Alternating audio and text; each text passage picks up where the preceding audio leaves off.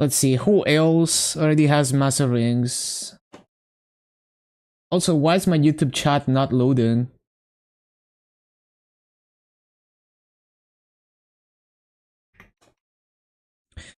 So my bishop has...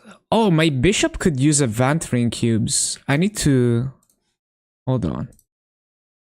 Event ring cubes bishop.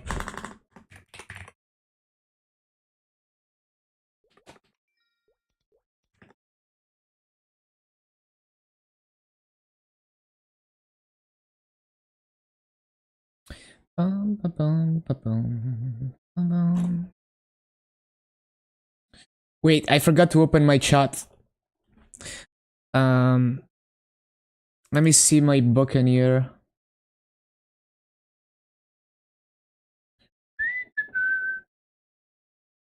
Oh, that's so weird. My YouTube chat is just not loading. So weird.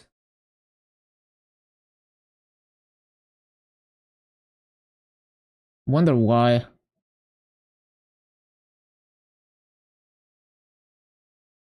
Might be like a YouTube server issue. Who knows? Wow, that's so strange. Surely there is a way for me to... Well, I'm just gonna let it load. Eventually it will load, hopefully. I do have Maso on this. But it's... Wait, why am I even checking the Buccaneer? It's already 264. Oh, there we go. YouTube chat finally loaded. No, I didn't want to click send feedback. Okay. Great. I think my Corsair also has Maso gear on it. Thank you for lurking, hams up. Hello, hello. Appreciate it.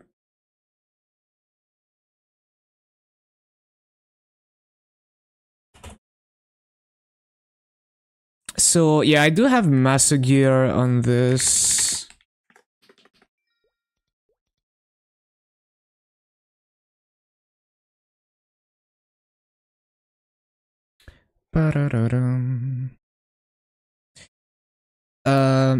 So Kinesis doesn't have a vac pad, so, and I don't think it has rings anyway. I don't think any of my resistance... Maybe my resistance do have rings. Trying some of the weekly bosses on Tanjiro, Struggle Run. Think you've got Cygnus down. Good stuff. Hello, Bahamut.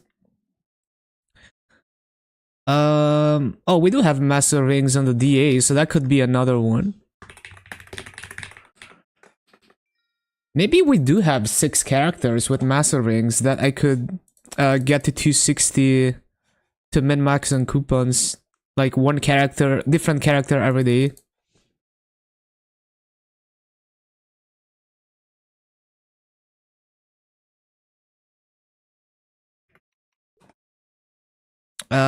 DS needs event ring cubes.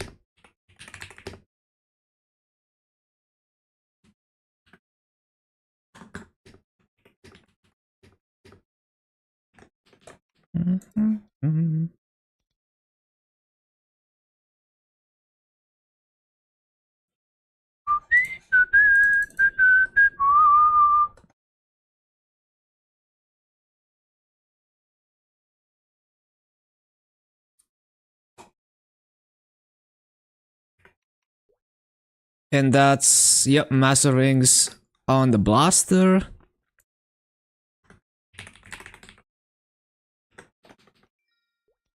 And that's 5 characters.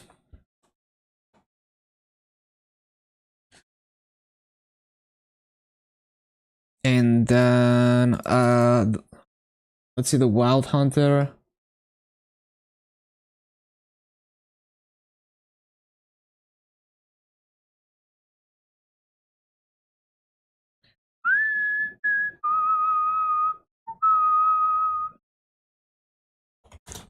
Wait, LQS has been live for 17 hours?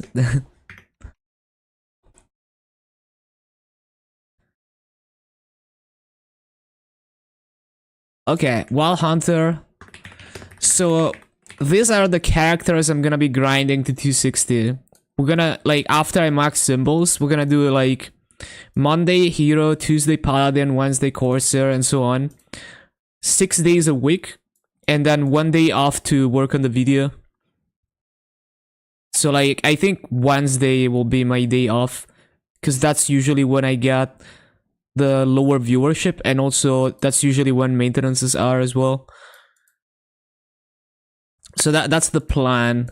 So it will be like 2 months maybe of doing this to get all of these to 260. That is the plan. And then ideally, hopefully there's another one that I can hyperburn that has massive rings, and that will reach 260 very quickly.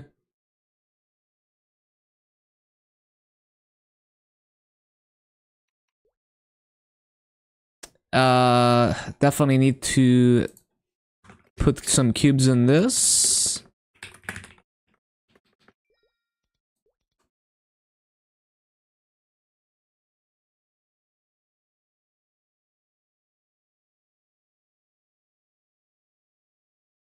Doesn't my mechanic I'm pretty sure my mechanic has everything it needs, except the gear is a bit scuffed.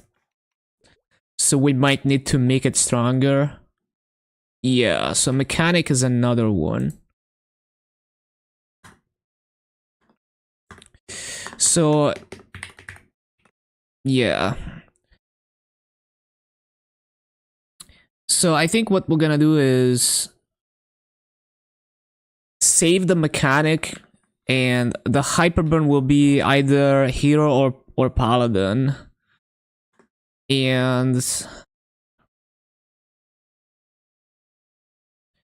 I'll probably, like, yeah, basically, like, out of these, Paladin and Hero are the ones that I'm most familiar with, meaning that I'd rather experience more of the other classes than these two, so one of these is gonna be the Hyperburn. So I think I'll go for Paladin as the Hyperburn.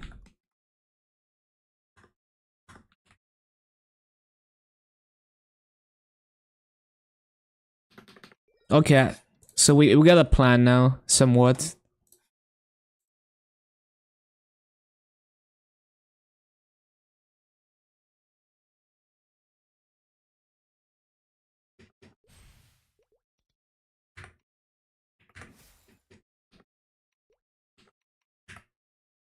Wait, I need to figure out where to take the EXP, I keep forgetting. Let's take the EXP on... Let me think. Let's take the EXP on the Nightwalker. I'm pretty sure it doesn't have Master Rings or anything. Let me double check. Well, it does have one Master Ring.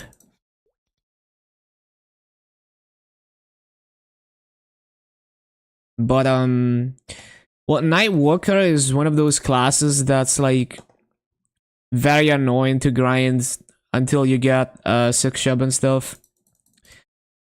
So, it'll be my... a Daily's EXP character. Not like it's gonna take long until I max the symbols, so it's not gonna get that much EXP.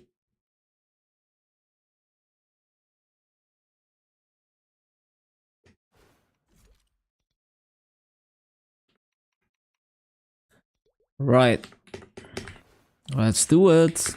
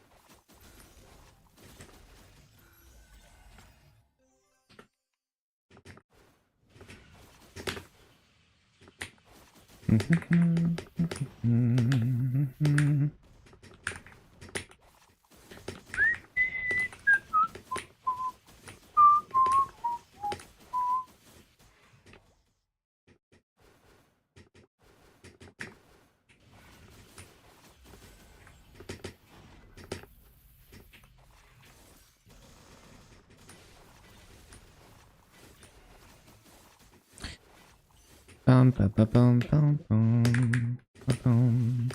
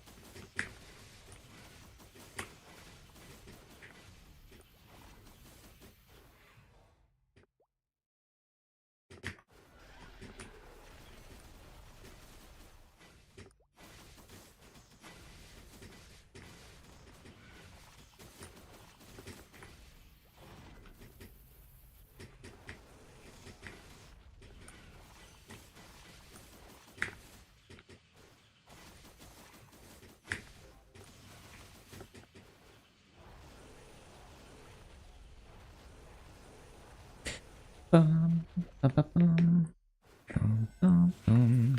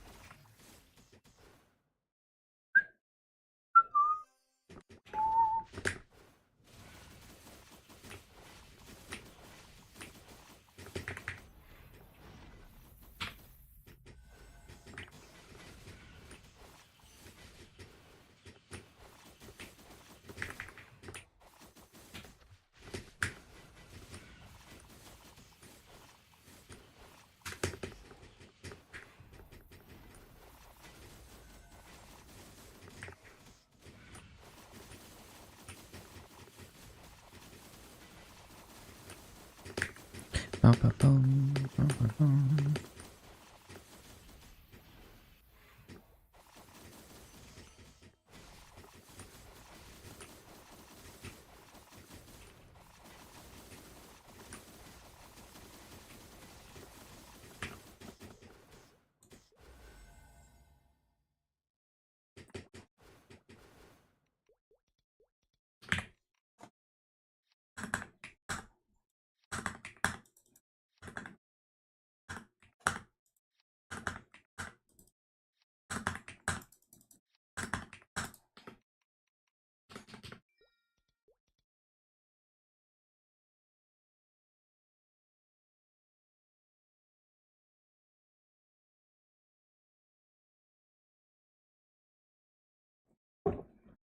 Ba-da-da-da. Bum, bum, bum, bum.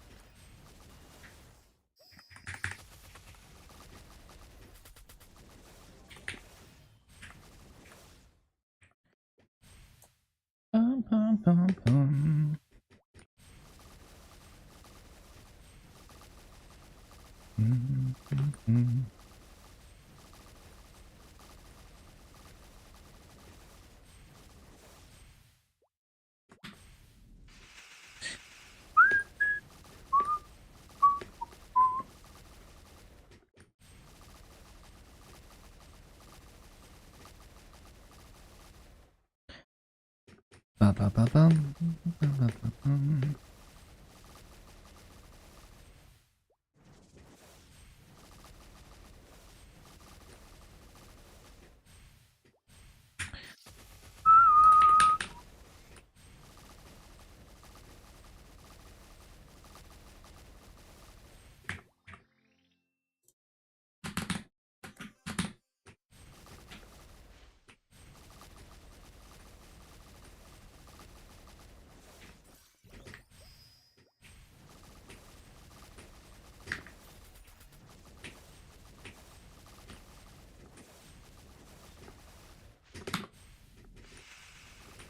Hello, Soniona.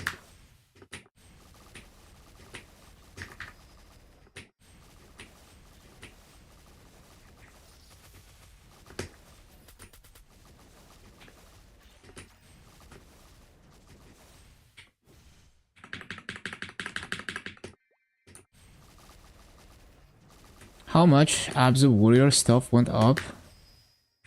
Why would Abzu Warrior go up? Oh, I guess for Tanjiro, I see. Yeah, I kind of forgot about that event.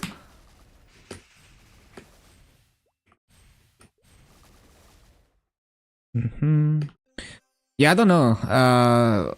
Because there's like so much supply of Abzu that it's basically worthless.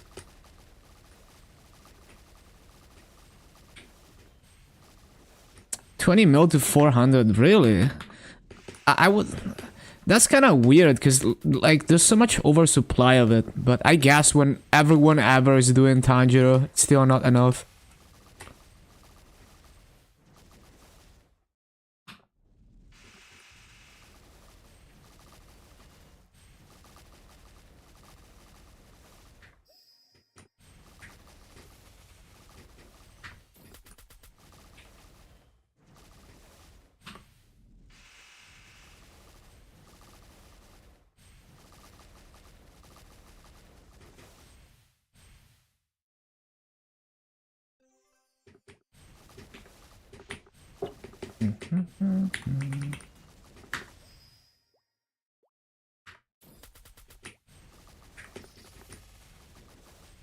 I need to recall which character he had Sengoku cape on.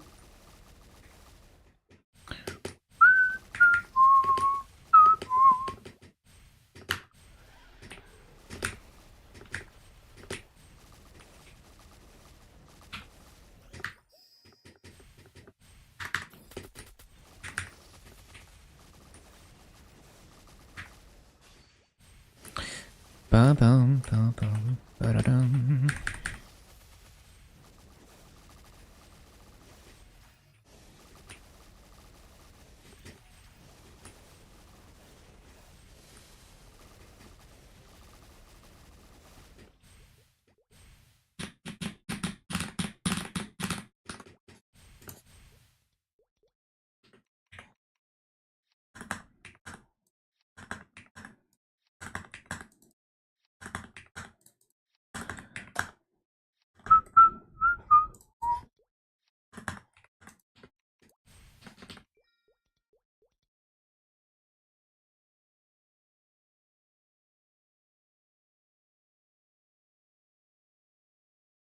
Come on, game.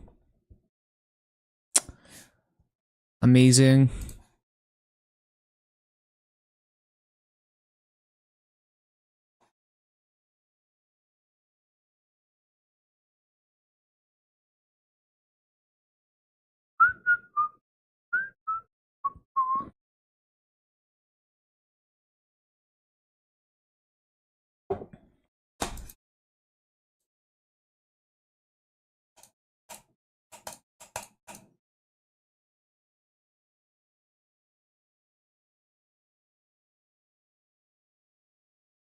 Bro, it just fucking crashed again. That's so annoying.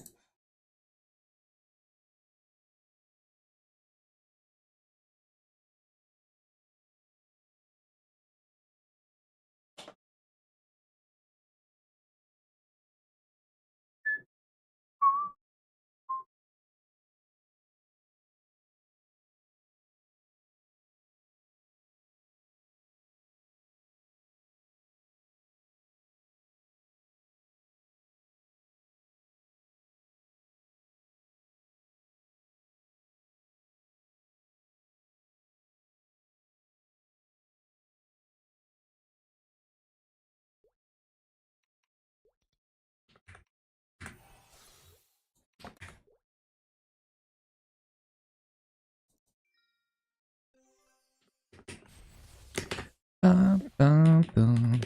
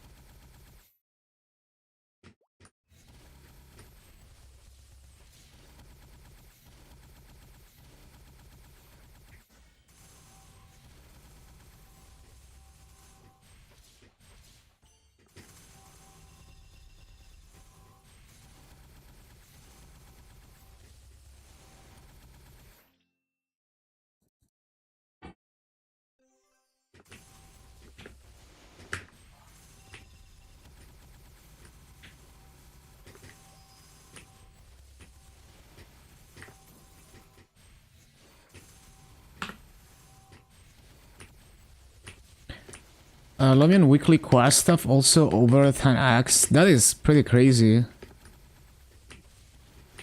So early game players eating good if they pay attention to the market.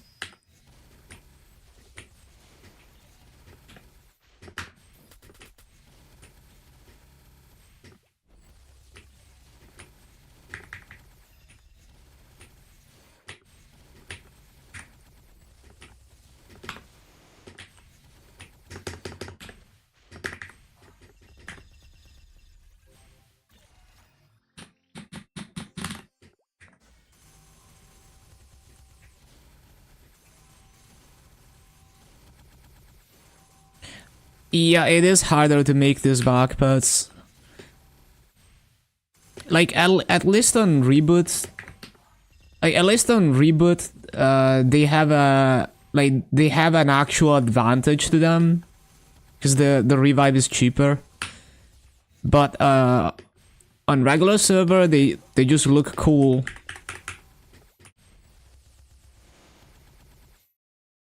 Yeah, it's kind of annoying that they're not releasing the regular backpacks as well. Especially for reboot, like imagine you want to get a backpack, you have your 100k NX ready, and then they're like, nope, you need to gamble for it.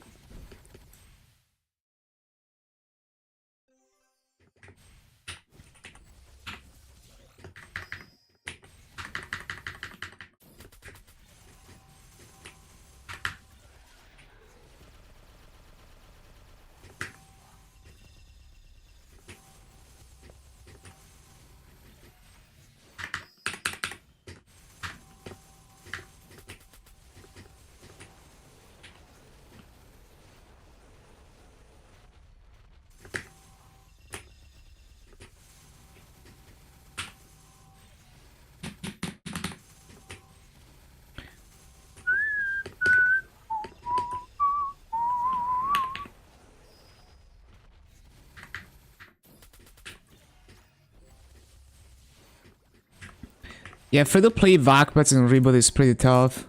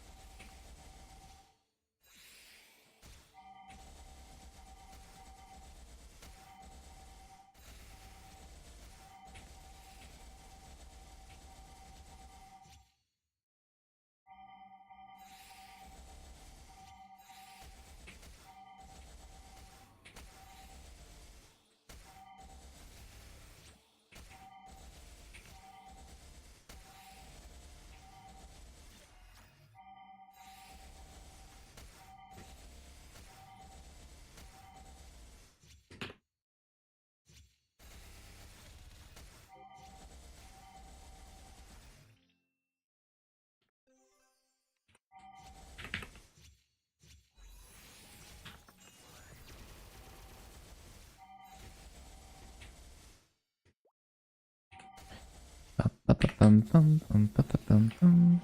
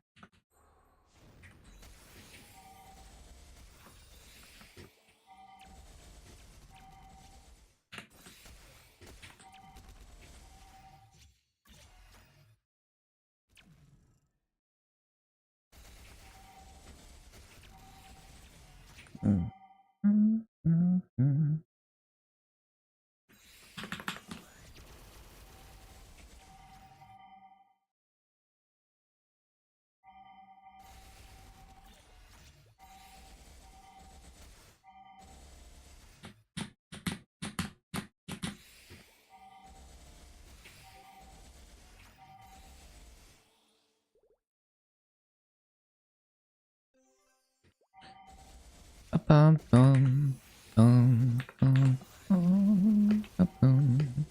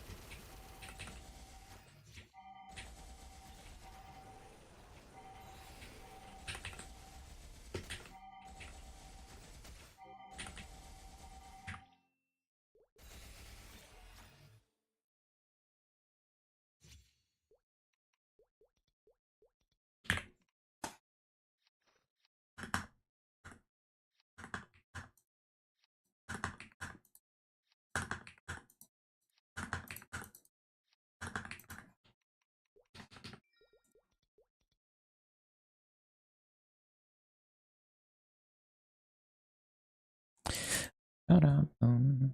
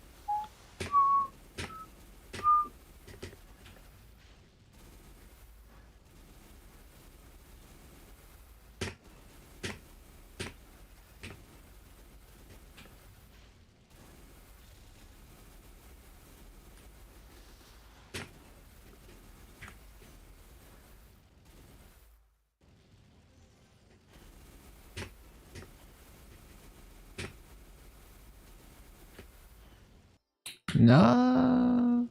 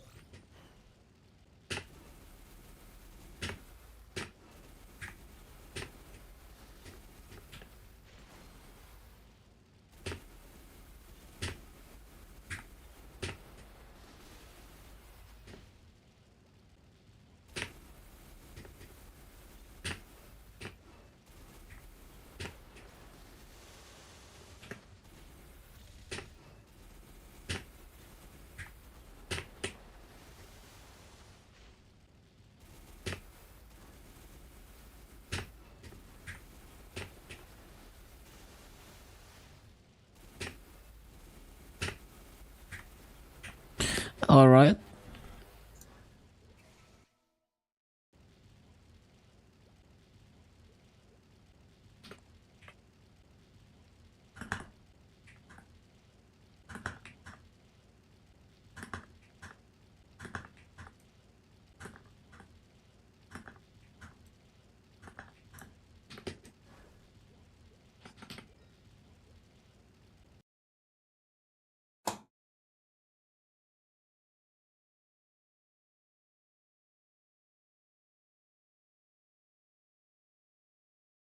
Mm-hmm.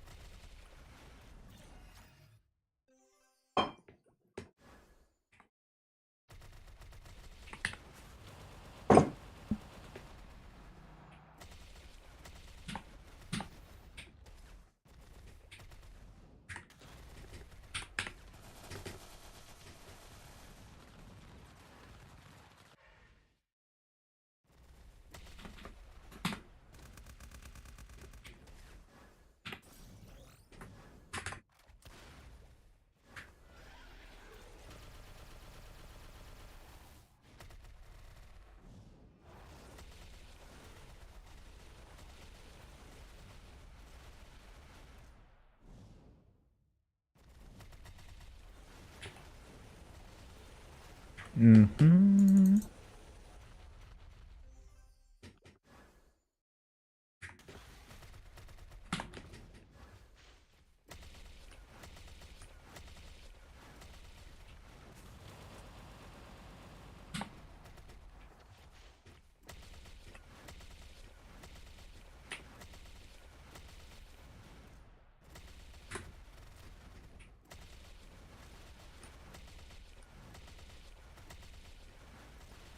Bum, bum, bum, ba-dum-bum.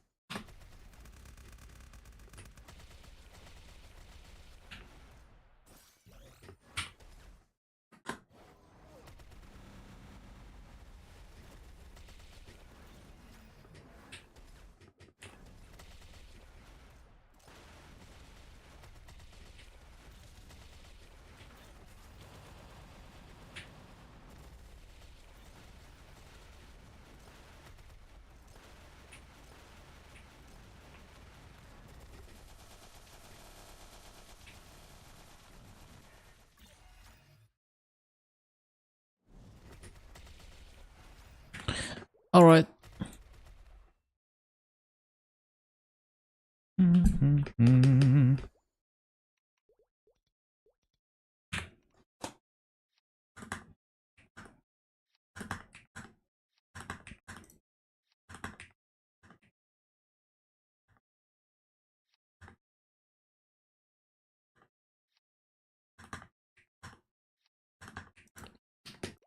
Splendid. Next.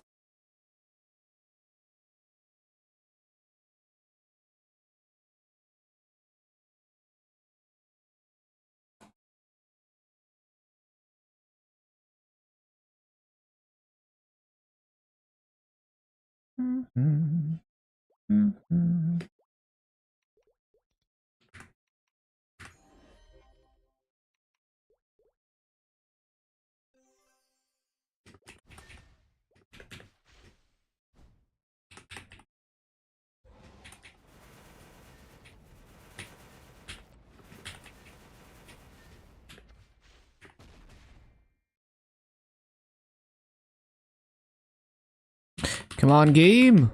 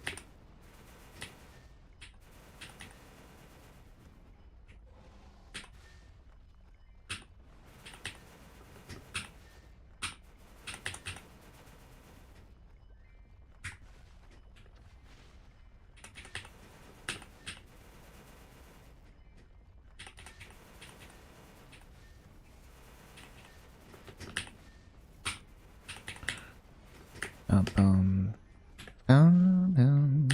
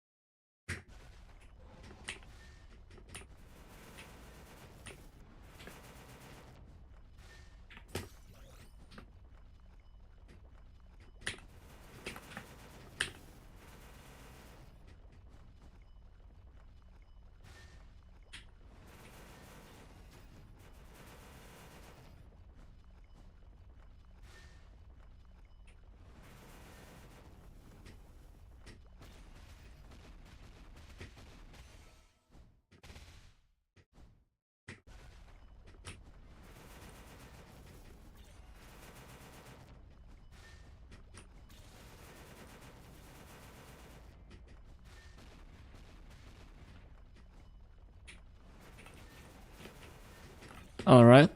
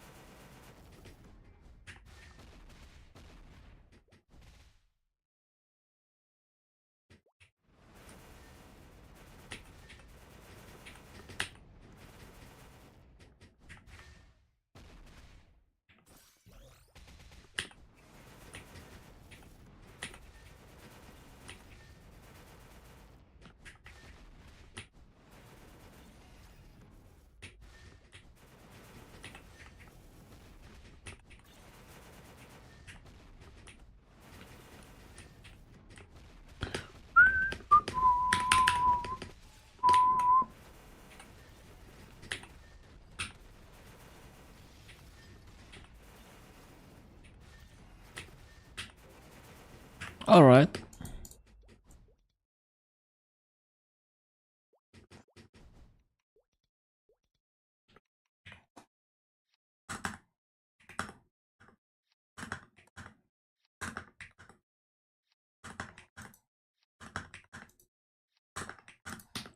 Okay.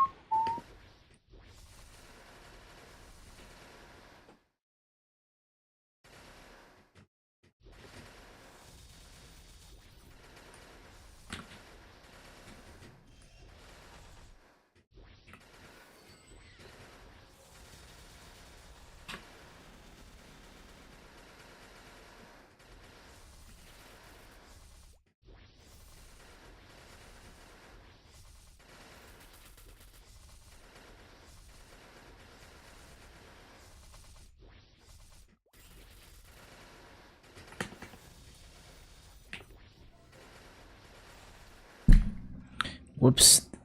Bumped the mic. Bum, bum, bum, bum, bum, bum, bum.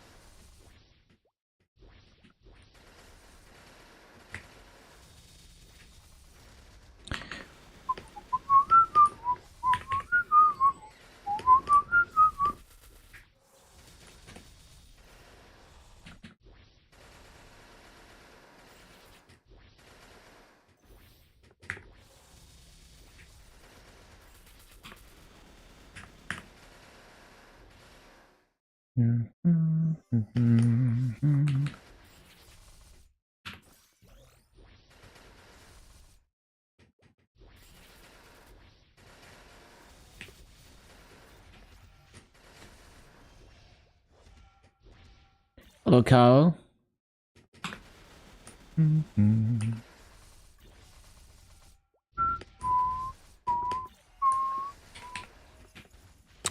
Yeah, no, I don't really like gambling for VAC pets. That's why I don't play Reboot.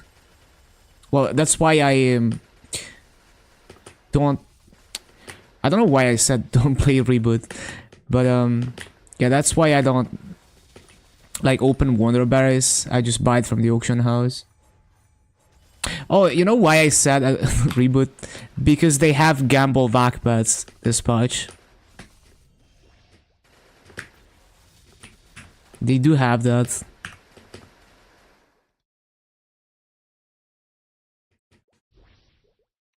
Yeah, that's why it... Yeah. It is pretty bricked if you... like, imagine you're ready to buy a VAC pet this patch and then you find out that you have to gamble for it. But the thing is, the gamble VAC pets for Reboot are actually good and worth going for. Well, not necessarily good because it's like FOMO and, you know, because likely they're not gonna come back. But in terms of like, is it worth going for with average luck? It's very worth, because after like 1.5 years of reviving the Demon Slayer VAC pets, it's way cheaper in the long run than regular VACPet on Reboot. It's still a lot worse than free-to-play in a VACPet in regular server, but it's a little bit of an upgrade if you're a free-to-play on Reboot. Hello, Raimi on Kick.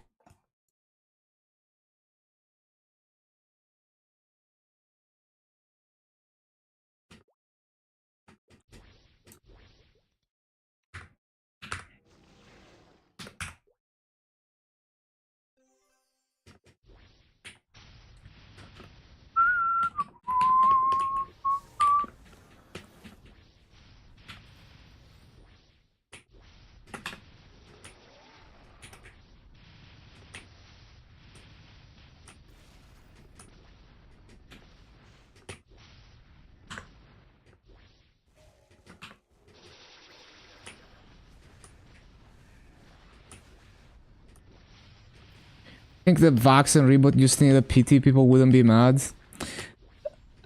Well, I think, again, like, they're very worth to go for if you're a long-term player. Like, if you're gonna play the game for more than, like, 1 year, it's gonna be a lot cheaper to sustain them in the long run, so it's like a slight upgrade.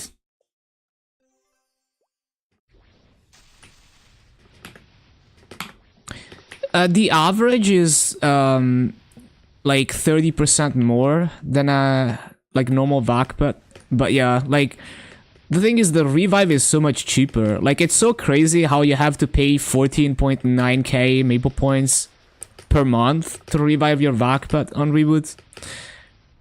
So that going down to 2.4k is massive, right? Like the 100k, 130k to get the VAC is nothing compared to how expensive it is to sustain it.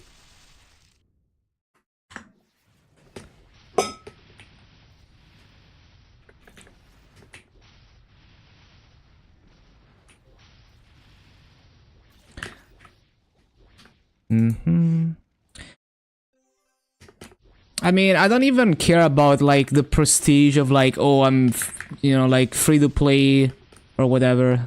You know, like I don't care about that whole thing of like, you know, have like the fact that you didn't spend money and there's no ways to get ahead of other people by spending money. I don't really care about the prestige of that. It's like whatever. I don't care. I don't care what you define as pay to win or not. It's just all kind of whatever to me. Because it doesn't define whether you enjoy the game or not.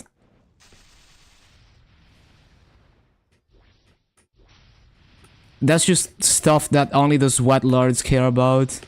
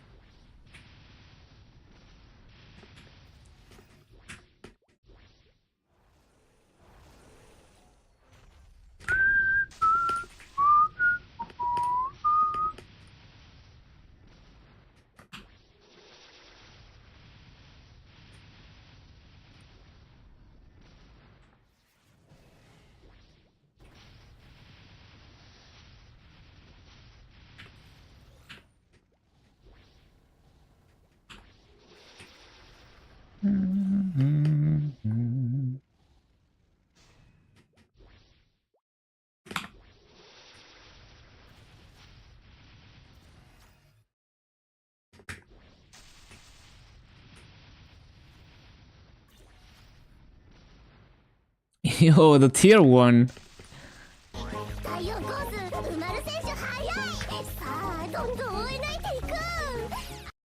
These ads Dianch. Thank you for the 16 months, Cow. dodging those ads.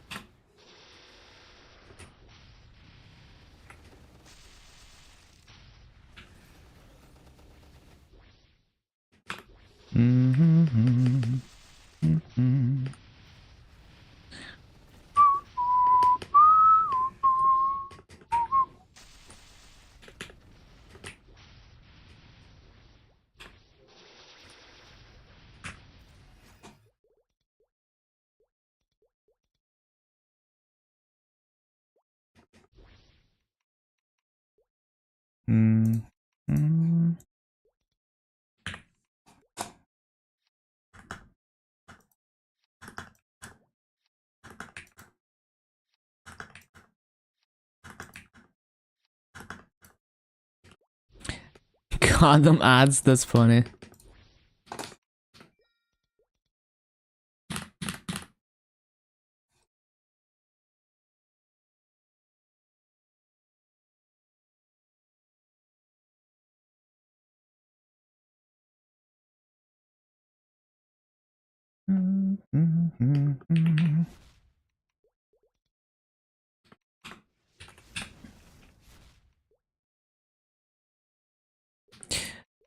But yeah, basically the way I view free-to-play in MMOs, I feel like it's very different from how a lot of other people view it. Because in my eyes, it's not about whether people can get ahead of you by spending money. It's about how is the experience if you don't spend money. Like, how much fun can you have with the game? And how inconvenient is it to play the game if you don't spend? And then, if that's a good experience, I don't care how hard the whales can whale, as long as it's done in a way that doesn't ruin the game for everyone else, if that makes sense. Like, obviously, if you had, like, let's say they added a way to print money where you spend money and you print masses, that would actually make the game worse for the free-to-play player. But it's not necessarily about the fact that they can get ahead of you. It's about the fact that you're damaging a core game mechanic in that case.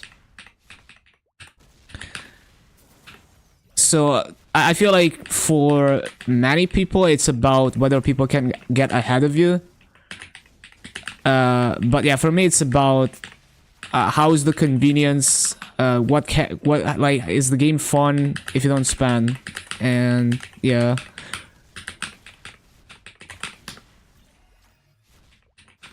So a reboot isn't necessarily about not spending, it's more about not being able to get ahead by spending. Versus interactive is about whales being able to get ahead by spending, but not necessarily about having to spend to play the game. That's kind of the way it is for me.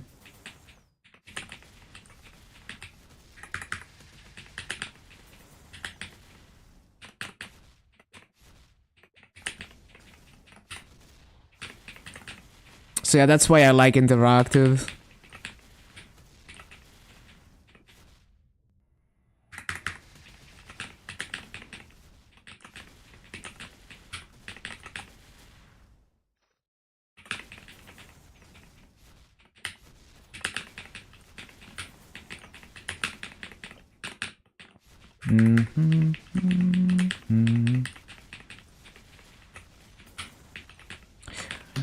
Well, it's not to say that you can't get an edge by spending. It's more to say that the reason why people like reboots, like people who are obsessed with no pay to win, why they like reboot, is because it's very focused on not letting people get super ahead.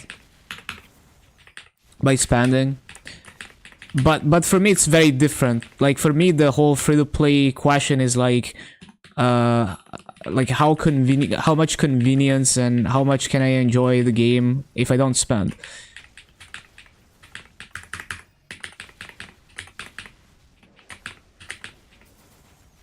If we get Champion Word, might start interactive. Don't know why we wouldn't get it. No, yeah, Champion Word is just Burning Word. We've always had Burning Word, so I'm sure they're gonna continue bringing it back. And that's definitely a good chance to start a mill in interactive words.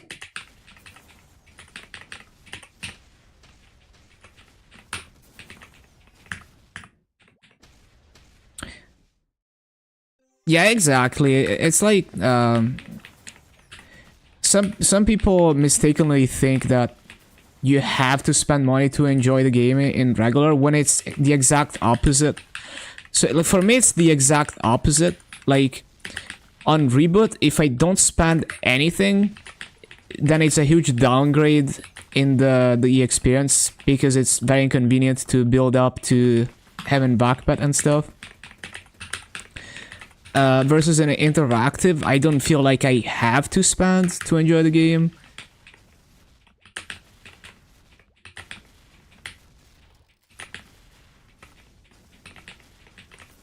So it's kind of the opposite for me. But yeah, I mean, that's the thing, like, you just have to accept that you can't expect everyone to be an expert on everything. So 99% of opinions will probably be like, you know, like L takes, uninformed opinions that are just completely wrong. Which is why you shouldn't get too invested in what people post on like Reddit, Twitter and stuff. Because 99% of it is uninformed takes. Because it's this environment where you're encouraged to share your opinions and everything, even if they're half-baked.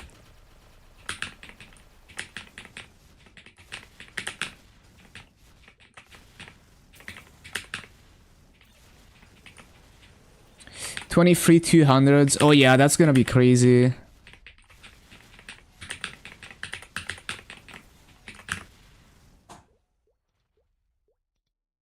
So it's perfectly normal for people to be confidently wrong about things. That's the default, and then some people actually try to do the research, and they might be informed on like one or two topics and completely uninformed on everything else.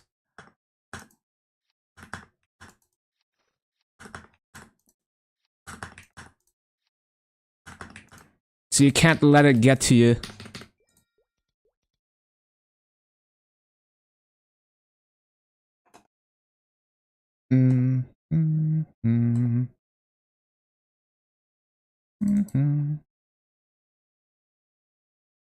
Let Reboot have totems. Okay, then give up 6x massa. No, yeah, that would be a downgrade if you did that. Definitely don't do that.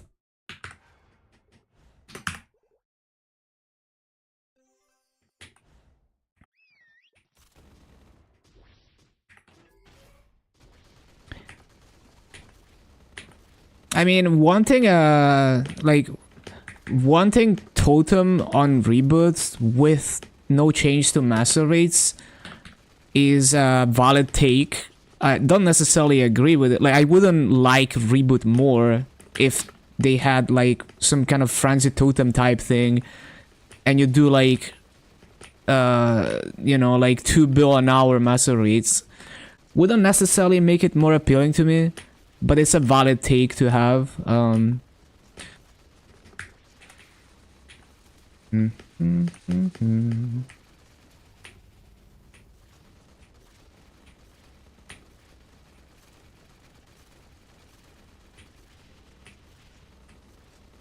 I don't really care, like I think it's a valid take, even though it would, like, if I wanted to like make Reboot more appealing to me, that wouldn't be one of the things I would do. It's, you know, like, if they want the game to be a lot faster like that, that's valid. Like, I don't care. if reboot progresses like way faster or gets stronger than interactive words, doesn't change my enjoyment of the game. If they enjoy it, because the thing is, you think you want easier everything, but there's a point where it's not enjoyable anymore, where it affects other things in the game and devalues other things in the game.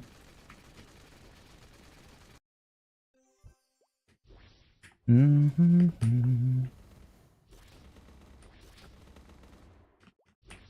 30 plus is really rough.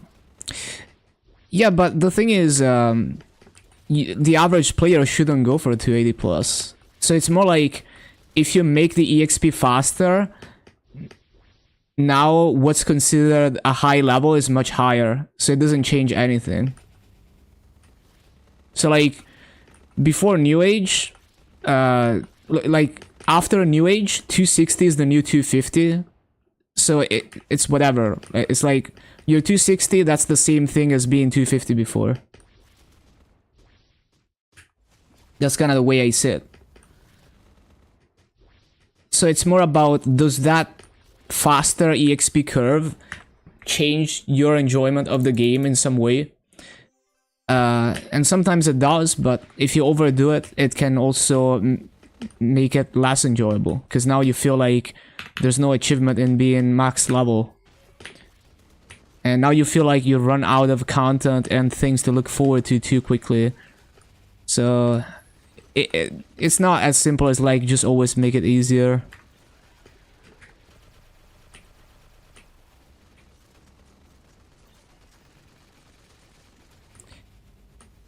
Like, to me, like in my eyes, the things that are most painful about reboot is obtaining gear. And it gets even worse once you get to endgame. So if they sped up the master rates 3x and the EXP rates 3x, that wouldn't change anything for me when it comes to reboot. It wouldn't make it more appealing or better for a player like me, for example.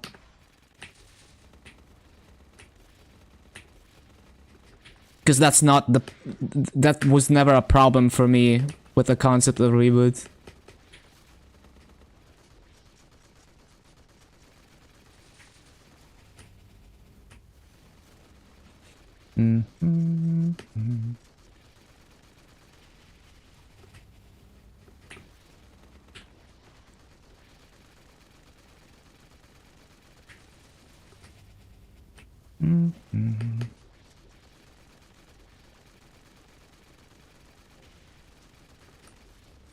Yeah, Nero made a video as well. They've been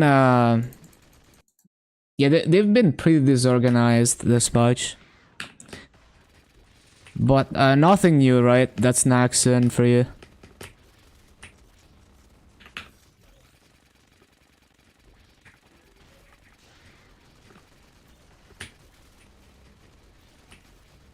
People saying the American FTC should do something.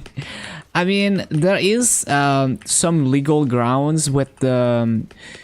like, they fucked up with the philosopher books. Like, they advertised a pool, like a item pool that was wrong. Like, they had the wrong like item pool advertised. So some people were spinning for items that you... like, the actual probability was 0. And they thought they could get them. I think there's some legal grounds there.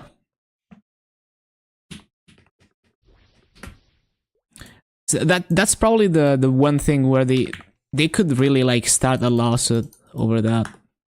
If people really wanted to.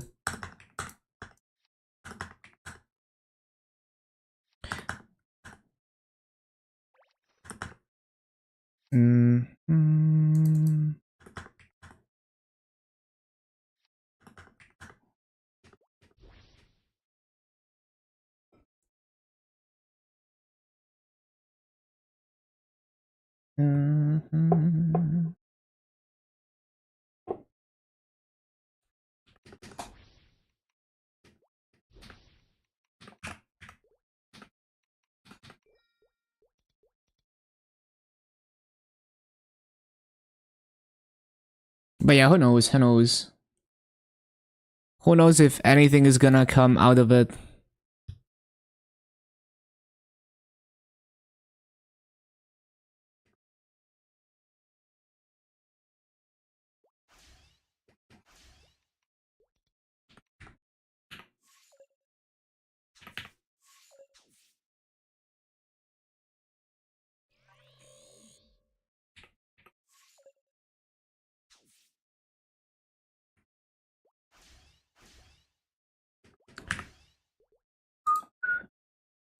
Don't think anything will.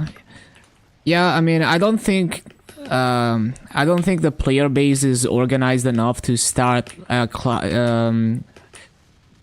class action or whatever like that.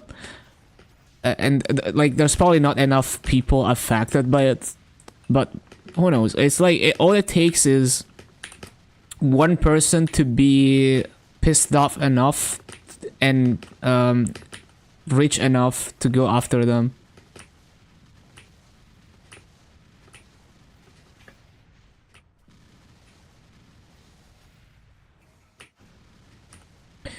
One day they're gonna piss off the wrong person and they're actually gonna get a lawsuit.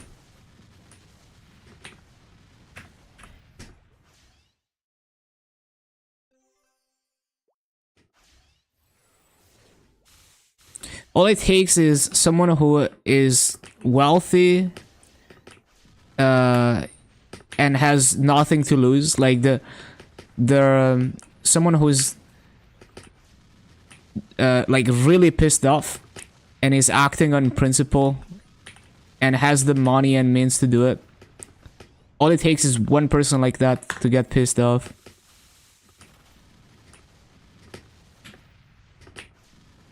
Never then? No, don't say never. Especially when it comes to things that affect regular server players. All it takes is one of those whales being pissed off enough about it.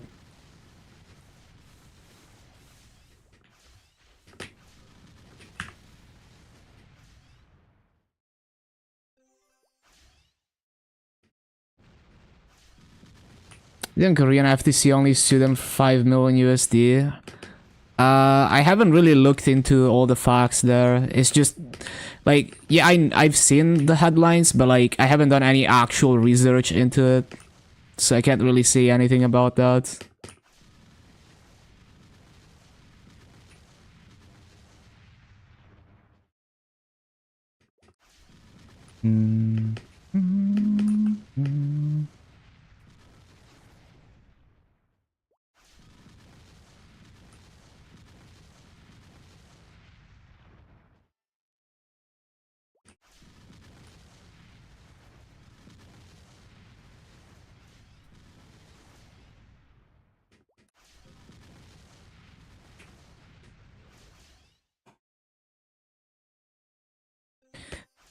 Yeah, I don't really do research and stuff like that, so I can't. I usually don't really have a real opinion because I don't want to just go off of headlines.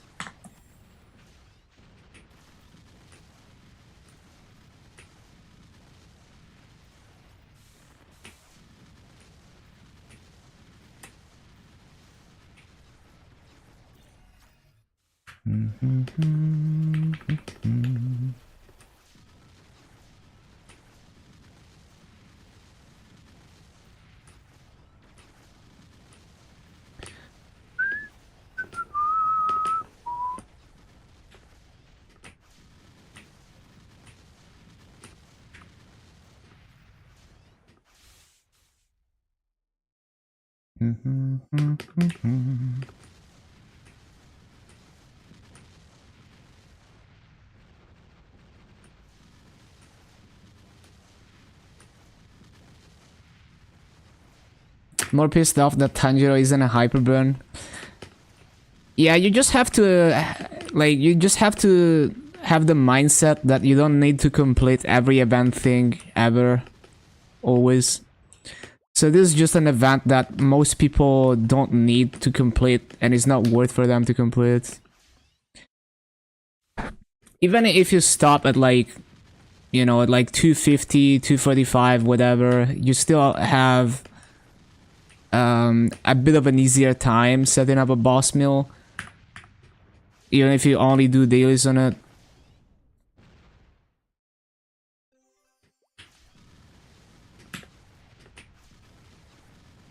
Yeah, I stopped at 200 as well. In my case, it's not even worth. But if let's say you're like a heroic player and you're not playing crazy hours, you can do dailies on your Tanjiro and probably get to 240 plus, maybe even 250 depending on how hard you prep. And then you use the Hyperburnator at the last minute as your Tanjiro is done, and then you start claiming dailies EXP on the Hyperburn. The Tanjiro, like, even though you don't get it to 260, it's still gonna help you set up a boss mill more easily. But yeah, if you actually want to get Tanjiro to 260, you're probably gonna have to average like an hour and a half of grinding a day, maybe even more. It's kind of a lot for the whole event. Like, it's easy for me, but it's a lot for most people.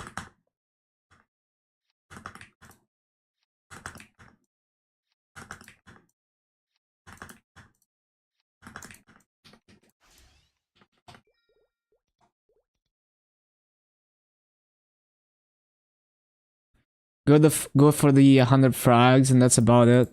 Yeah, that's fair. Looks cooked for you. When I get to 260 on DS as well. Yeah.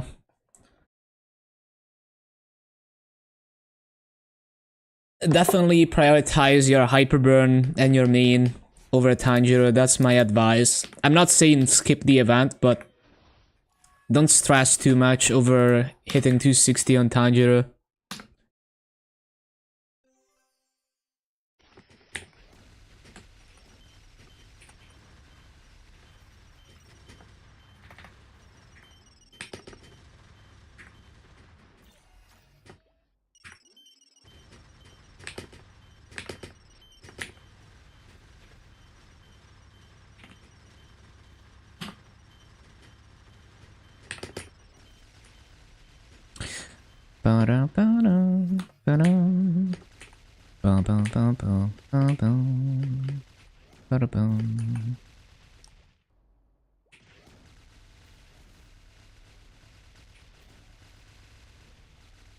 Want the medal?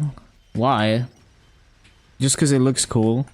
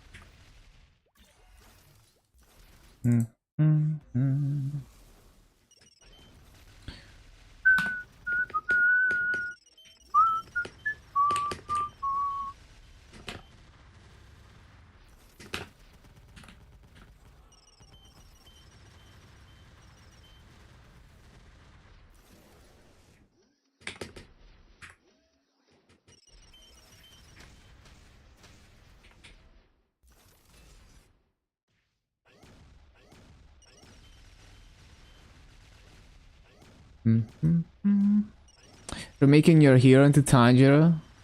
I see, I see.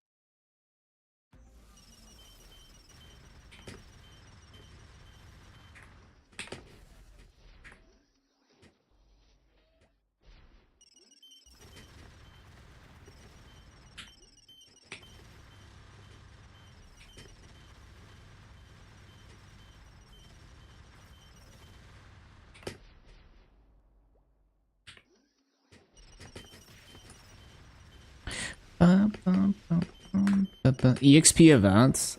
No idea.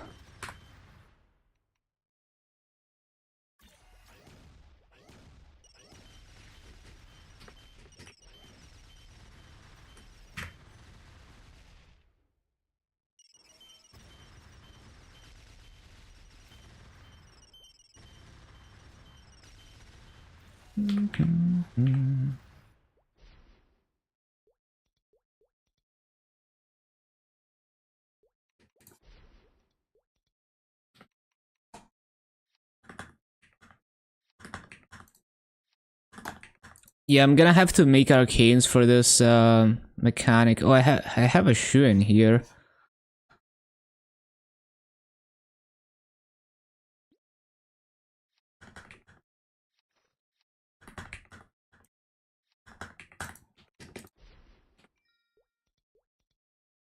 Skipped a fair chunk of levels. Had more than enough extreme growth potions. Yeah, Tanjiro to 200, you skip a lot.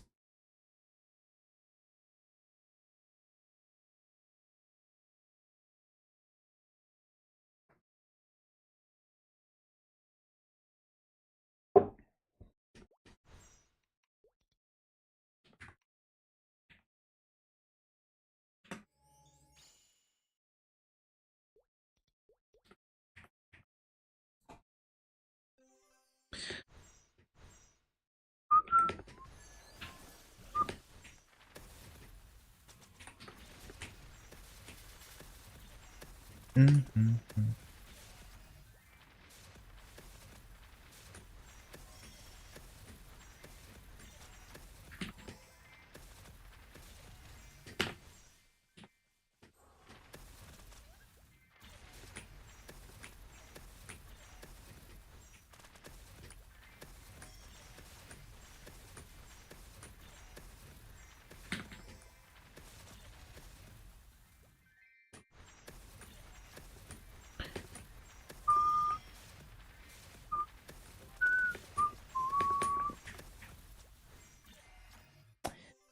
bum, bum. Bum, bum, bum, bum.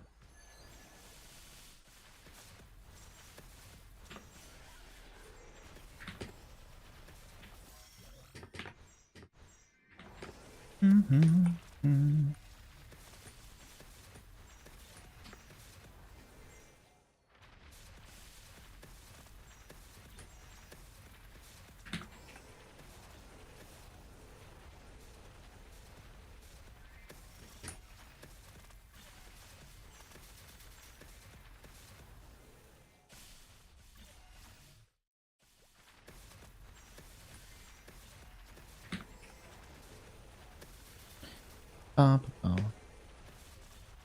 Bum, bum, bum, bum, bum, bum, bum, bum.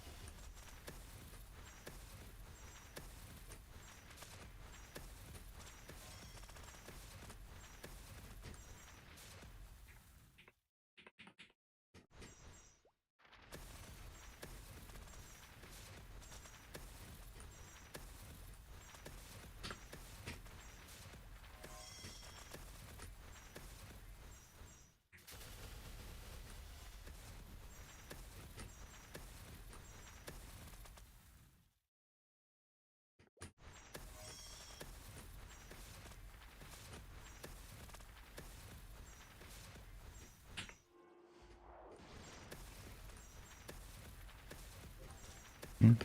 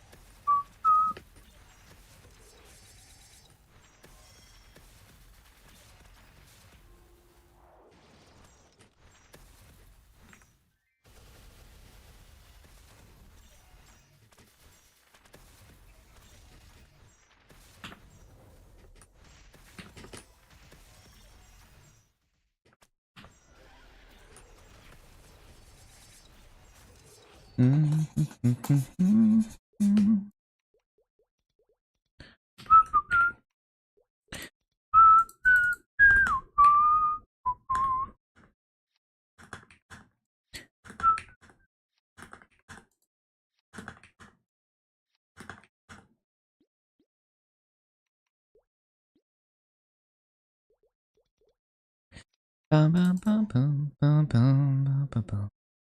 Okay, so the Phantom maxes tomorrow. Very cool.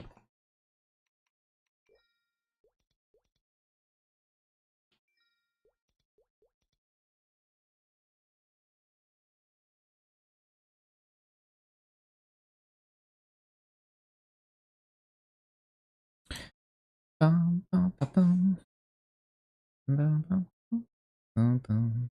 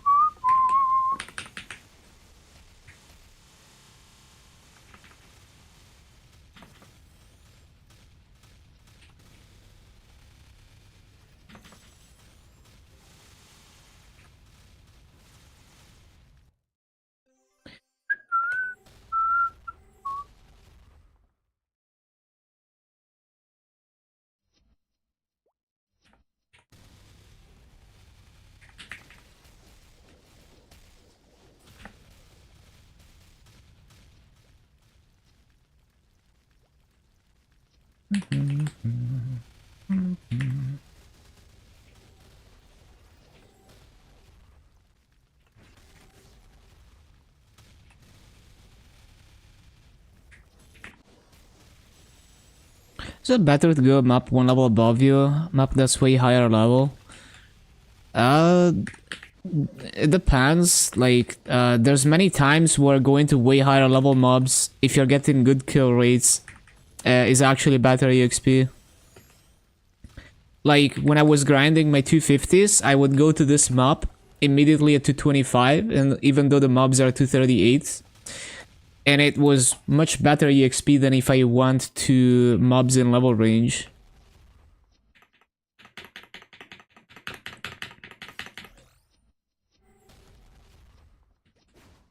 So you kinda either have to do the math or just test it with a BA. It's more like you shouldn't go to mobs that are like, if you have the option between like mobs that are still kind of close to your level but not within one level versus within one level. Being within one level is usually better, but if you can go to a whole like higher level area or just mobs that are way higher level, then it's usually better EXP.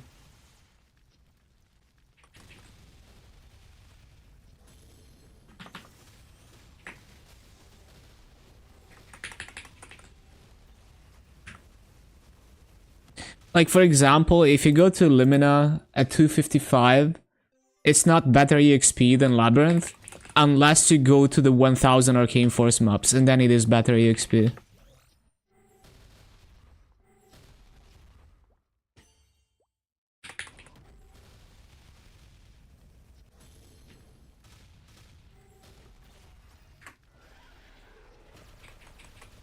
I mean, if you're at CLP, you're getting trash rates. Like, anything can beat CLP. I usually go to Labyrinthine Cavern in Arcana. I was getting like 16k kills an hour there. Like 15.7 to 16k kills an hour, Labyrinthine Cavern. And it's the same, basically the same base mob EXP as CLP, just way more mobs. I think Labyrinthine Cavern is actually good for Tanjiro.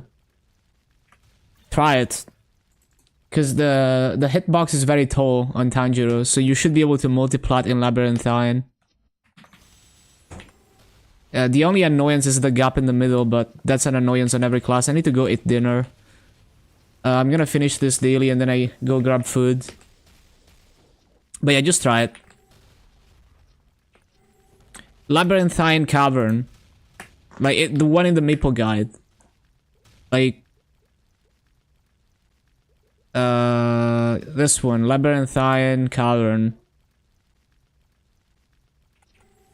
It's, So here's the thing with that mob. Some channels are 32 mobs and some channels are 33 mobs. You know, so sometimes I have to CC around until I find a 33 one.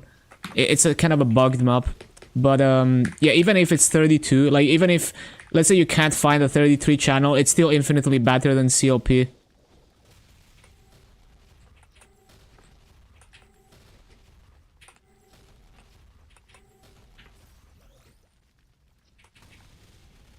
Can't multiplat? Probably still better than CLP. Test it. Even if you go in like a circle or some shit. And there's like other maps where you like, there's other maps that are higher mob count than CLP, where you can most likely multiplat, although they're pretty trash compared to Labyrinthine. So if I can remember, I don't remember exactly, I'm gonna try to find them, but like, I don't remember exactly which one, but there's a map that's similar to this, but the platforms are not as tall. Like this one, for example, you could probably multiplat here, and I'm pretty sure the mob count is infinitely better than CLP. Beneath the Spirit Tree. Like, let me check.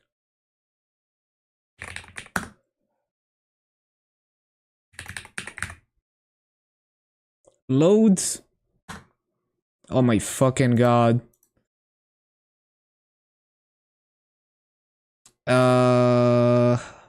What's the mob count?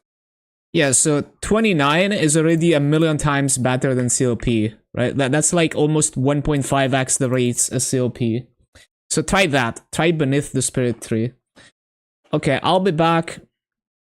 See you soon. Dinner time. Enjoy the music.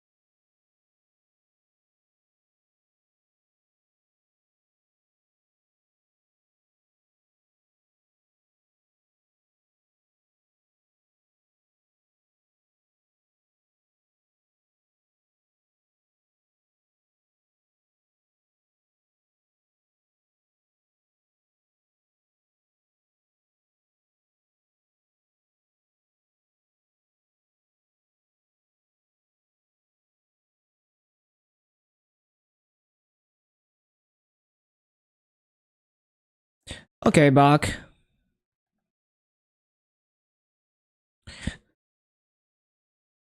Yeah, I guess it is the two-shot struggle, but it seems absurd that there's no map better than COP even if you're two-shotting.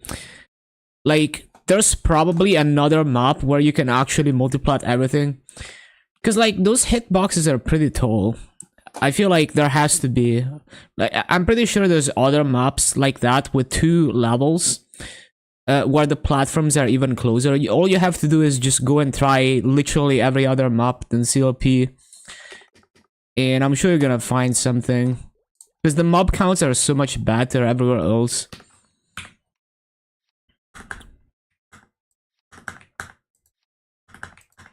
Okay, let's continue.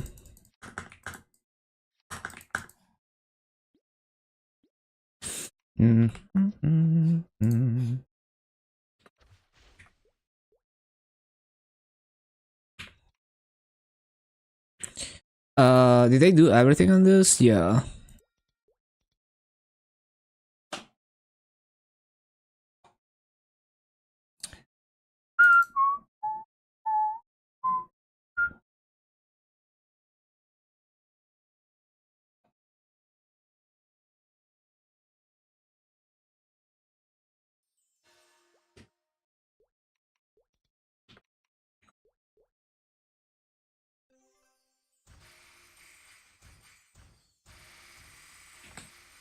Like, as where there's a map where the platforms are even closer than beneath the spirit tree.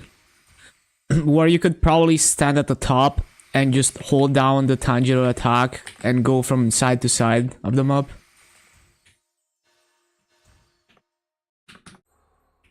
Or at the bottom.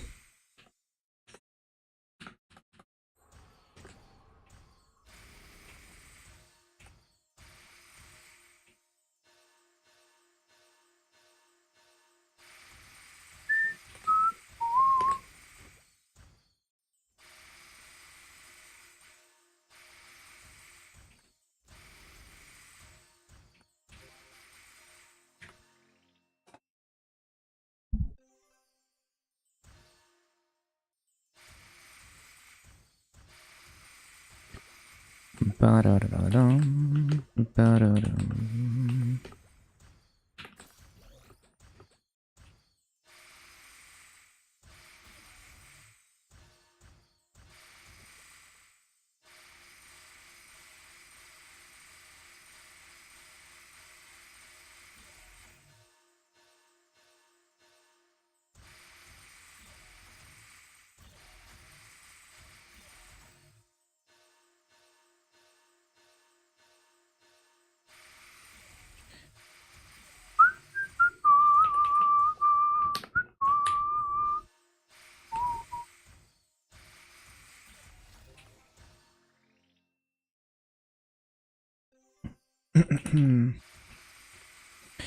Let me see if I can find the map I'm thinking of. It might be this one, actually. DCLP. Or... not this one.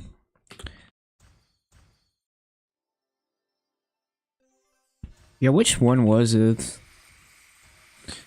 I'm so unfamiliar with Arcana.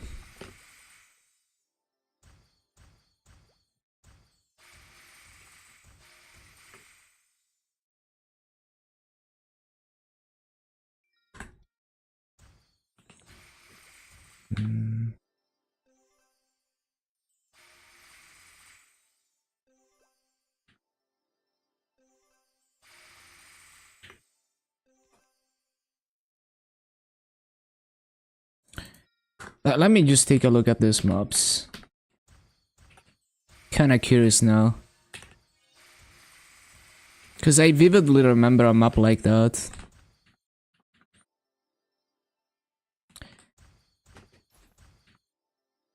Oh, that's not even the way.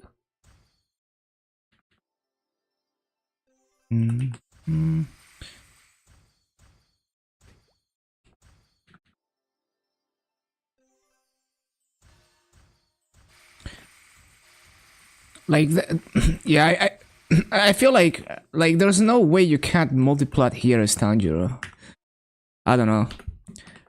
Maybe there is, cause it's like I remember the hitboxes being so tall when I was training it to 200. But I swear there's a map where the platforms are lower than that.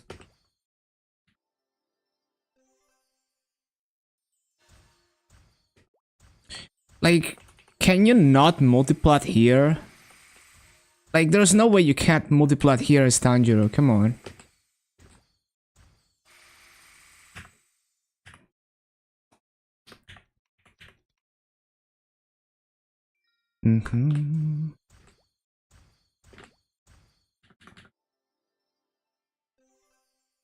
Like this one with the tall mobs, there's no way you can't do this one.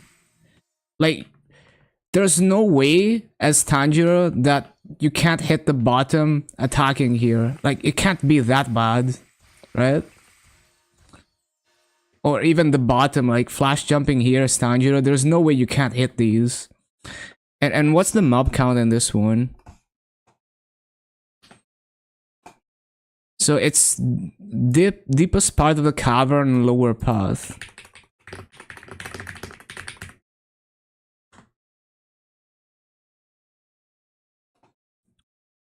And it's 28, which is pretty sure it's better, like a lot better than CLP. Unless the Giga buffed CLP. Yeah, CLP is 22 and this map is 28.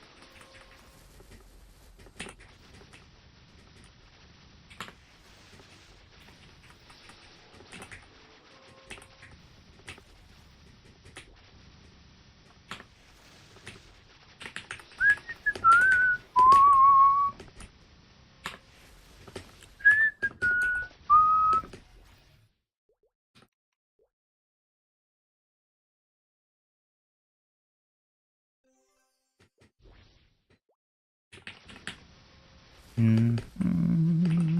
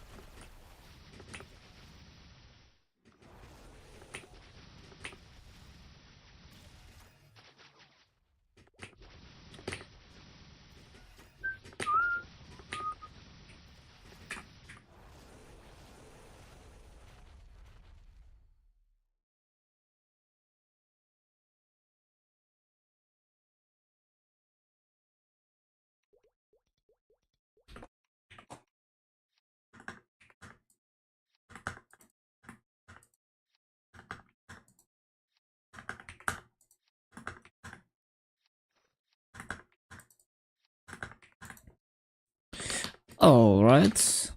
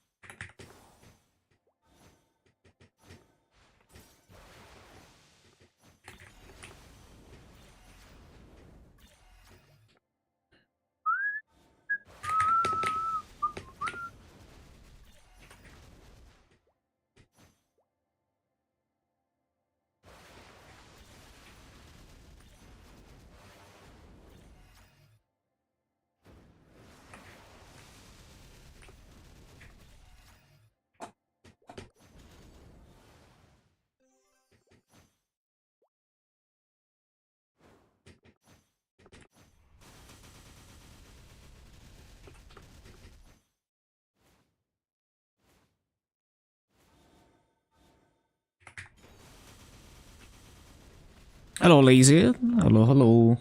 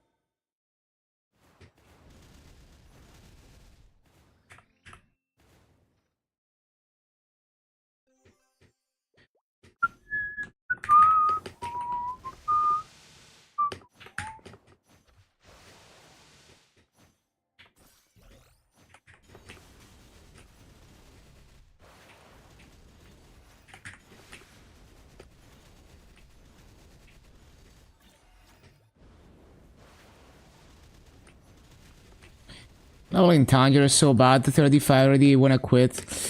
Yeah, I wouldn't stress it too much. It is a miserable experience.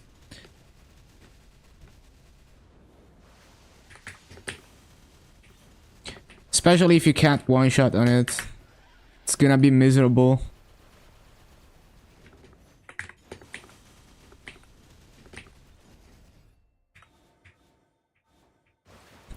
Can you test, since you're 235, can you go to this map, deepest part of the cavern, lower path, and see if you can multiplat in this map?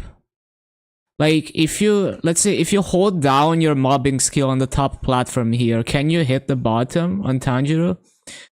And what about the bottom? Do you have to jump from the bottom? So you just stay on the top and go left to right, right? And you hit everything? Does that work? Yeah, that's what I'm saying. Cause like, Hugh is out here fucking in CLP when he could be in that map. With way more mobs.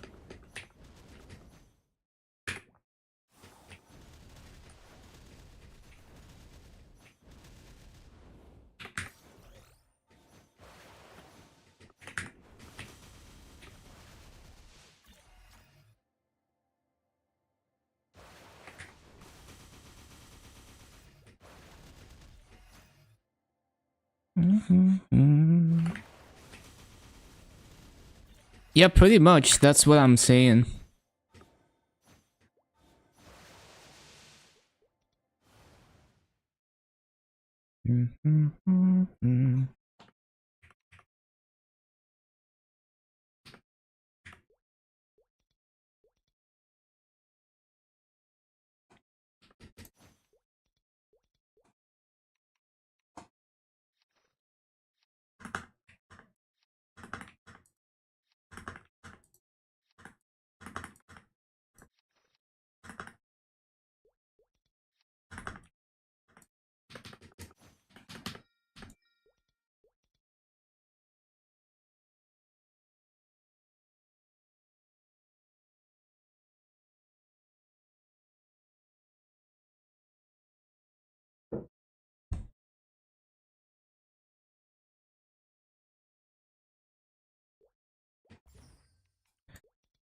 Yeah, it's the only option pretty much that's not dog shit.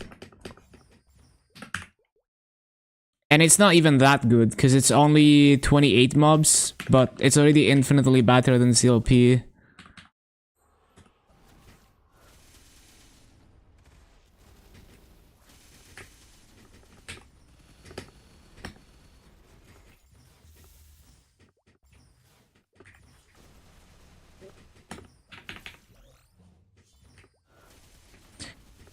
Yeah, good idea to stay there.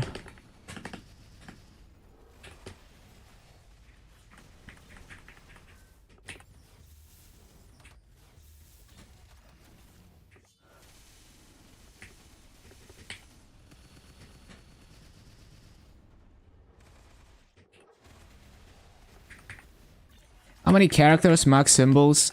I think like 15 or something are maxed, but most of them are gonna max at the same time. we're like 5 days away or something. A lot of them, like, so like 10 or so maxed in the past 2 days because we're getting really close to all of them maxing. But yeah,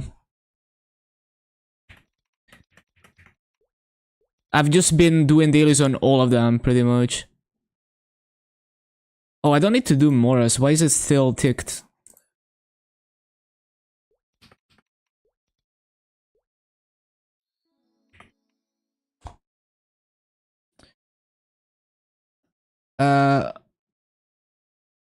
What archer class has the laziest mobbing in my opinion?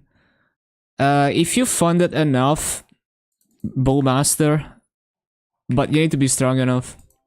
I really like dropping down with Hurricane on Bowmaster. I find that to be the most brain dead mobbing ever, because in a lot of maps you don't even need to use Air the Fountain when you mob like that. So even less things to think about. I forgot what I was gonna do. So I was gonna check the symbols. Yeah, so one more day of Sphere on this. And it's gonna be maxed. So yeah, that's fine. How about nodes? When I was grinding to 250, I put max boost nodes on all of them. Pretty much. It's not a problem to max nodes, they're very cheap to buy if I really want to. But basically all of them have max nodes.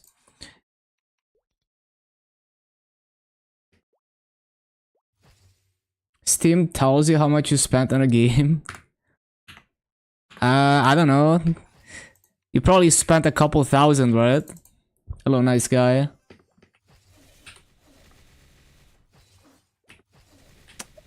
I don't really have a precise plan, but I'm gonna continue grinding, like continue farming on all my characters.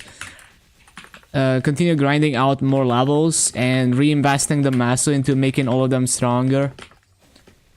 350? Damn. I think Wind Archer is better with less funding. I don't know, like I didn't really find Wind Archer particularly easy or brain dead. Like I know people do lazy farming on Wind Archer, but I didn't really find the Wind Archer lazy mobbing easy, personally. It's like, it's a lot of cooldowns that you're rotating, and it doesn't even have perfect coverage oftentimes. I don't know, I found Bowmaster easier, but that's just me. Like, I know a lot of people consider Wind Archer like super lazy, but it's not for me.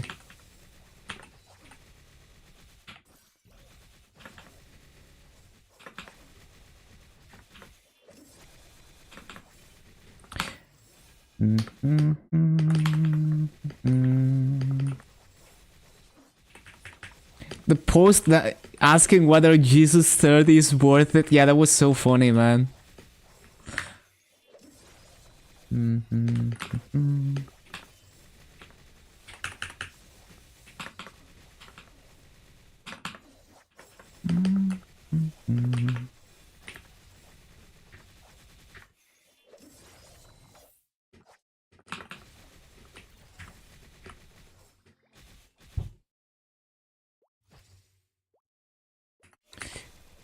Total guy with 10k Legion and no 250s. Oh, I respect that. That's very cool.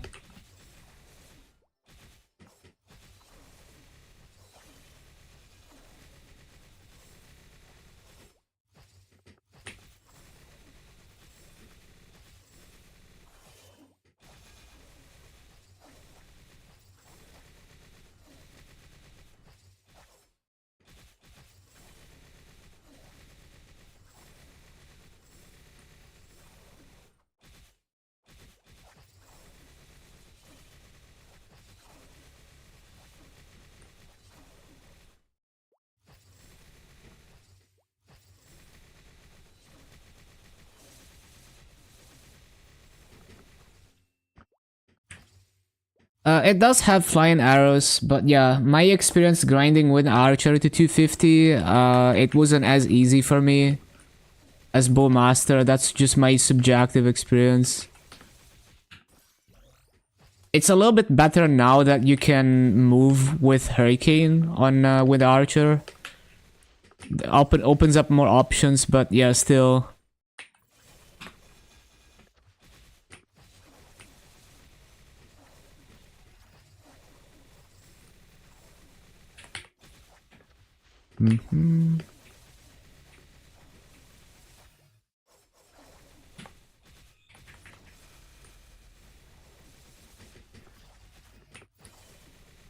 But I still think you should try it yourself, because my opinion doesn't necessarily translate to your experience. Like, there's many things that people told me would be easy that were actually not easy, and vice versa. You know, classes that everyone says are difficult to grind were absolutely fine for me.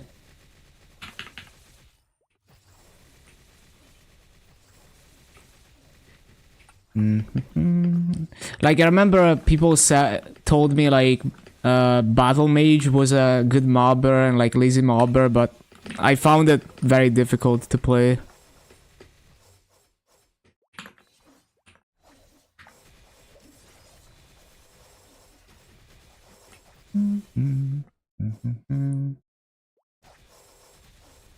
Biggest bait. 224 with 1700 Legion. Get 4 Vakbats in less than 10 seconds? Bro, that's crazy.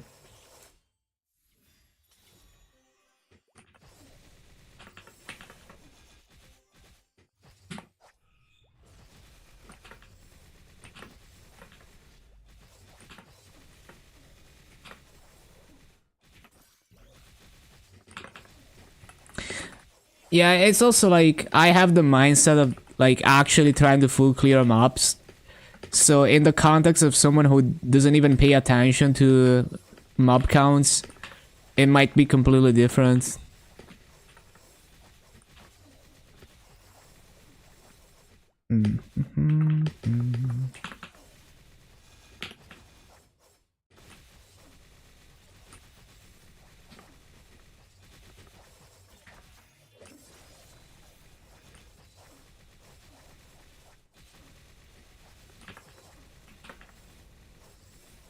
Lin the Bass Mobber, that's not an archer though. But yeah, Lin was pretty straightforward.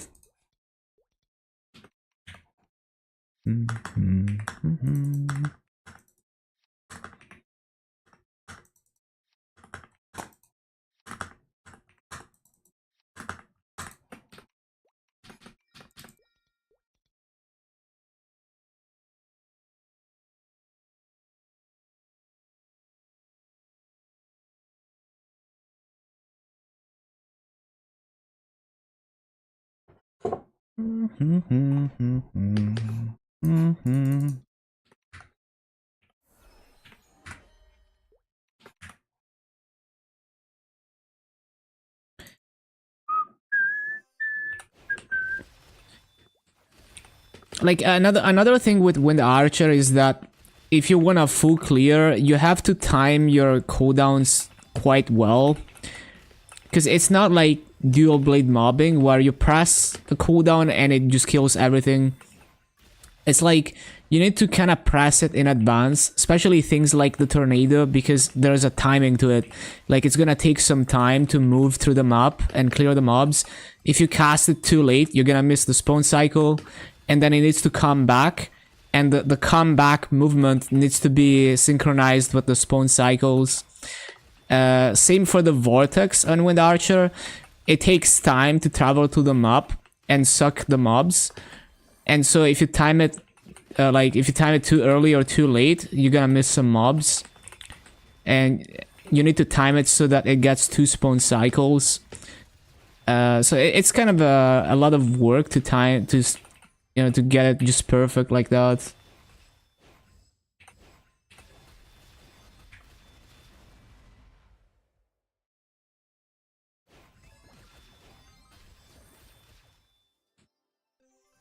Well, I'd still consider a class with a better like core mobbing kit superior to someone who like a class that needs to rely on Janus, because I don't necessarily find a 3 Janus grind to be the easiest. It depends on the map, but on some maps I wouldn't wanna use all 3 Soul Januses, because then it's a lot of work to replace and loot and everything and get it perfect. Like, sure, if you go to like Tainted Trees 3, absolutely use 3, you know, like AFK with Janus. But depending on the map, it's not gonna be the easiest and most comfortable option, for me at least.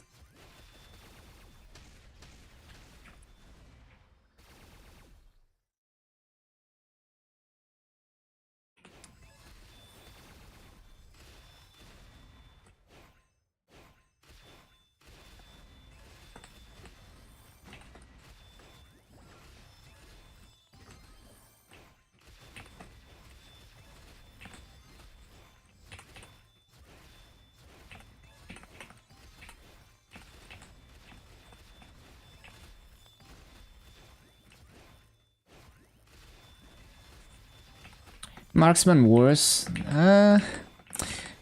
I just like they can both do good rates. I just find Bowmaster a bit easier because you don't have to pay attention to, like on Marksman you really need to pay attention to your split shot and when it goes away. And when your split shot goes away, you need to change the way that you clear mobs. So it requires more paying attention and more effort. Versus on a Bowmaster, yes, you need to pay attention to your cooldowns because every 1 minute you need to cycle between 2 5th job skills.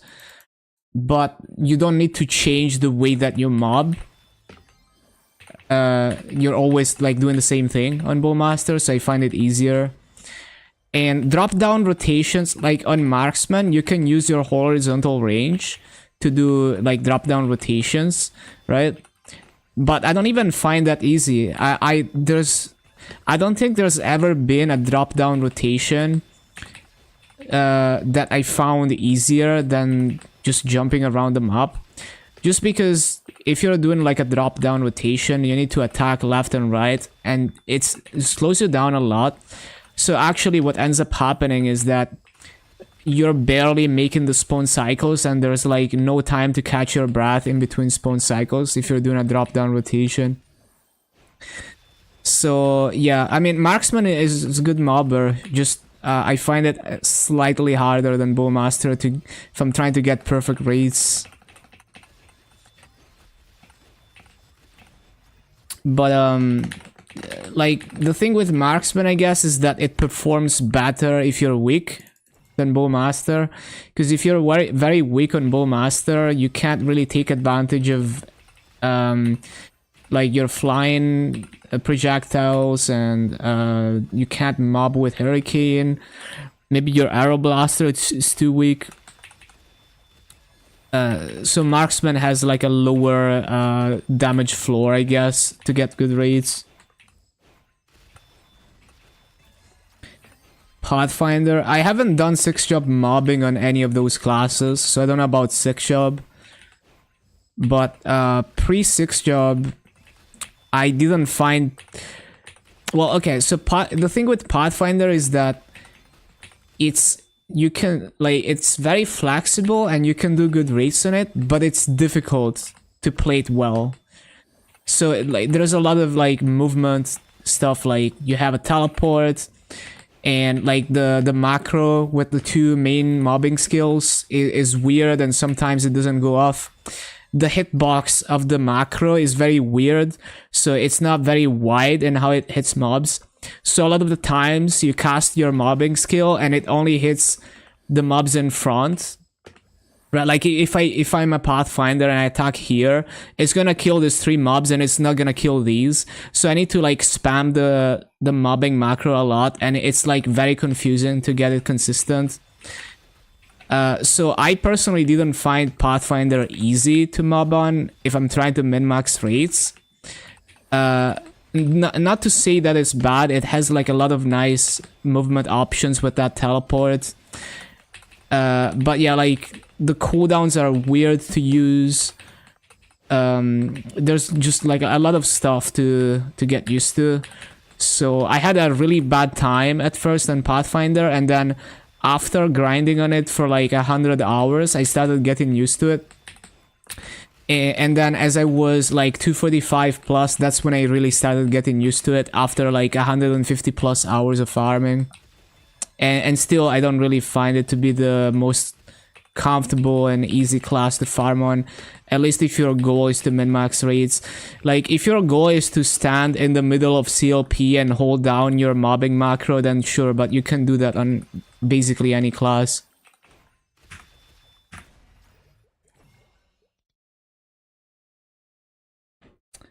Ba-bum-bum-bum.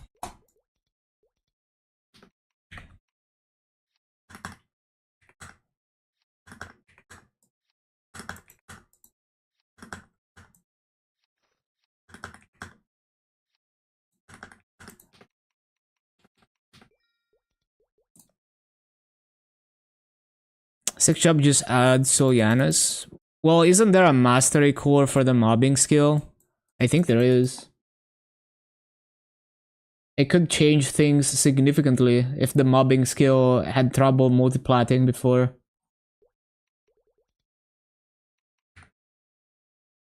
Well, I don't know, like, that's the thing. I haven't experienced what the hexacore is like. I don't have first-hand experience. So maybe it makes no difference, maybe it does.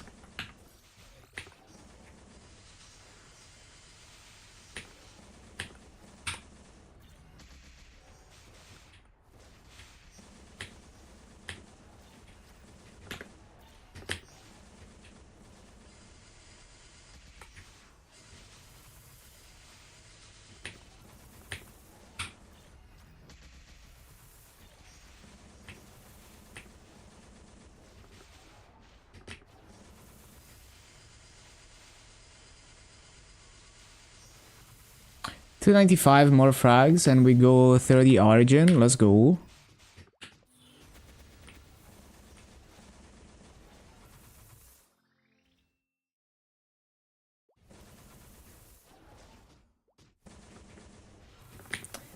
But yeah, I honestly think my opinion on those classes doesn't matter.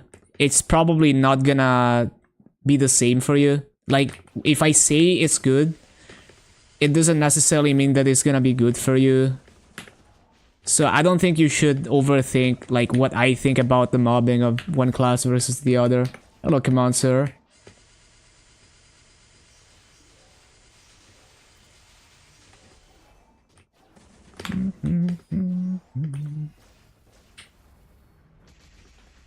Got a Pathfinder for Hyperburn. That's cool, that's cool.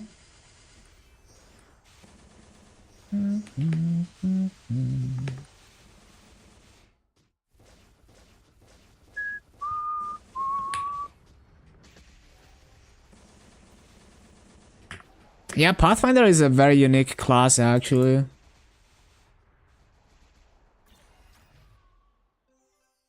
Oh, add time.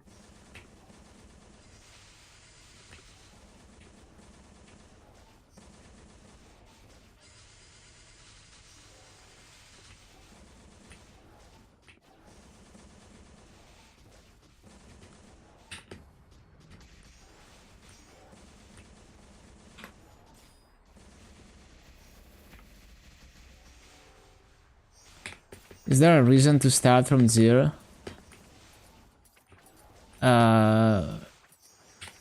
Like, what do you mean by that? Like, yeah, definitely use your Hyperburn if you have one. Or you mean like, if you're a new player, it's always worth starting even if there's nothing going on. If you want to play the game, just play the game.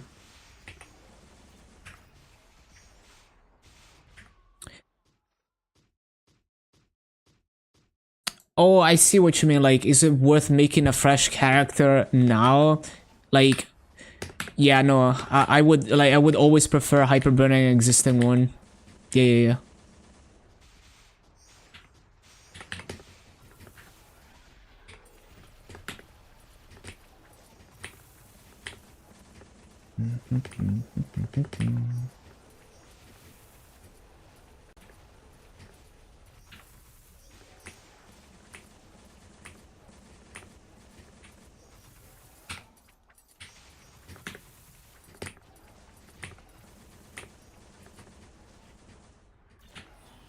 But I think like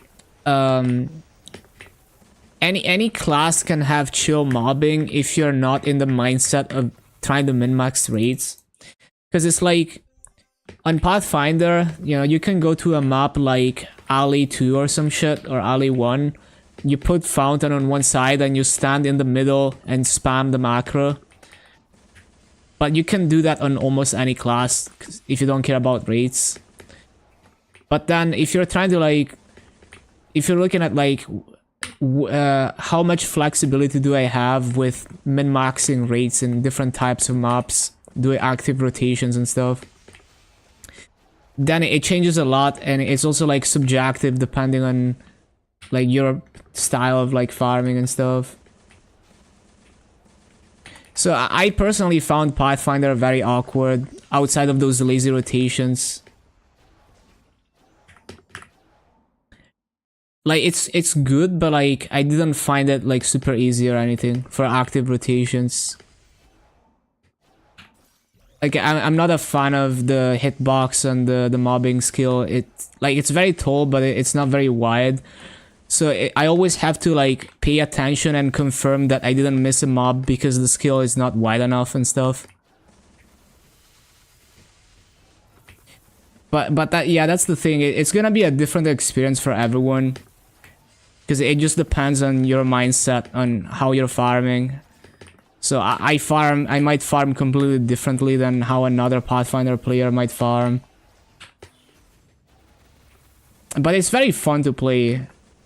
Like, it's not that I hated playing it, I just didn't find it easy for how I was playing it.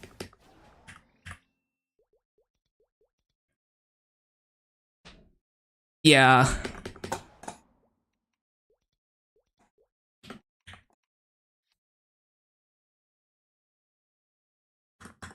Daily Story, the Hyperburn, yeah. If you're gonna grind, either like if you're planning to grind your Tanjiro, just focus on that. And if not, just grind your main.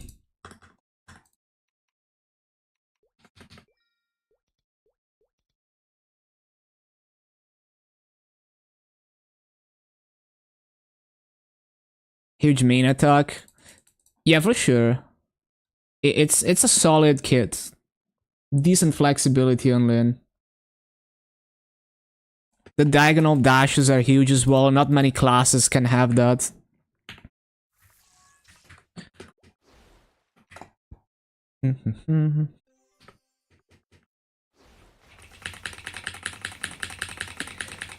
It also does good with low mobbing damage, so if you're weak, you're not gonna have huge issues in Lin.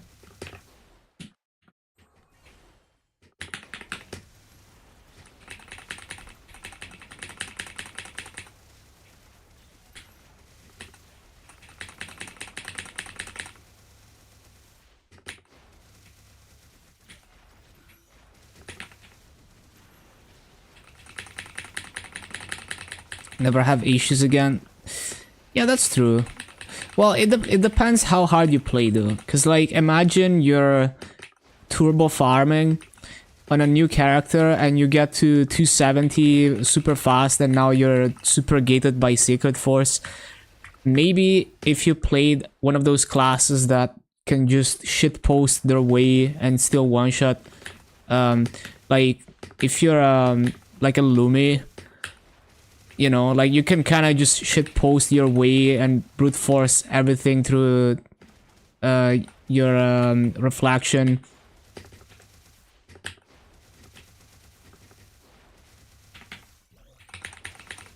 But yeah, it's like a kind of a, like, most people don't play like that. So once you're established on one character, you can just brute force everything with Maso and you're good.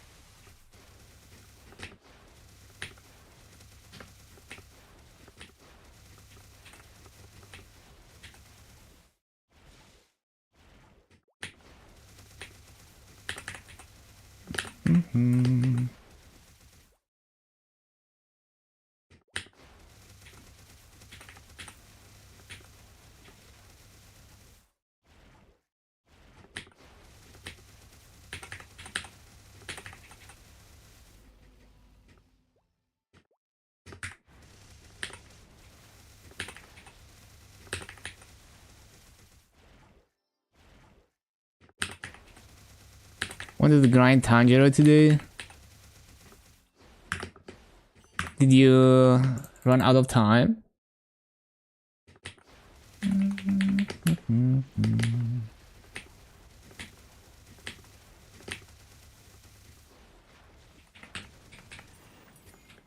MVP train. Yeah, understandable. MVP is so worthless in Tanjiro.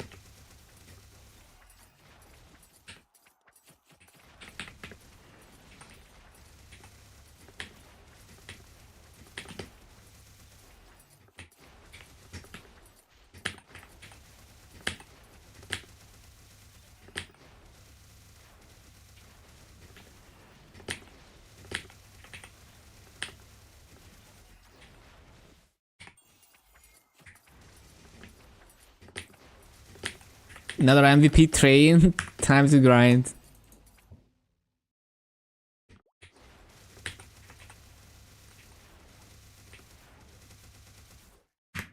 How close are we on this?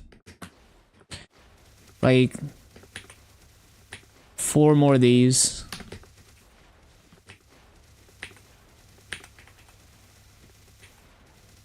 Your wrist? That sucks.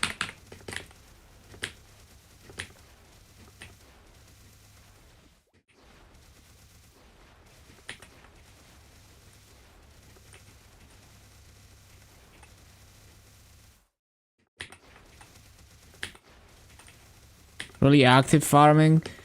So have you tried this map? I don't know if you're in Arcana yet, but I asked Lazy to check it, but basically if you stand on the top platform, you can just kind of hold down your main mobbing skill and go across the map, and it hits the bottom, supposedly.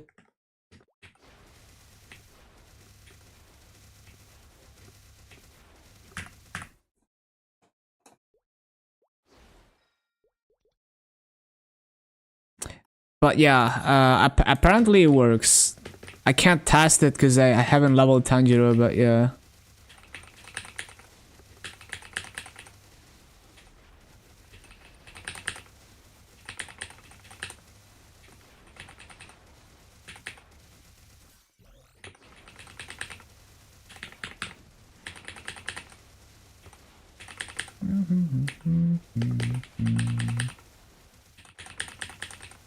$219, I see. It's pretty bricked because so many map layouts are so bad for Tanjiro.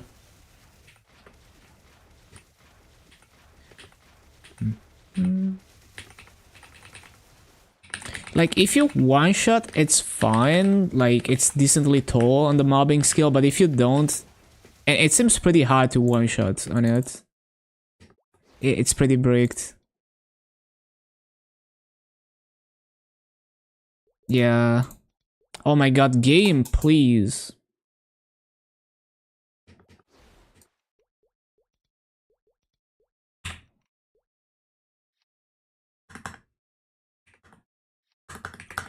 It's a lot of funding. Yeah. No WSE. Well,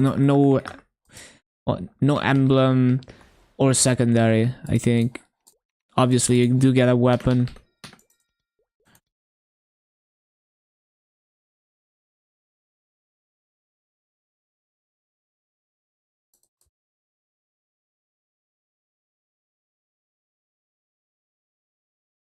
Which classes? Top 5? It's hard to choose because like sometimes I'm feeling one type of mobber, sometimes I'm feeling others. But I tend to gravitate towards simple cooldown based mobbers like Dual Blade and Dark Knight. And I don't mind summon classes, but it can get overwhelming. Corsair is pretty, like, Corsair is fine. I can get used to it. But mechanic, for example, sometimes it's a bit too overwhelming. But yeah, Corsair would probably be like a solid pick for me as well. And like Shadower for same reasons as Dark Knight and Dual Blade. Simple, straightforward, cooldown mobber.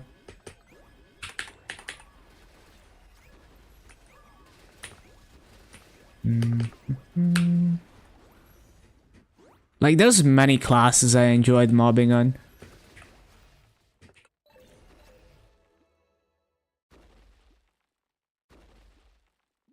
Like Fire Poison is comfy, even though it's not necessarily the best to get perfect rates.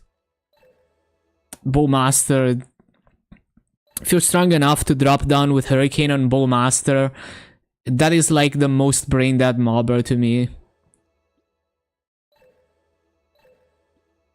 Like you don't even need to use Fountain in many maps.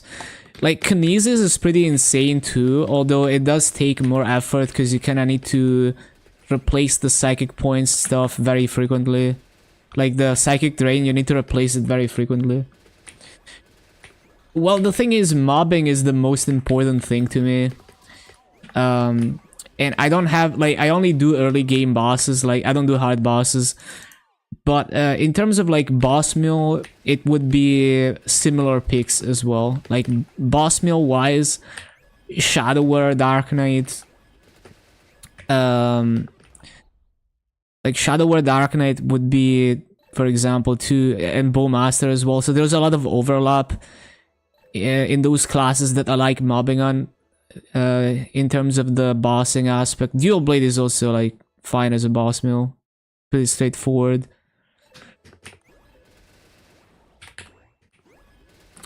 And I haven't bossed on all of them.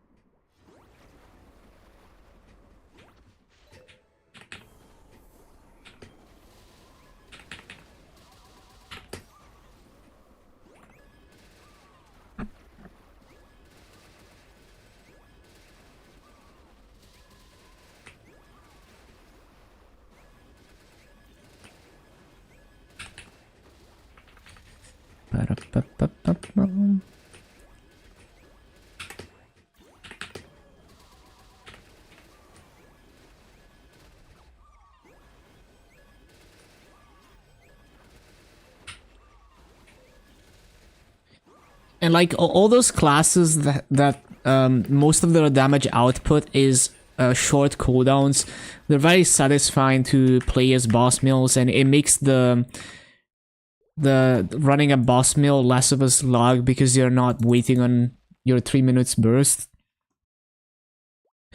Like Phantom, even though it's a bit underpowered, so you have to kind of overfund it, is nice as a boss mill because you do so much damage with your short cooldowns.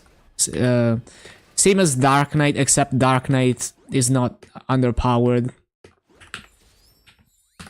At least in the hands of someone who doesn't know how to min-max the class.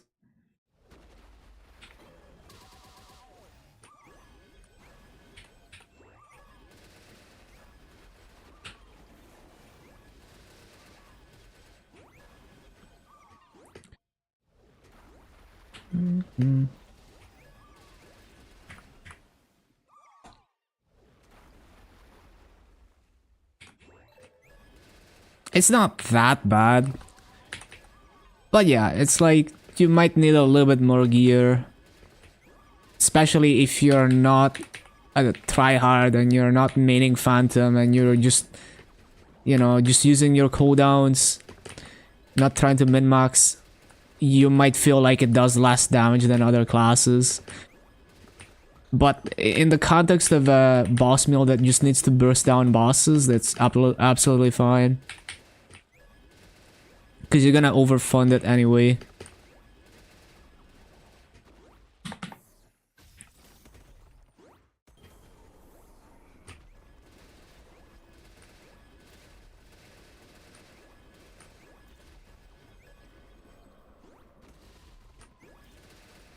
I haven't bossed on Lumi.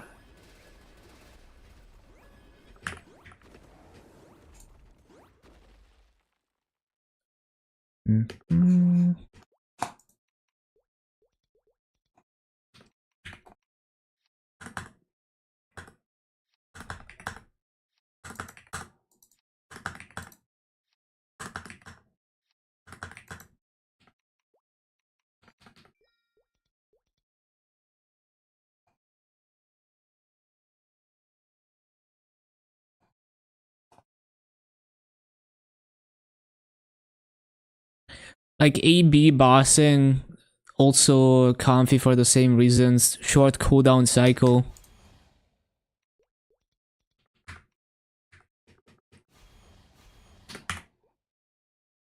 Colomian? Yeah.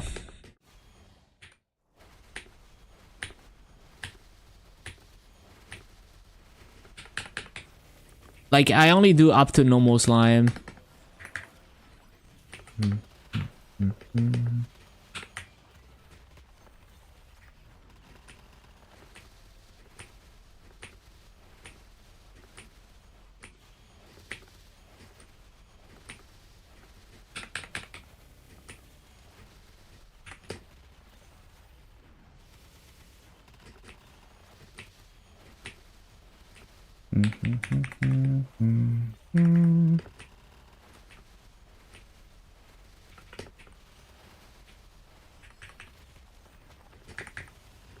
Slime under 5 minutes every class. I do want to continue funding all of them. Just infinitely, so they will get stronger.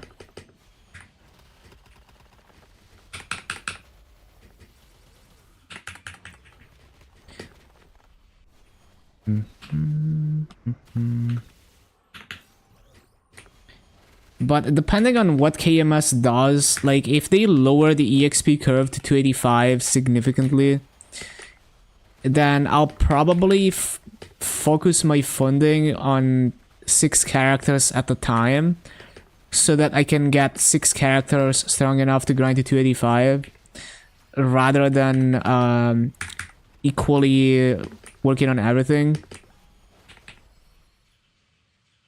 And then do 6 characters at a time. And do like more levels in them. Instead of doing like everything 270, everything 275.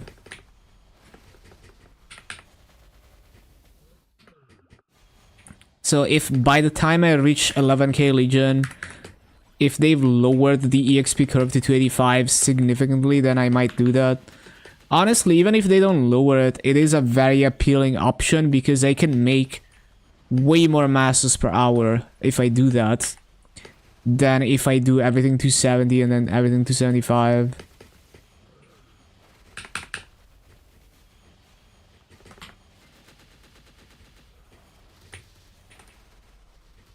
Because eventually they'll have to all get to 285 plus anyway, so it might not be efficient in terms of Legion levels in the short term, but in the long term it doesn't matter.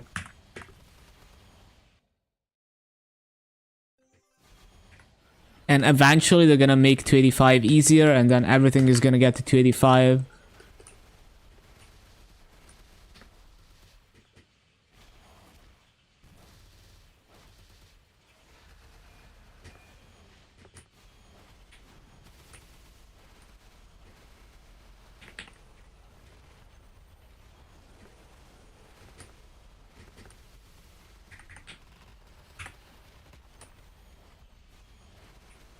Like, I'd like to have these characters with at least like 21 star gear and stuff.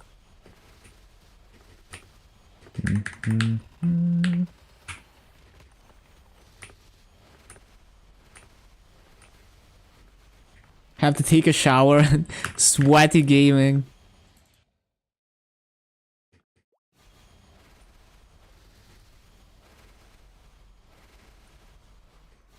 More characters able to take advantage of the changes. Yeah.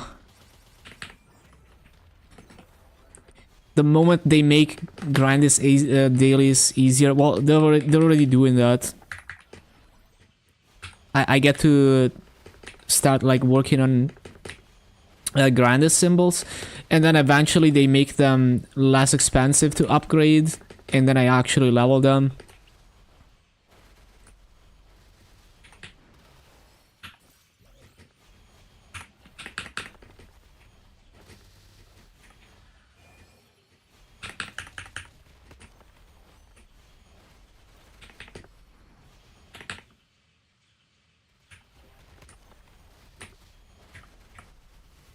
And most likely all of that is gonna happen within the next 5 years. If you look at how the game has evolved between 2019 when I started this account and now, all the same things happened. So like when Neo was first released, level 300 was released, 285 was extremely difficult, and 260 was a lot more difficult than now. And now, you know, it's like less than half the hours of farming to get to 260, and 285 is very achievable. Like during Neo, 285 was something that only someone like Neo would achieve. But now it's like way more people can aim for 285. We're making like triple the far, more than triple. Like we're making like 4 times more EXP per hour. And the EXP curve is also lower than before.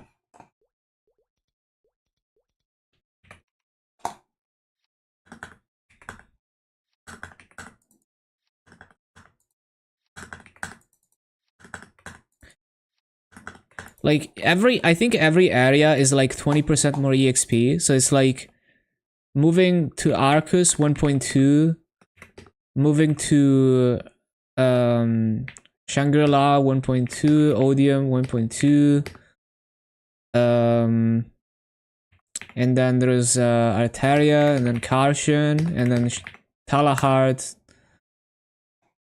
3 times. Yeah. But it's actually more because of Soljanus and everything.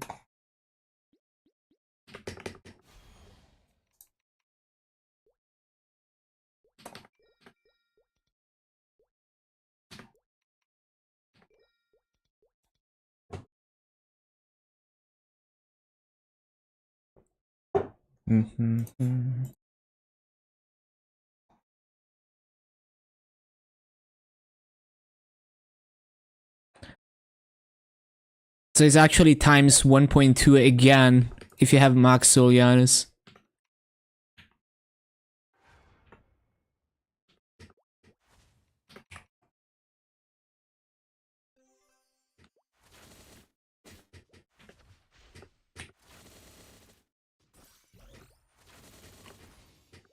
Bum.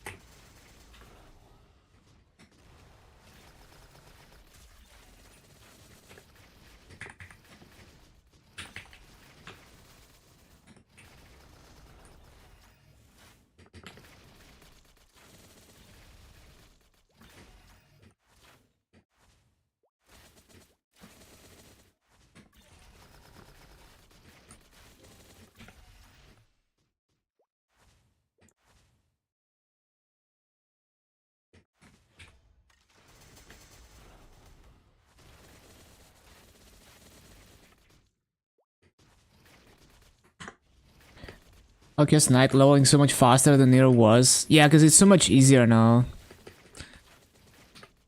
Like, it's so crazy that Nero hit like 285 in Arcus with the old EXP curve. That was like fucking insane.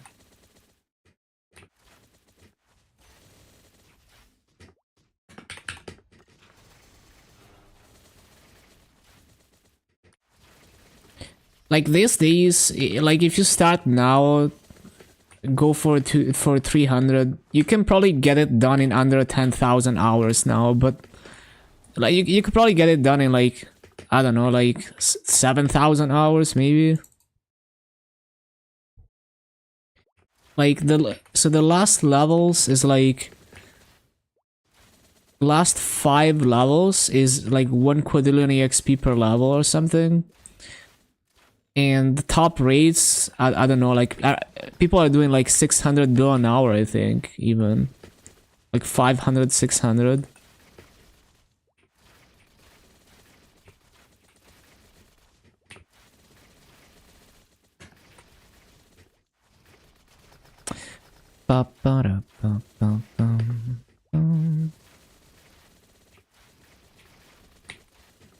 So it's like, hold on, let me see, EXP and path closeness.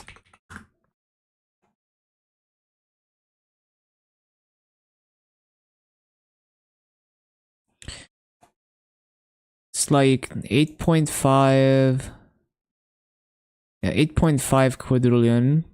So let's say you're 285. Yeah, basically you can essentially ignore the EXP up to 285. Like I could take this number and taking away what it takes to get to 285 is like nothing. So 8.5 quadrillion divided by, so this is 8,500 trillion divided by 0.5 trillion, 500 bill an hour. Let's say you average 500 bill an hour. Oh, okay, yeah, no, with base spawn, it's still over, yeah, but it's not over 20,000 hours, I guess. It's on Frenzy that it's like 6,000 hours. That's probably what I remember. So it still takes a lot, but well, the way Nier was doing it, it's like you're never gonna be done unless they lower the EXP curve, and then eventually they do. So that's how he was able to get ahead of the curve. Well, to be fair, people are probably doing more than 500 bill an hour, like, but still, like, it's gonna be over 10,000 hours, even best case scenario.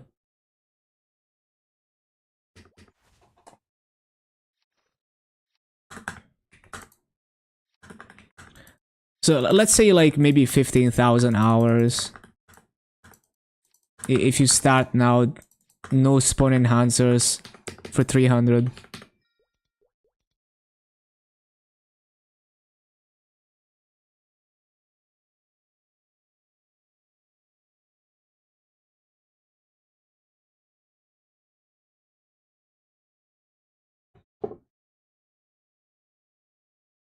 Yeah, 15k hours is, well, I've played Maple for over 15,000 hours.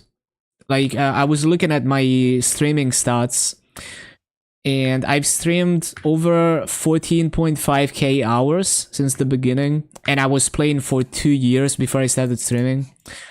So it's definitely more than 15,000 hours. So yeah, it's like doable. Although you'd likely see EXP curve reductions before you get there.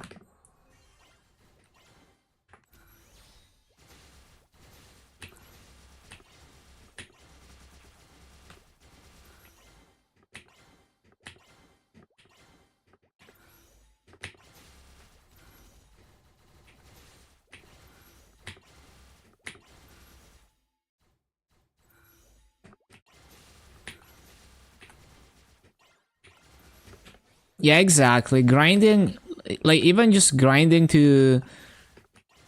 Yeah, grinding past 285 is basically like you're trying to get ahead of the curve, and then they're gonna make it easier.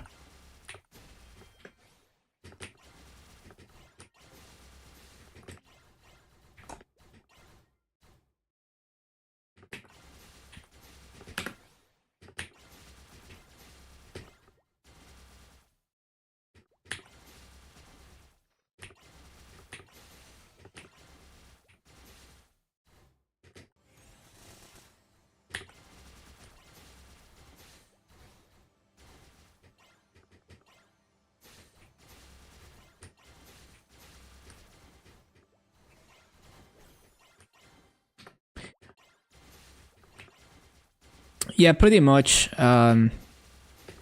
Like my idea was 6 characters at a time, and then it takes like 2 years to get them to 285. Before I finish the first set of 285s, they're probably already gonna lower the EXP curve to 285. And I will have a fuck ton of mass already.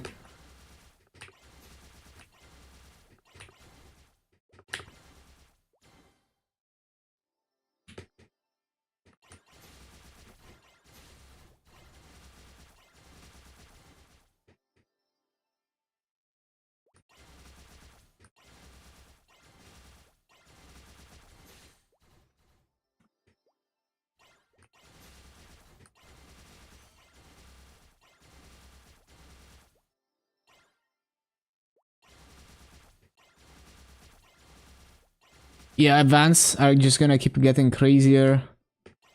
For sure. Wouldn't be surprised if they raise the hyperburn to 275 soon. Maybe next year.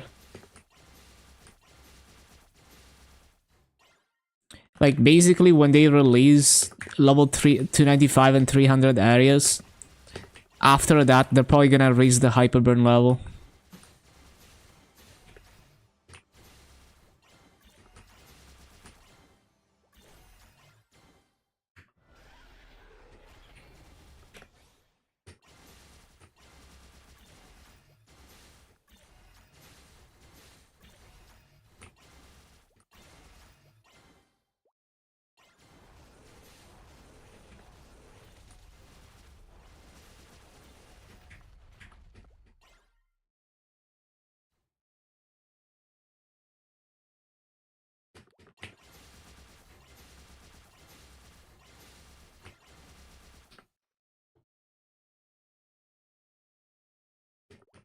But yeah, we'll see. But I'm definitely focusing my masses on 6 characters.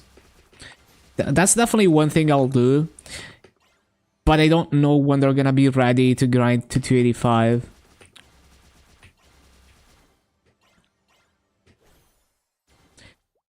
Ba-da-ba-dum, ba-dum.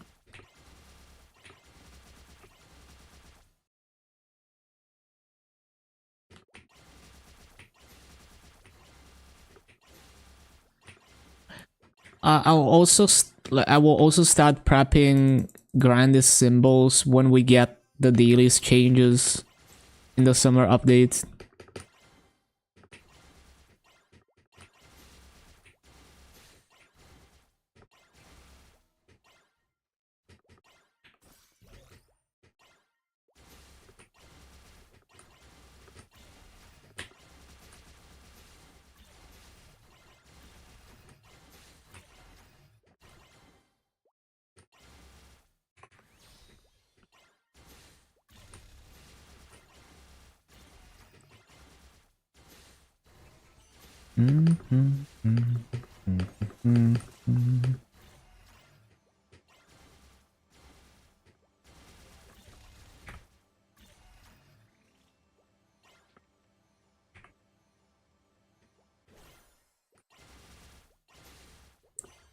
$293 in your other account? What do you mean? Who's the $293? Bum, bum, ba-da. Should pass? Oh, true.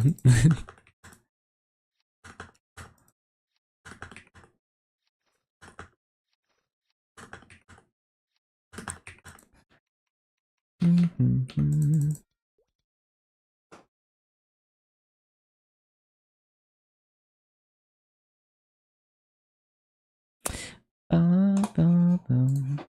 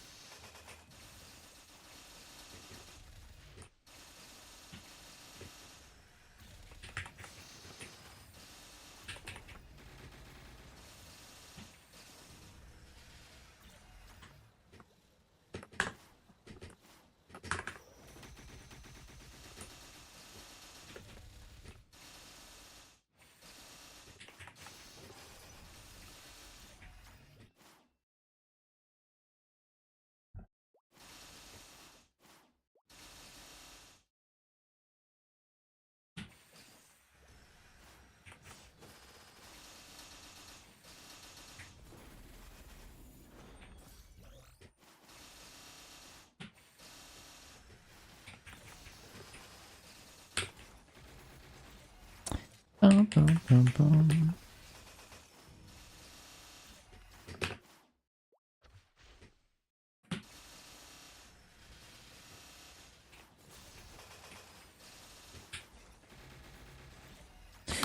Ba-da-ba-bum-bum.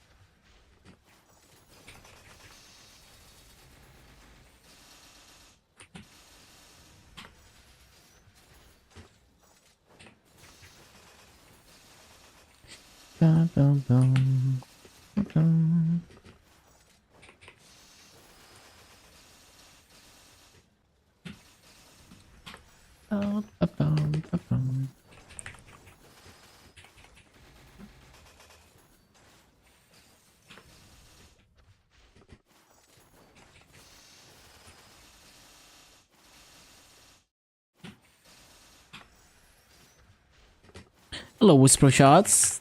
Just chilling, finishing up the dailies.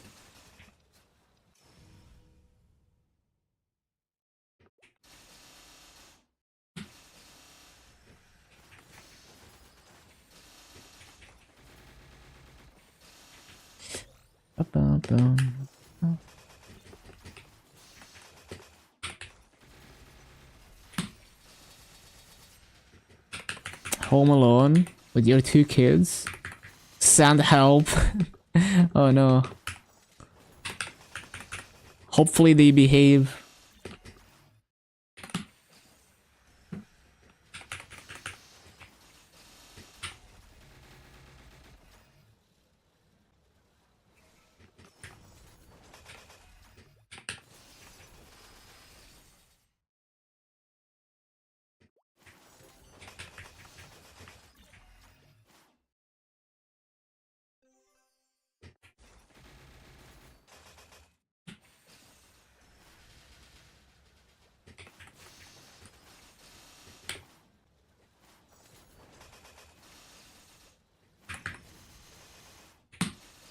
Dad coming in clutch, picking up your 3-year-old. Let's go.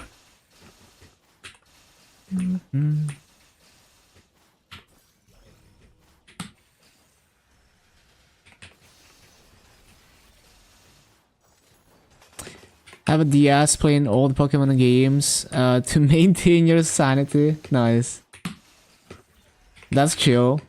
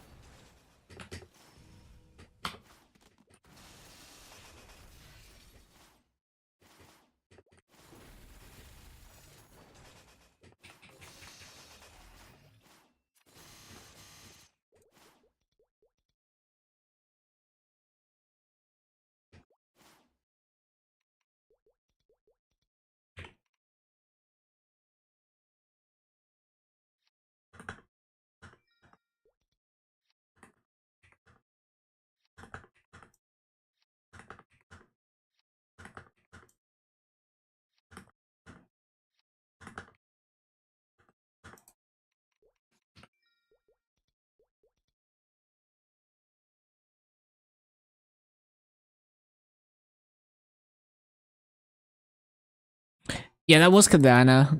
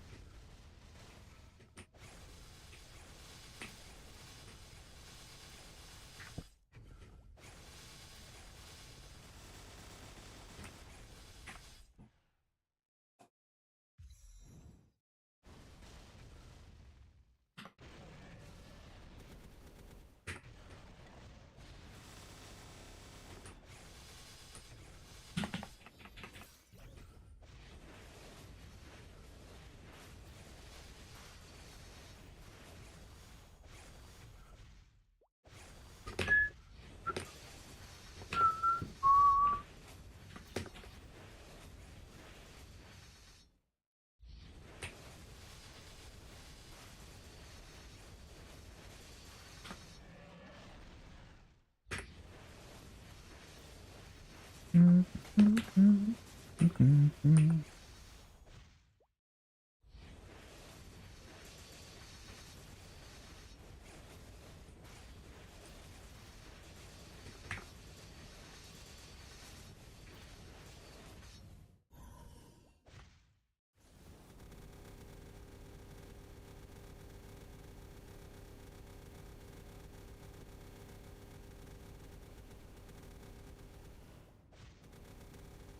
ba, ba, da, da.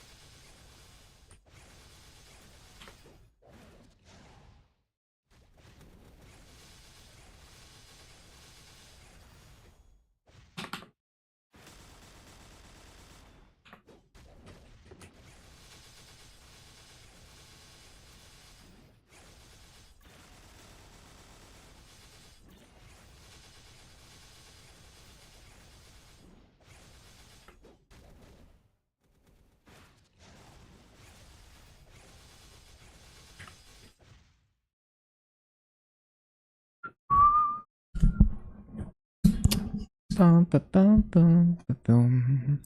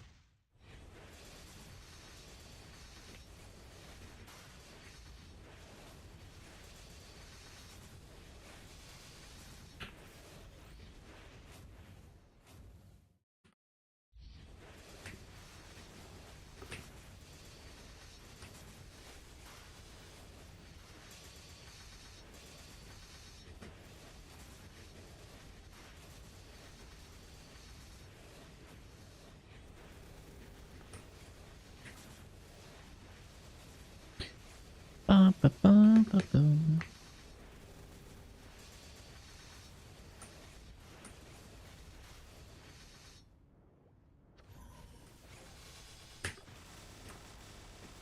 All right.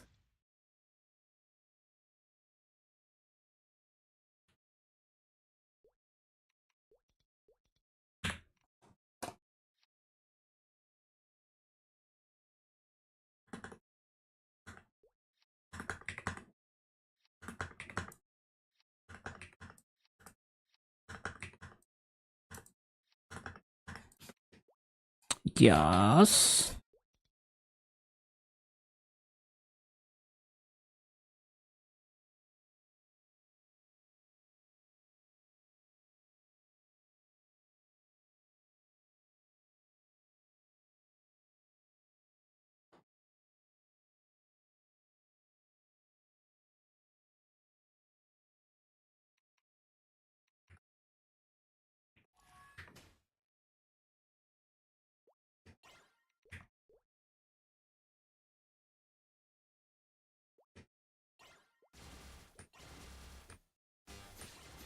Where's Tanjiro? I will melee forever.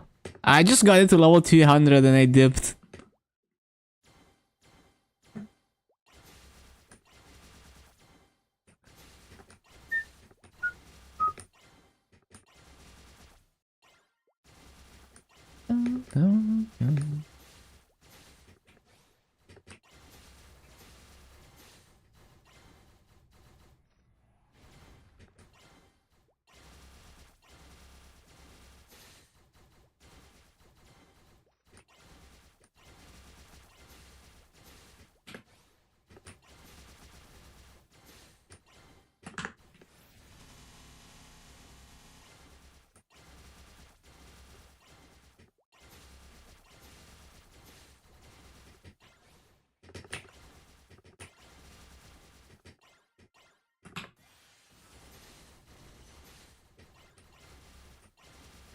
Wait, have I done this already?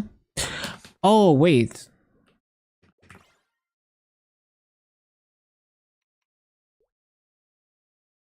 I've already done dailies on this.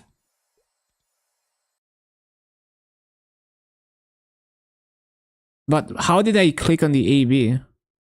How did this happen? Oh yeah, I see what happened. Yeah, I somehow interesting. Let me double check the kind. But yeah, I was at the Kaiser and somehow I went back to AB.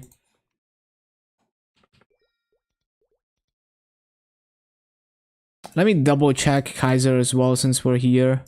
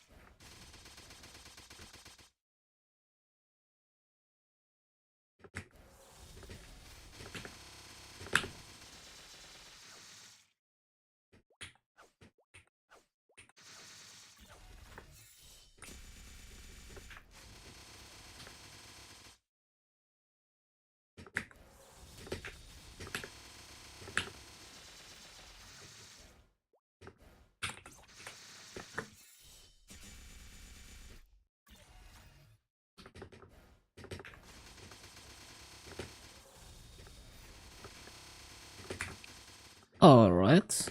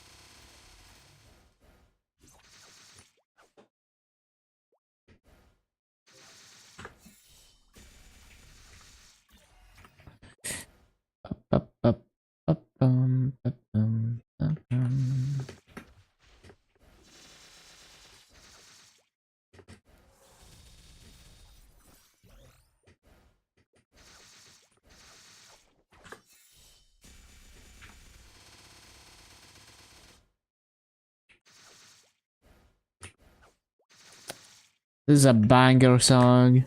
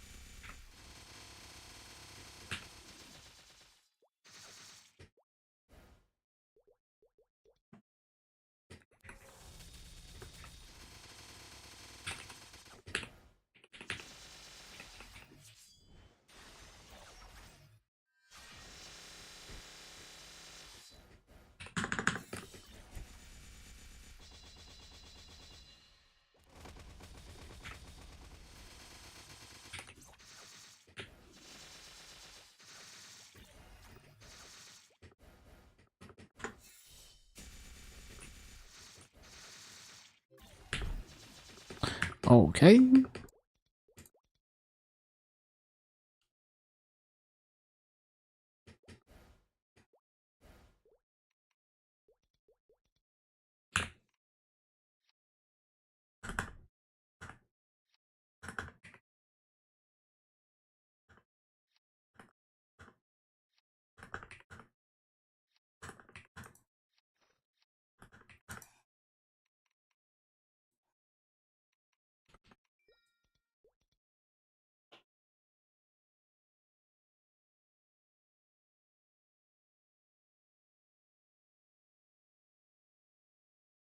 Two more characters.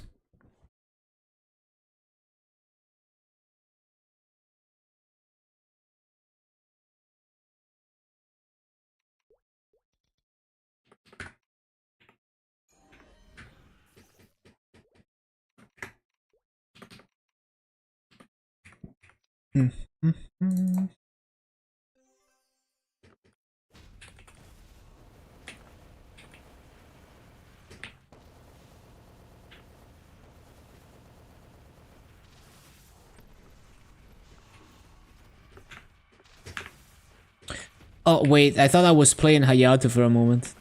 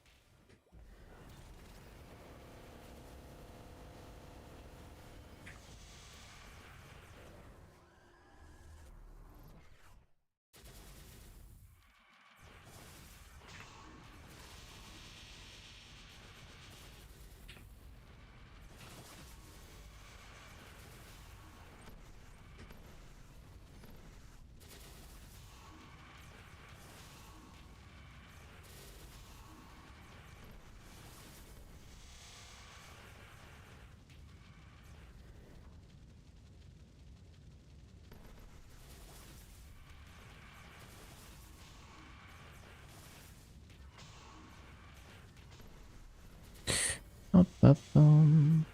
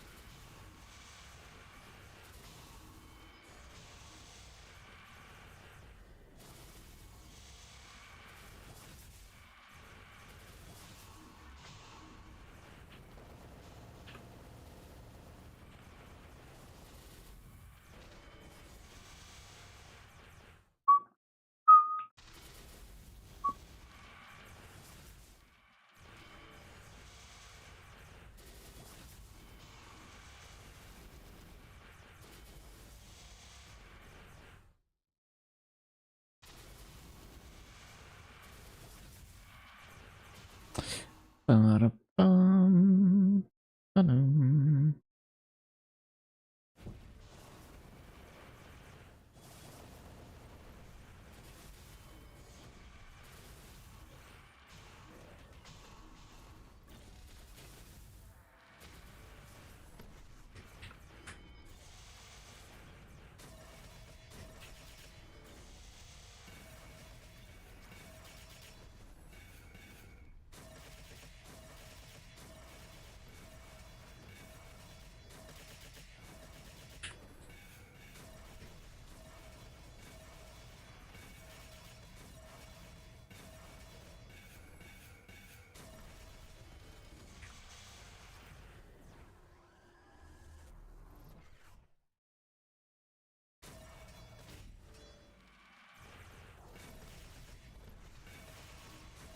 Mm-hmm.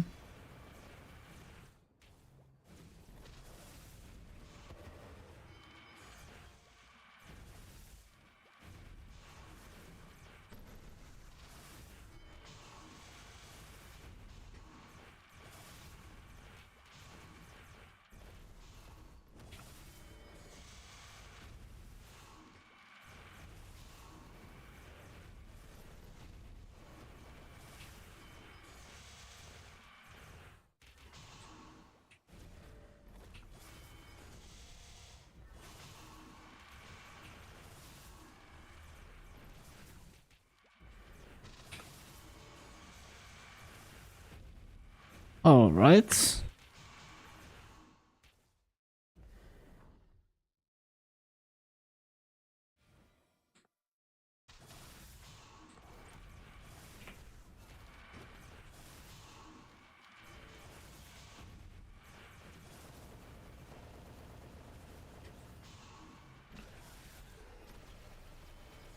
Mm-hmm. Mm-hmm.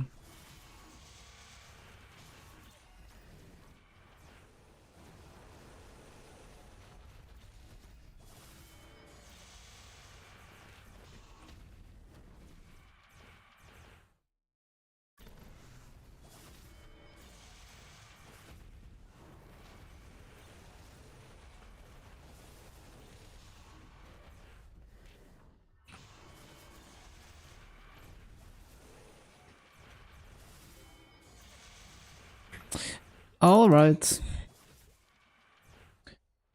And then 0.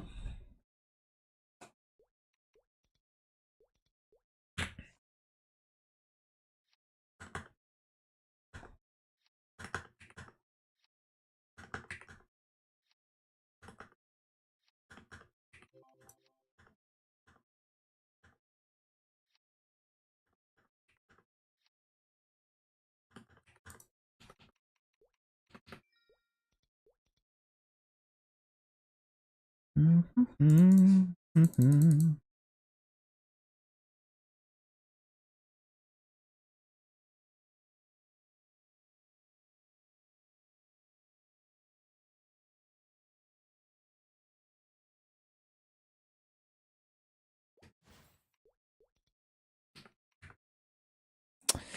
Ba-ba-ba-bum.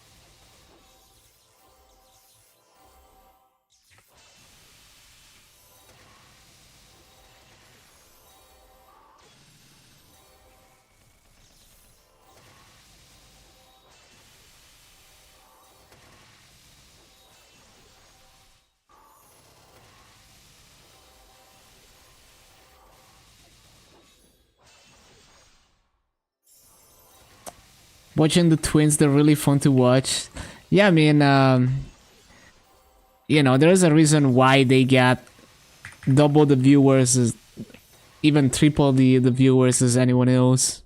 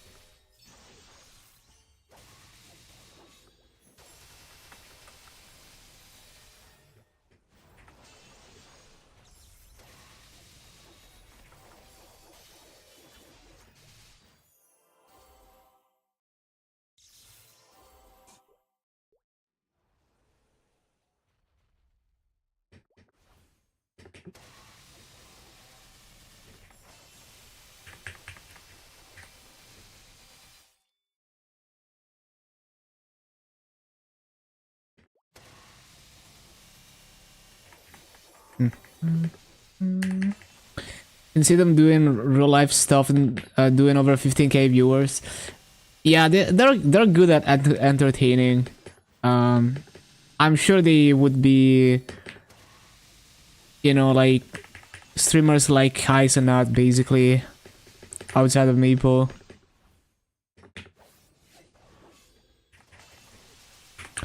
Ba-da-ba-dum.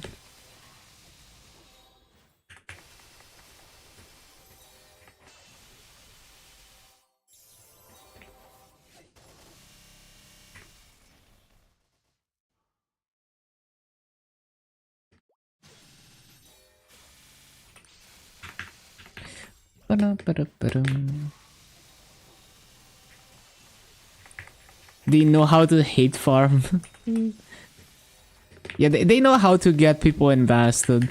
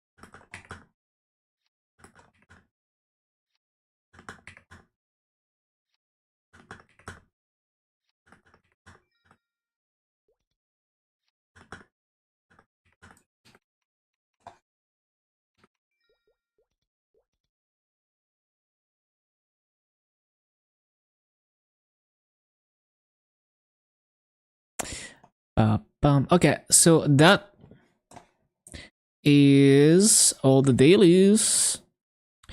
So boss mills, marksman, and CM.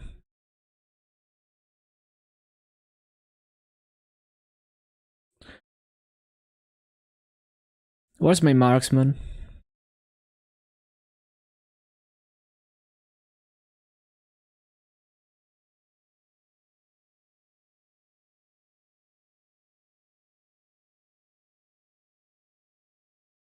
Oh, there we go.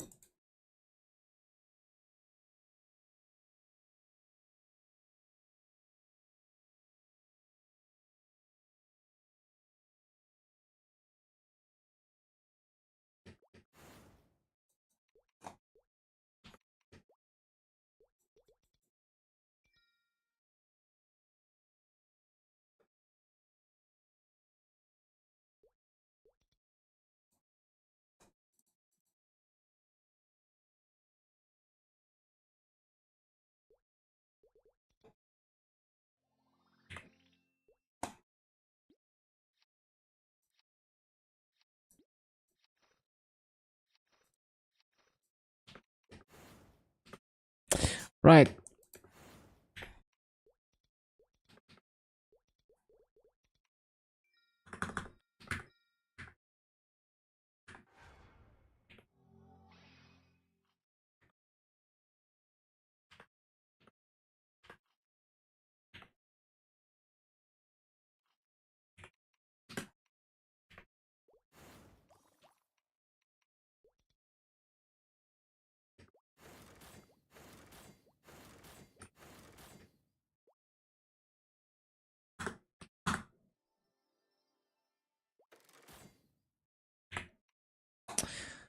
Ba-bum, ba-bum, ba-bum, ba-bum.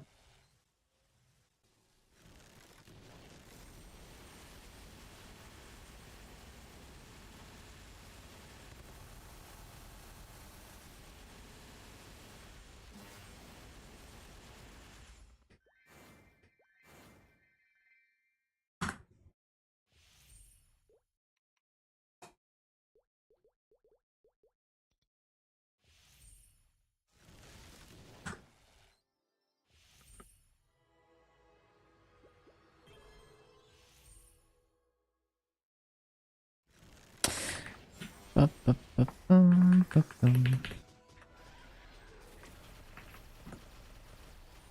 No. No, why did you teleport there? Why did I even use that?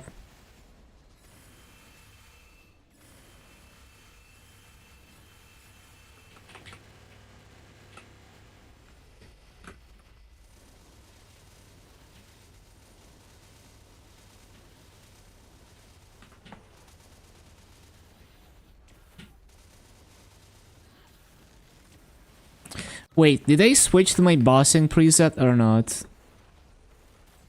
No, I fucking didn't. Well, we're gonna come back. Always forget something. Even with character presets, it's so hard to remember everything.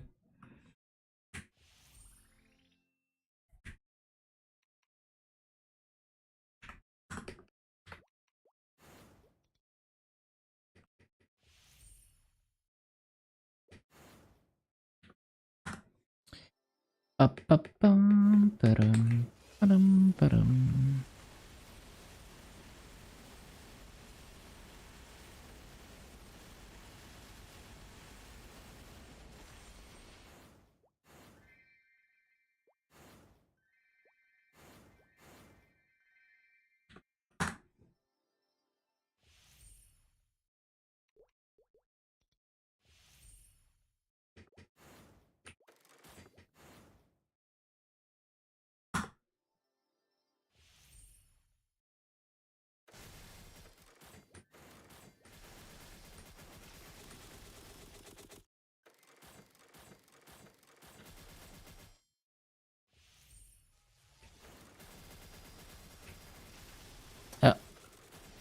Music buffered.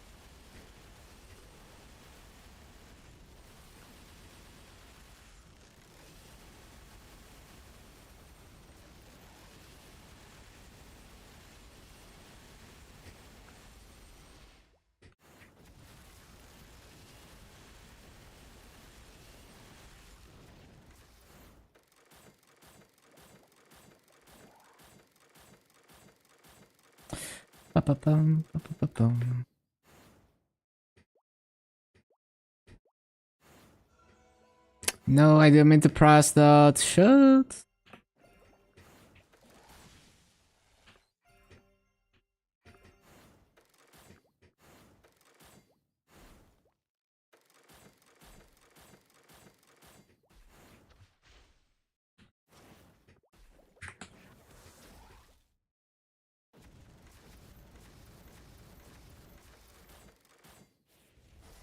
No, I just fucking wasted one cartridge. I don't mean to press that.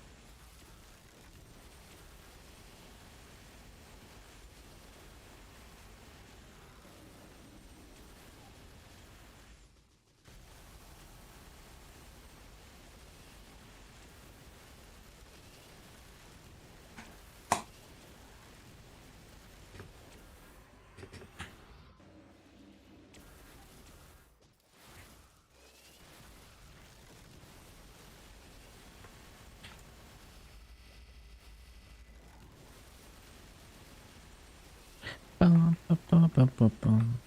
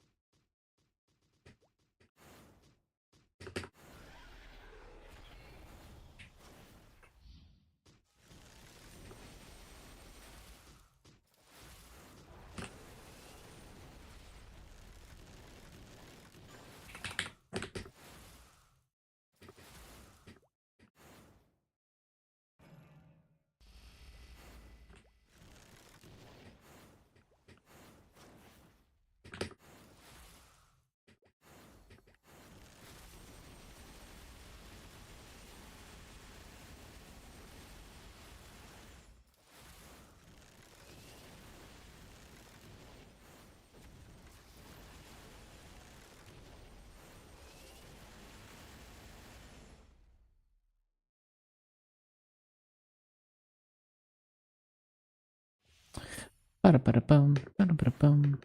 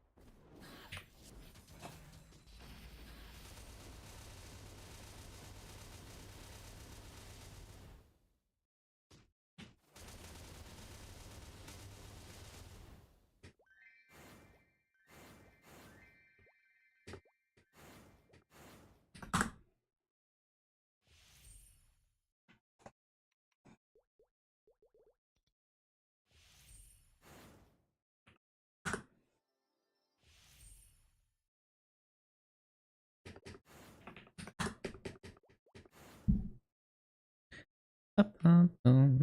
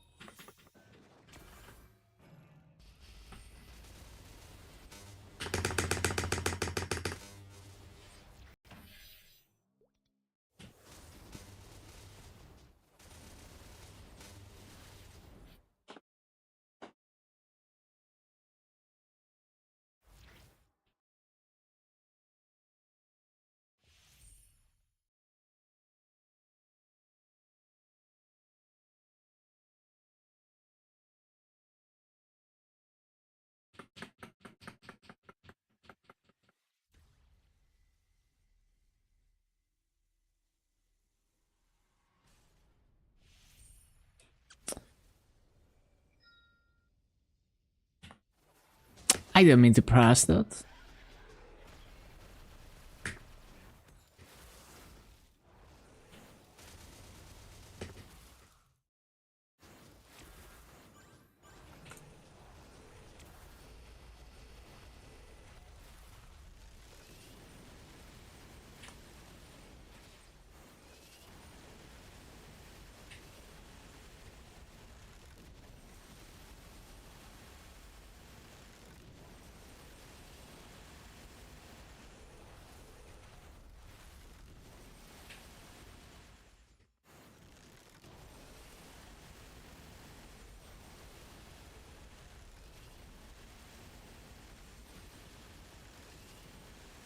No.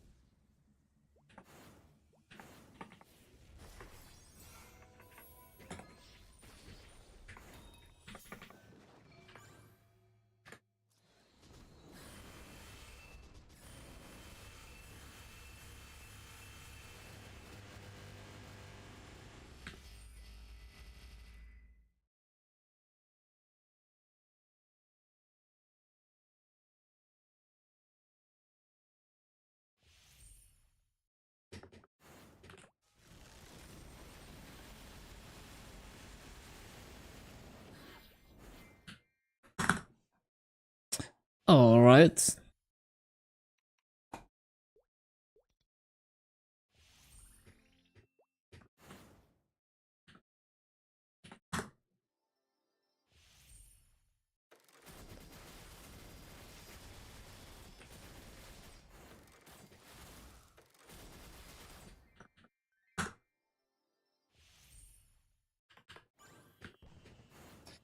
Hello, Gianluca on kick.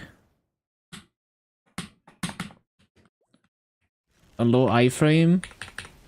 There we go.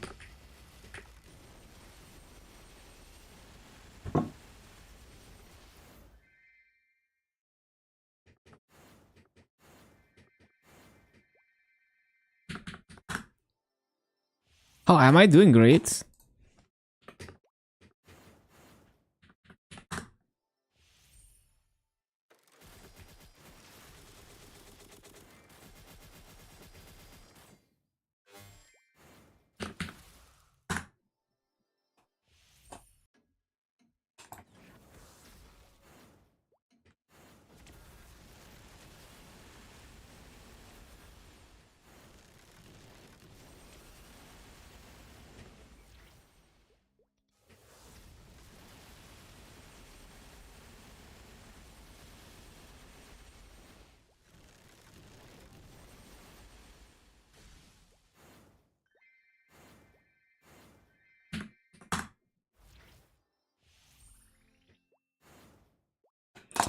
Bum, bum, bum, bum, bum, bum.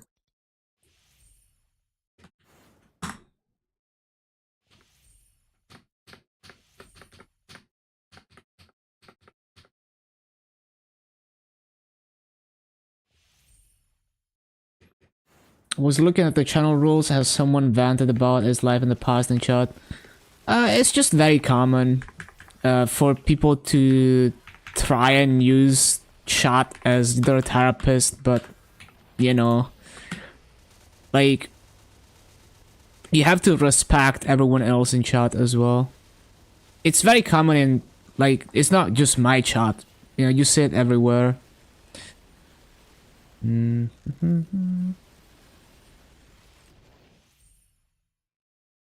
Like, just some people just have that personality type where they only ever focus on the negative things. So like, every time they chat or every time they talk to you, they will only ever talk to you about all these bad things that happened to them on that day, or like, you know, how they're feeling bad about certain things.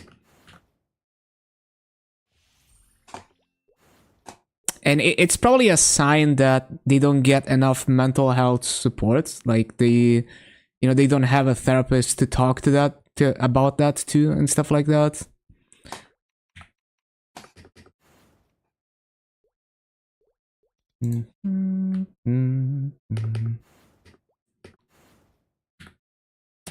Or someone to talk to in general, yeah. But yeah, like, as much as I would like them to feel better, I can't be their therapist. They have to. It's like, if they can't deal with those, like, process those emotions by themselves, they need some kind of a professional to help them. Because if I allowed that in chat, then it would be an endless. It would be that constantly, basically. So at some point I was like, yeah, we're not doing that. Because they say it way too much. And no one else in chat wants to listen to that. And I've seen other streamers take the same approach.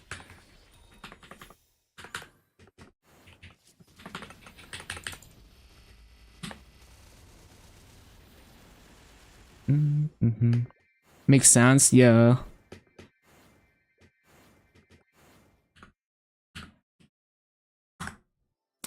Marksman, yeah. It's comfy.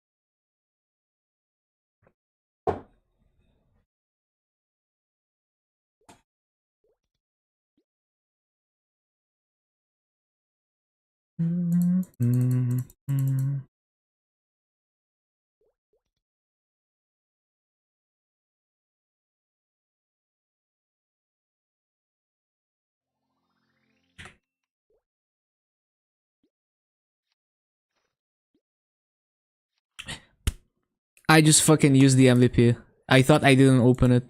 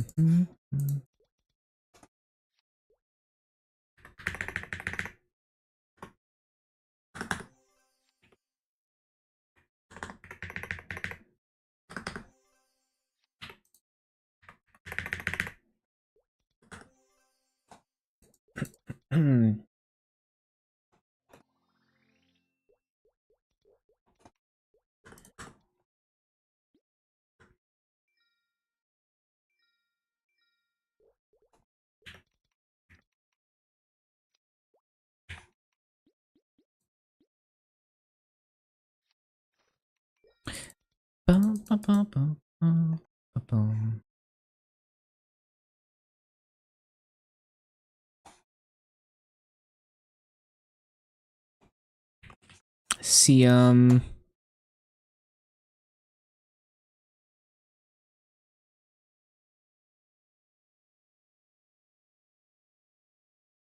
what is my CM?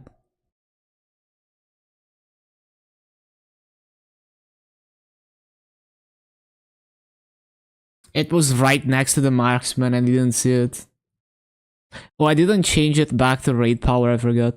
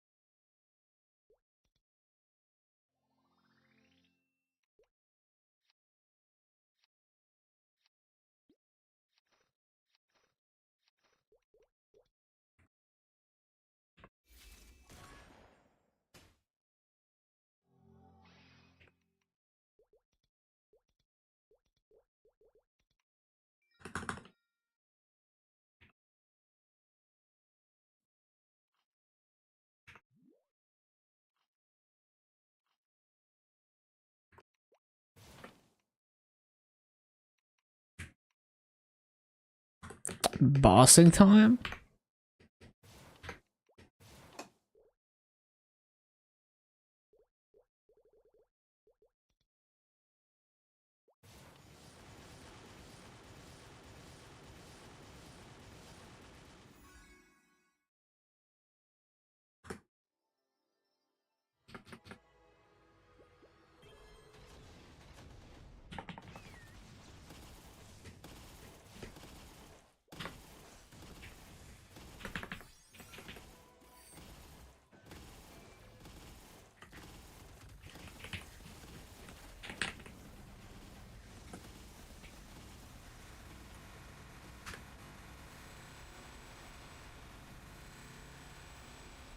I forgot the barrel buff.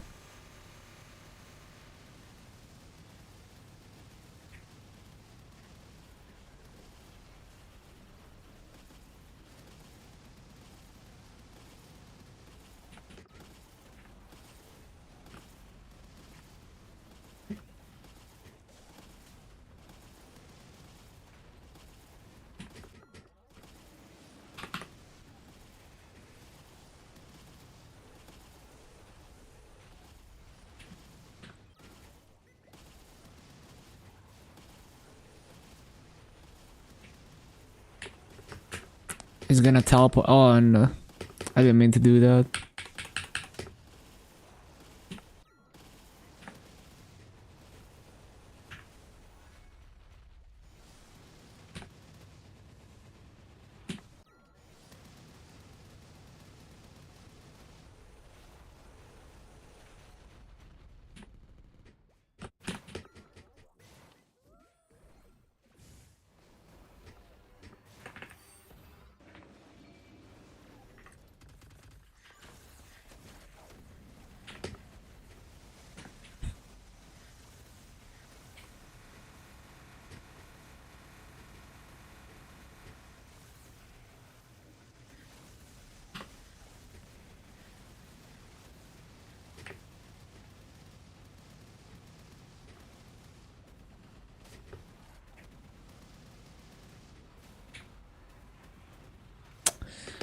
Well, how did I fail the iframe?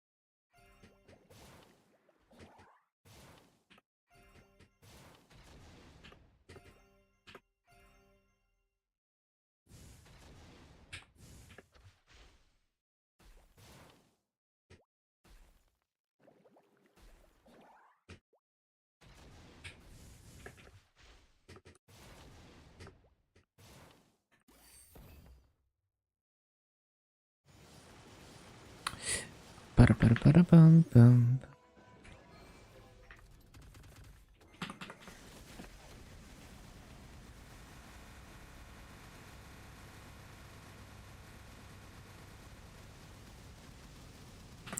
I don't think I debuffed, I forgot.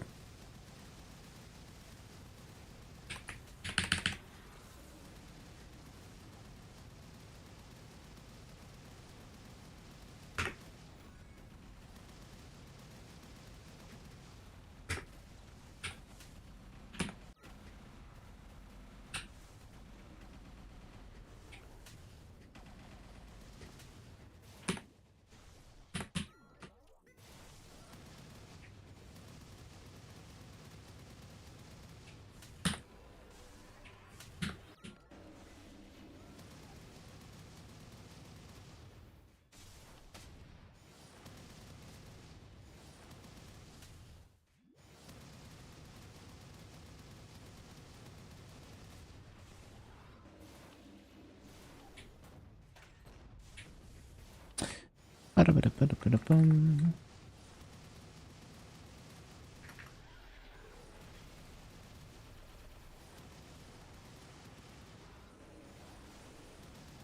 Yeah, it's like 10-minute normal slimes. Some of them faster.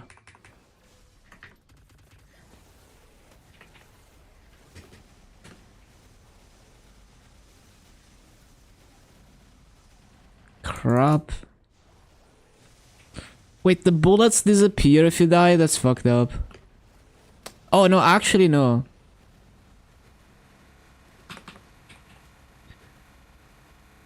It's not like a true struggle run, but... It's... Well, it's a bit faster than 10 minutes, but yeah. 10 minutes is not that bad. Just kinda tedious to run every week if you're spending 10 minutes in it.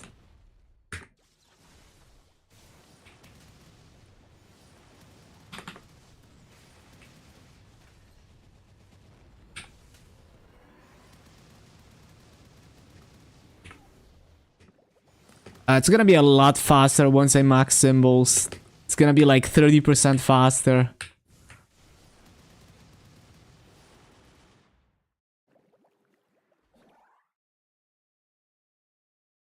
But we might wait a millisecond struggle. We might have to wait a bit longer for that, because I want to hold the symbol levels until I release the video, I premiere the video. Just because it's more hype if I do everything on the same day.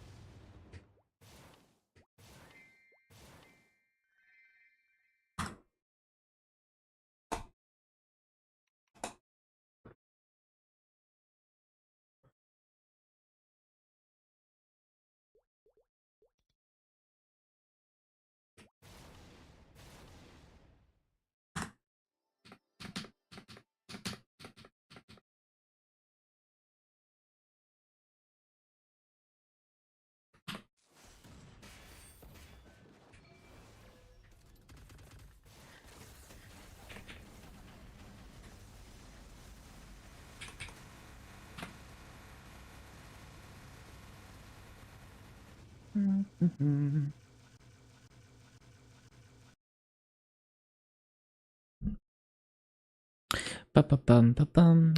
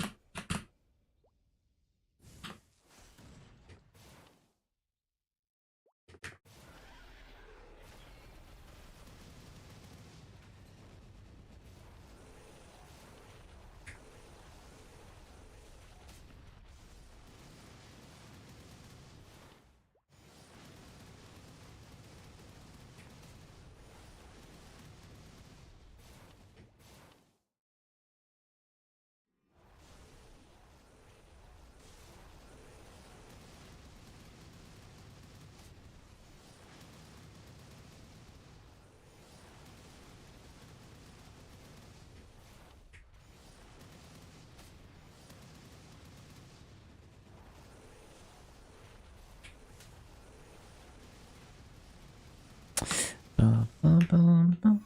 Ba-da-bum.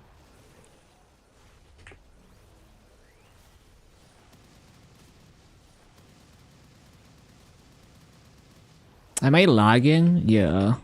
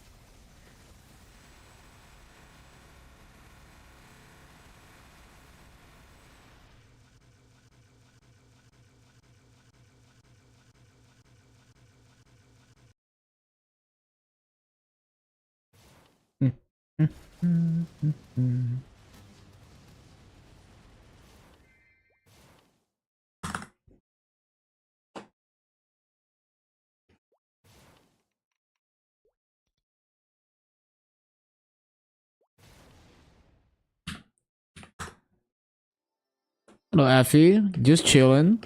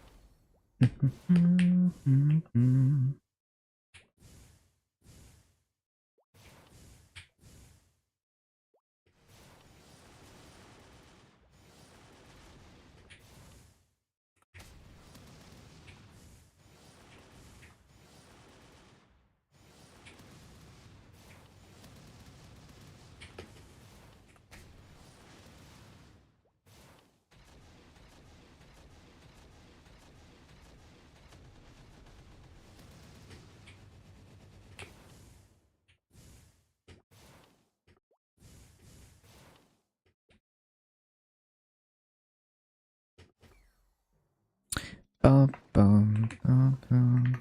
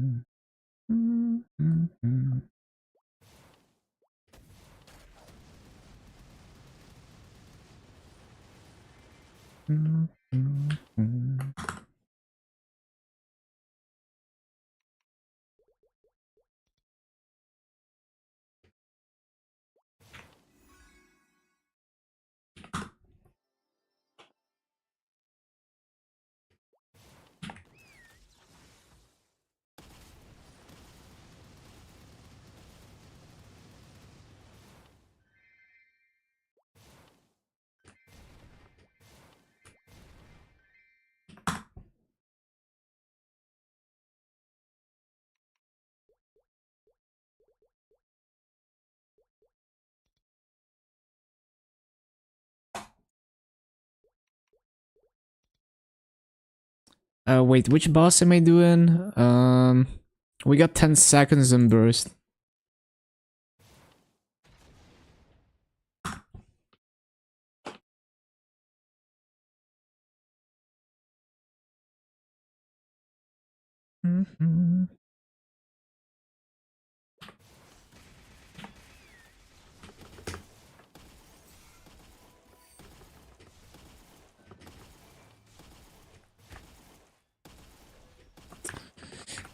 Bum, bum, bum, bum, bum, bum.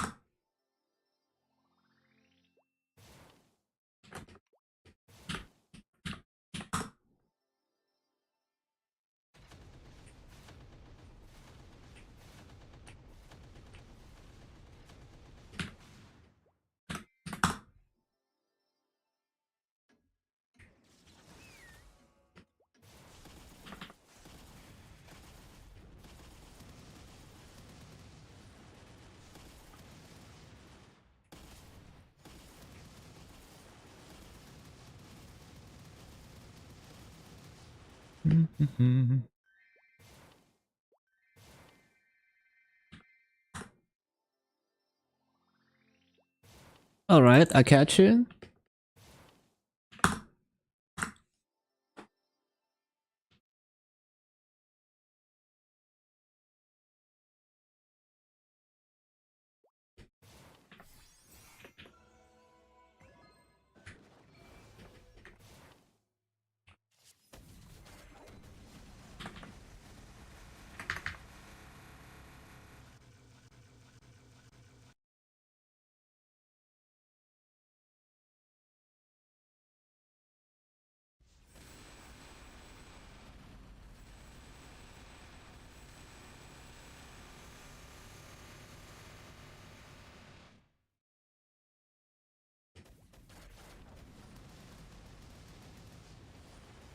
All right.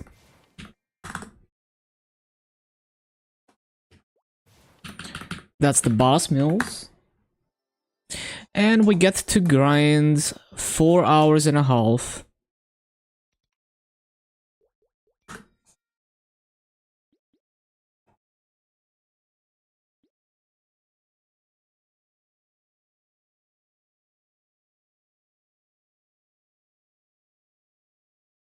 Actually, more like 4 hours. Yeah, 4 hours.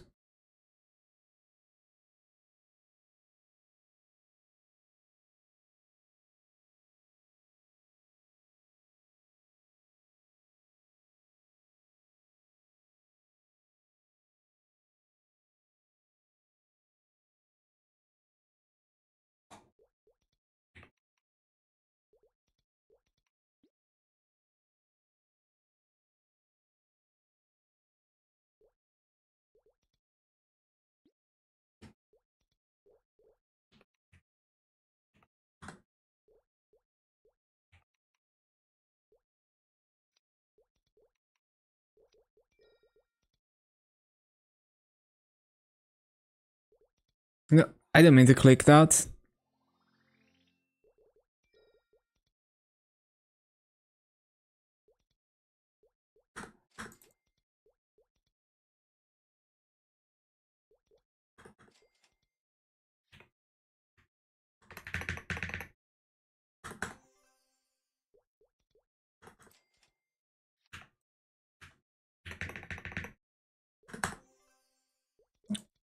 Great.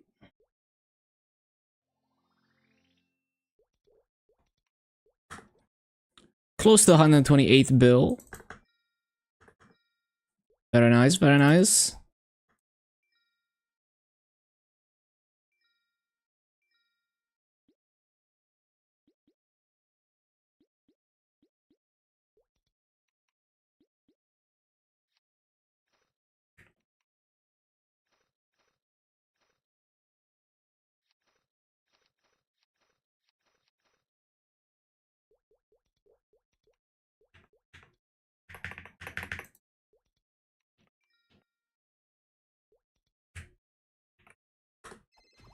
I didn't mean to press that.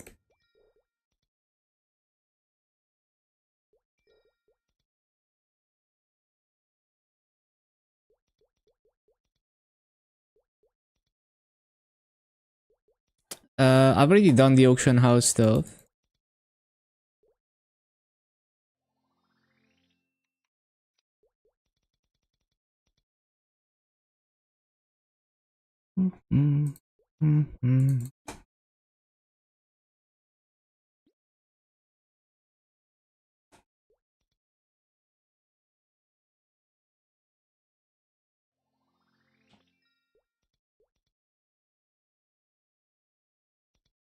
All right.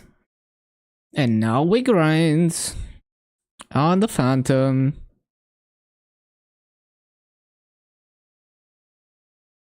If I can find it.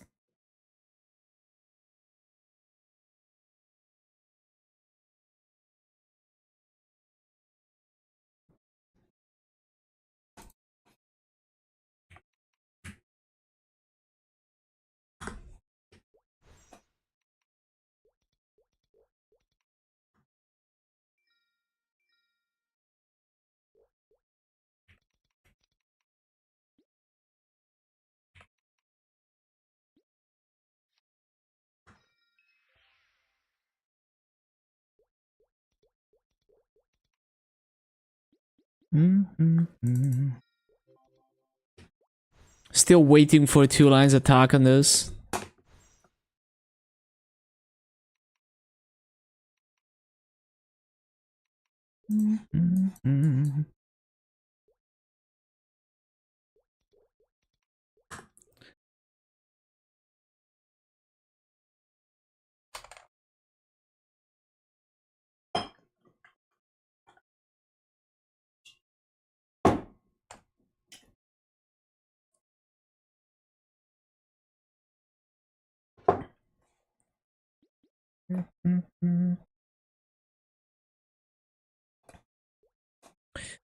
VP boosters as well.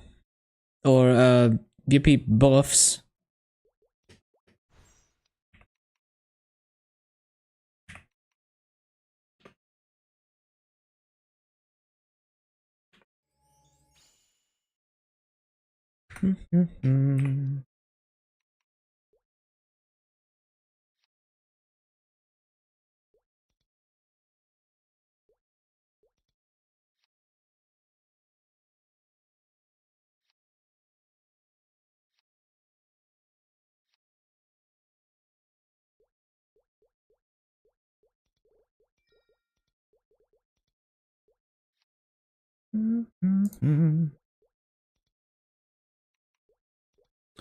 Right.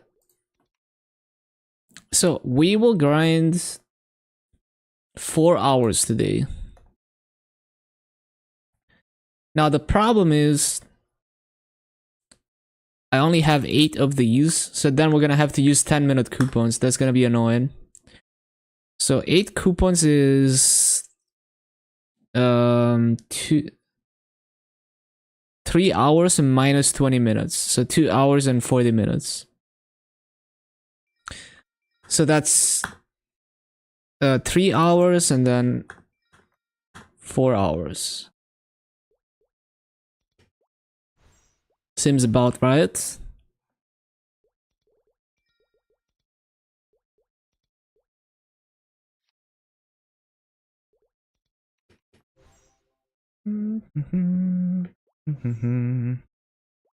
Yep, seems good to me.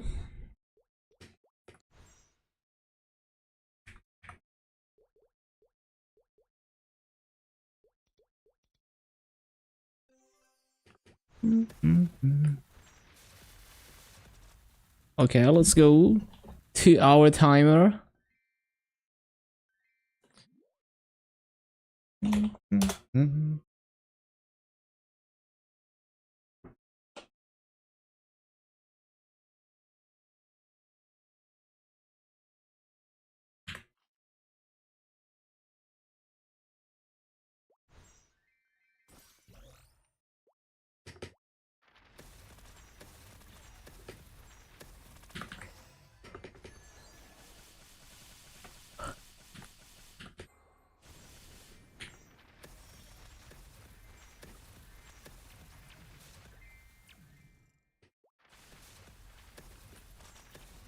Wait, I'm not on 3x.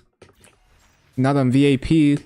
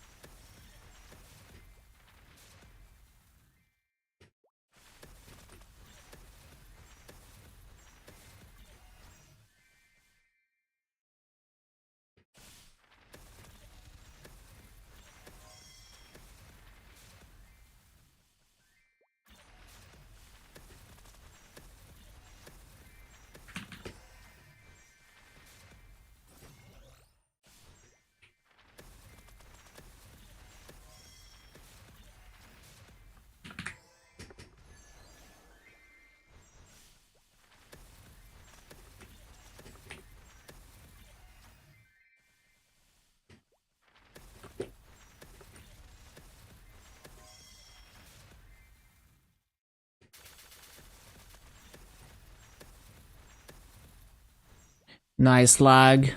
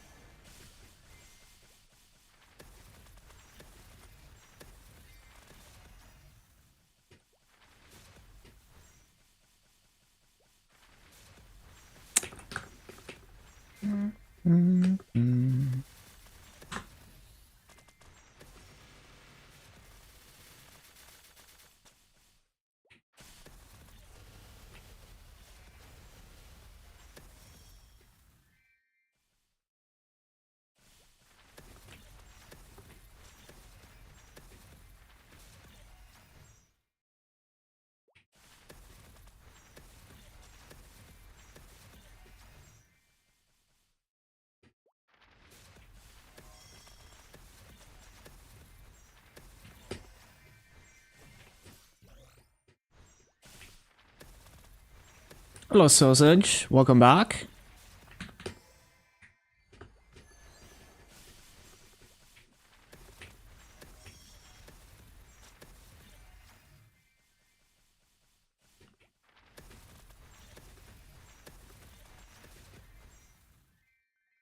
Doing great.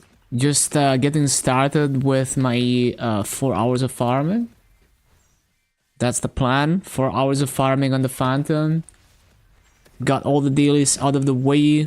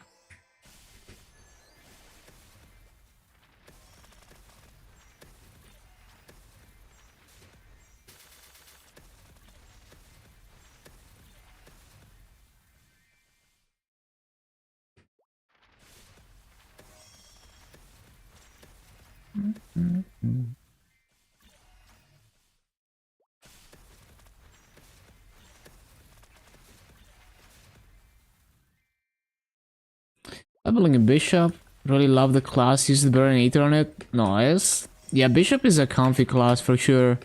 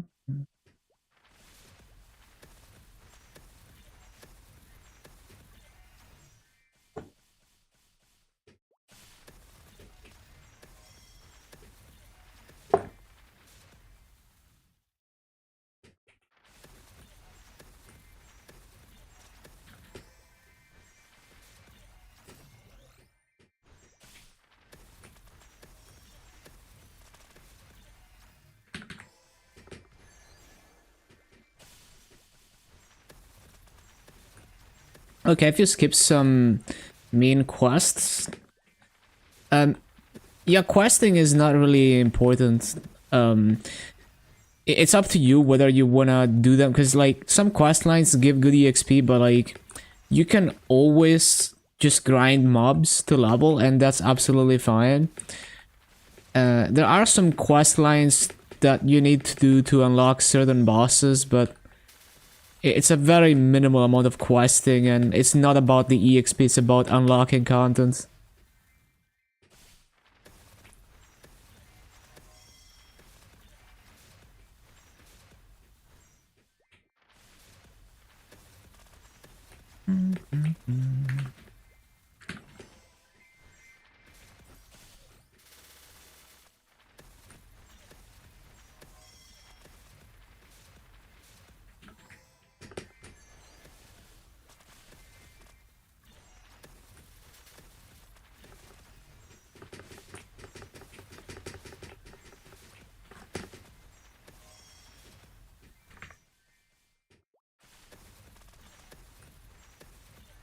Felt like you were getting no EXP from mobs.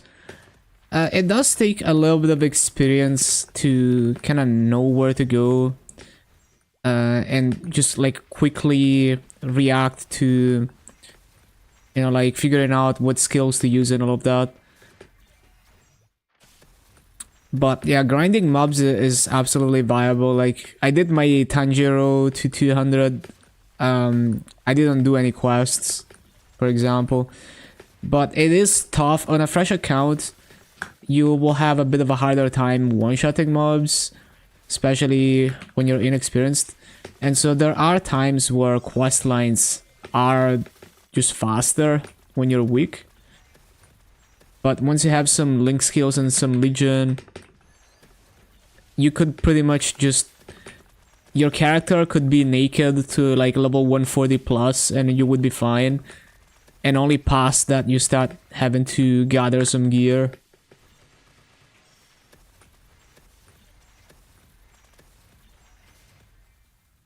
Like on Heroic with the final damage passive, it's very possible that once you have Legion and Link skills, you could be naked to level 200 even. Hello, Go Kiz.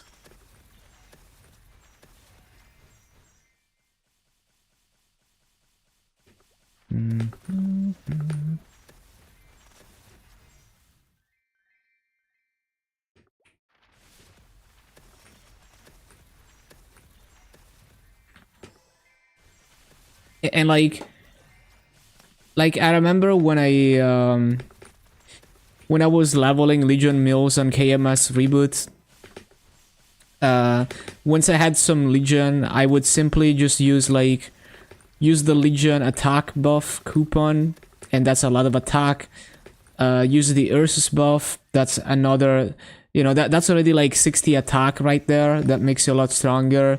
And then I would use the Monster Park potion for another 20 attack, and then the green potion to make the attack speed a bit smoother. And I would do that grinding like a fresh Link Legion Mill to 200. And, I'd be like, I wouldn't even have to try to gear it up properly until 200, because all those buffs would give me so much attack. Yeah, it's like 100 attack or something if you use everything.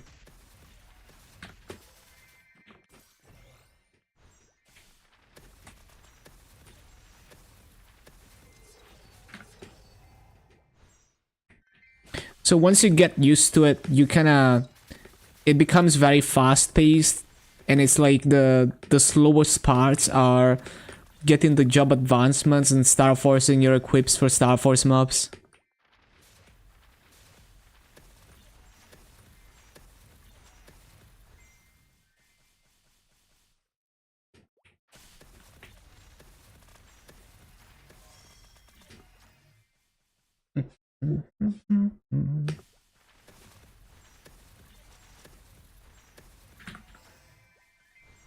Yeah, pretty much.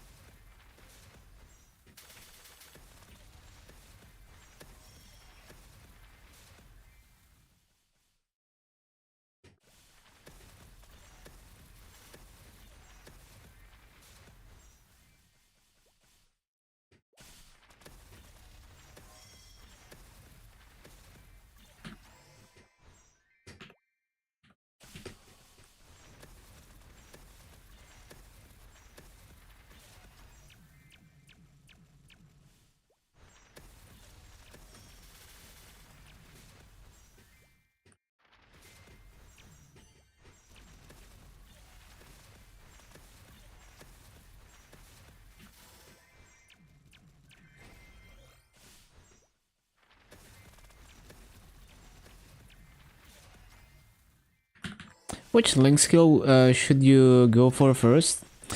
Yeah, it's kind of preference. Like, some people prefer the mobbing damage, some people prefer the EXP first. Like, if you're gonna go for EXP, then I would do Evan. That's like really good value, because you get longer runes. Otherwise, just run through the list of Link skills that help you with mobbing damage.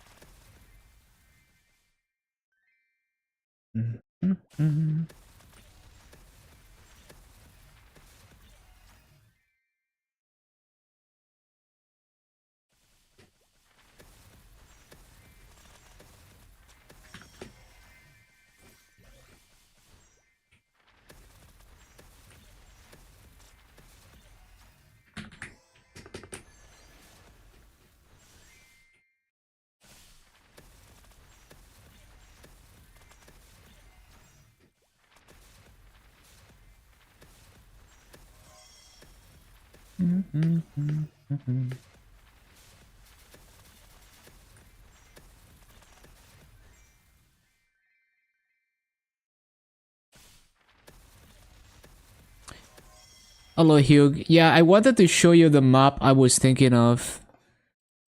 This map right here, if you stand on the top platform as Tanjiro, you should be able to hit both platforms. Like, literally try any other map in Arcana, because CLP is a 22 mobs map. So, like, literally any other map, test it.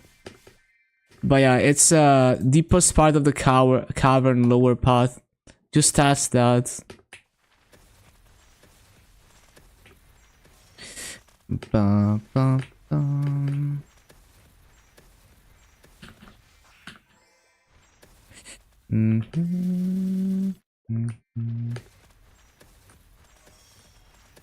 That's where you were training? Oh yeah, that's a really good map.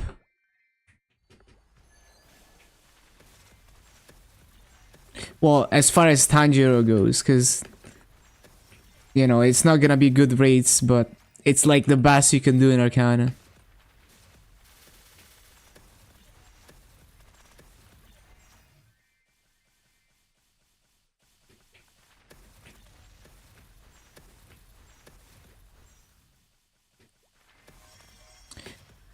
But yeah, that map is not CLP. That's also why I was confused. That's why I was confused, because you said like over 200 mobs per minute. Yeah, so like I was confused because you said over 200 mobs per minute, and that's impossible in CLP. So I was like, how is it doing that in CLP? So it wasn't CLP. That explains it.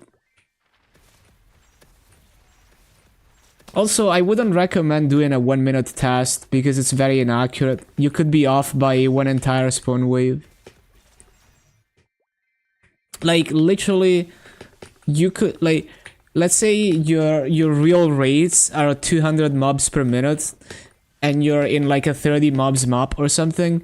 You could easily sneak in an extra spawn cycle in your 1 minute BA just by the BA starting at the perfect time.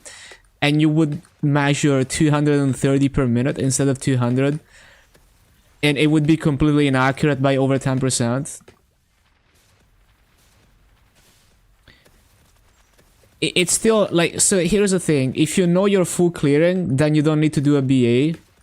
If you don't know how well you're full clearing, then you need to do a longer BA to average out the mobs that you miss.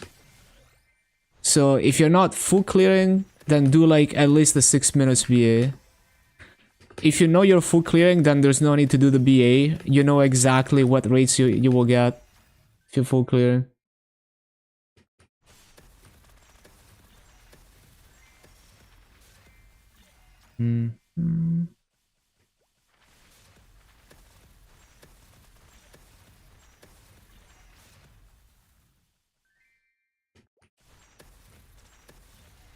But yeah, this map is good. Like, it's hard to beat. Like, you're not gonna beat this on Tanjiro. That's like the only map. And I'd probably stay there even like the 240 plus. Because the layout works perfectly. Everyone goes there. Yeah, makes sense.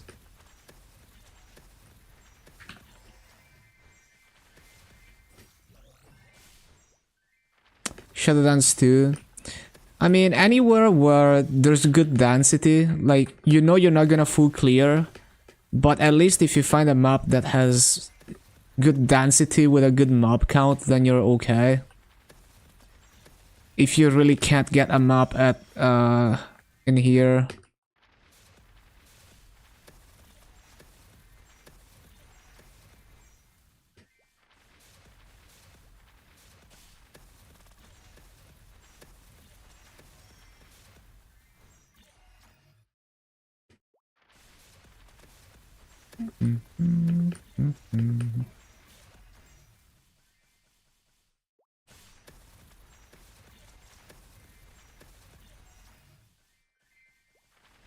Abandoned area, Shadowlands 2.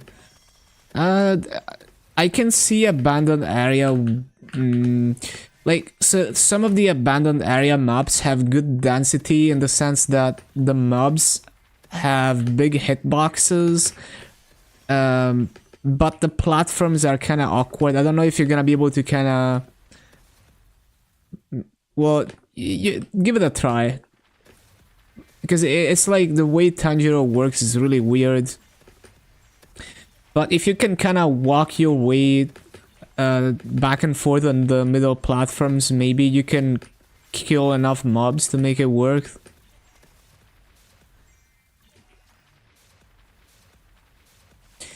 Like, literally just look at, like, go to the map and test it.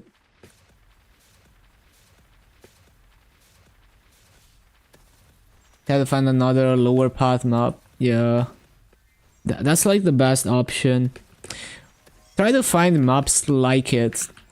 Because especially when you're not one-shotting, that's basically what you have to look for as Tanjiro.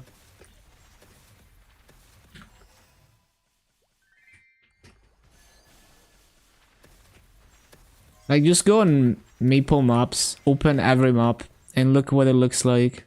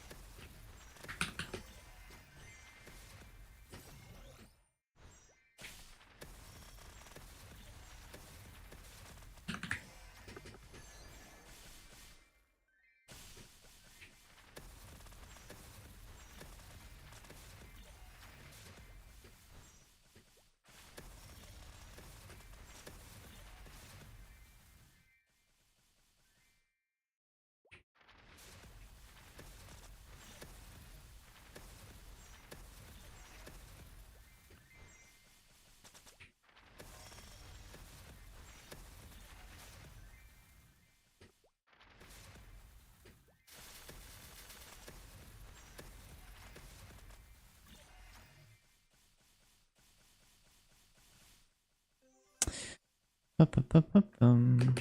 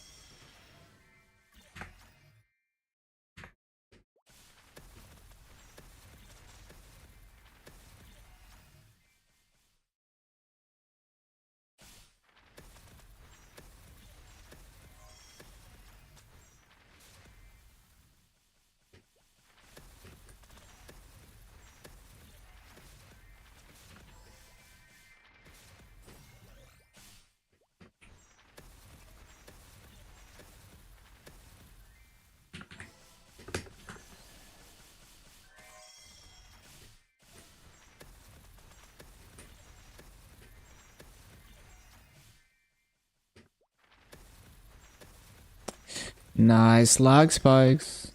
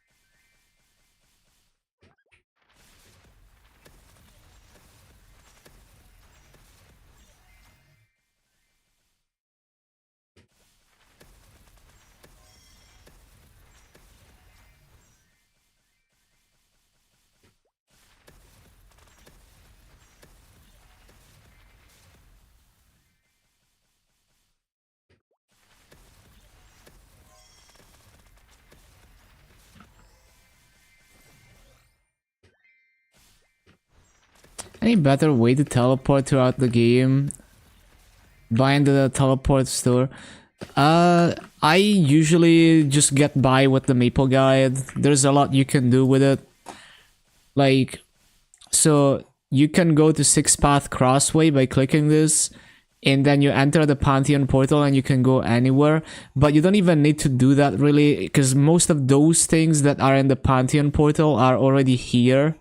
So you could go to any major town from here, and then you can open this, go to fields, and there's all the mobs, that you have access to, and you can teleport to the maps where those mobs are, and you could even add them to your favorites. Since you cannot go into portals, the EXP is just average. That's true. That's true. You could take portals if you went to another map, even if you get less kills per hour. And you get higher burning, although that's kind of whatever. Yeah, the Maple guide is great. It doesn't send you to every map, but once you get to know which maps you can teleport to, you can teleport close enough to where you want to be. In Chronos, you don't get more burning, I guess.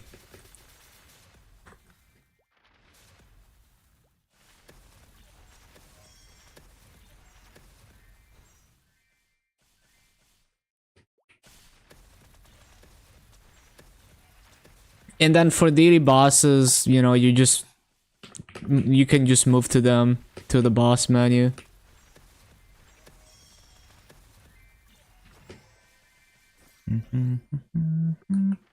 Once you start doing some daily quests and stuff and daily bosses, you can organize your daily tasks using the planner that's in the top left. It's pretty nice.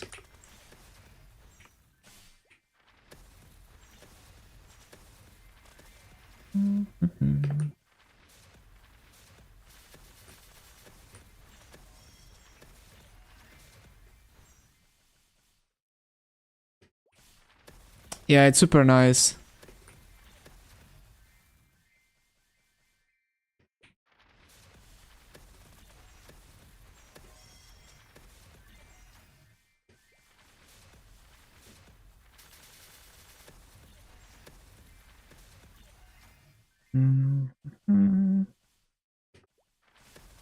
Couldn't do hard healer.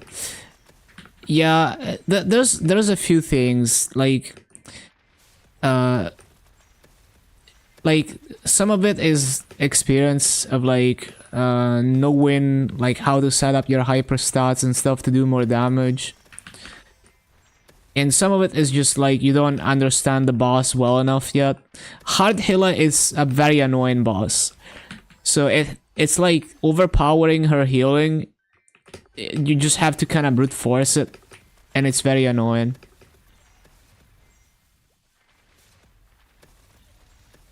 So doing Hard Hilla with low damage is just a pain. Like, it's not even like challenging, it's just annoying. It's possible, just very annoying. Your Kishin mill that you used to have can hold your mob. That's funny.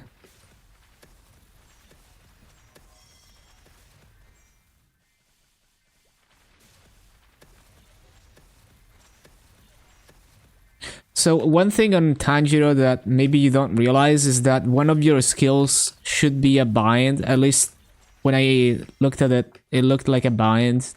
It's like a 3 minutes cooldown. When you use it, it stuns the boss for a few seconds. So it could give you a few more seconds to do damage before she starts healing. And I have no idea what the optimal like burst damage skills would be on Tanjiro because I haven't really bossed on it. But I'm sure there's some kind of ideal sequence of skills that you're supposed to use to maximize the burst damage when you're trying to kill Hard Hilla.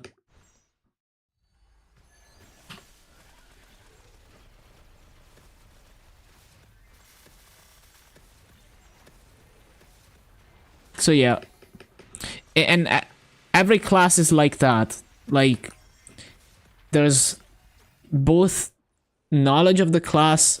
Like, if you have no idea what you're doing with the class, you're probably doing a fraction of your damage. And then there's knowledge of how to set up your gear and all of that, and hyper stats. Like, ignore the fans and not that important on Hard Hilla, but you're still gonna do more damage if you kind of balance out your hyper stats, have like boss damage, ignore the fans. crit damage, attack.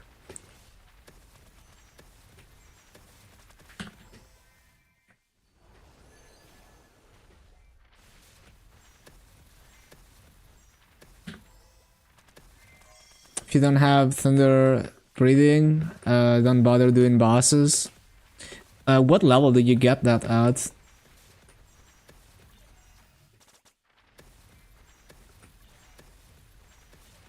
Is it like the thing that looks like an origin?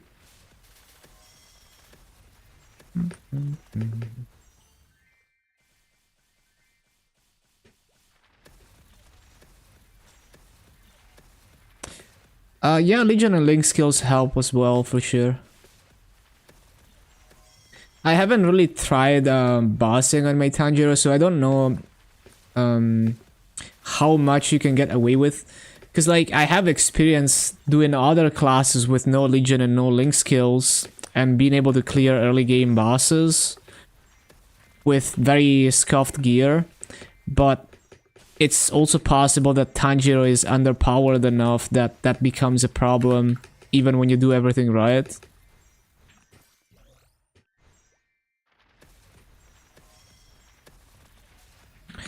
Yeah, I think I know what skill you're talking about.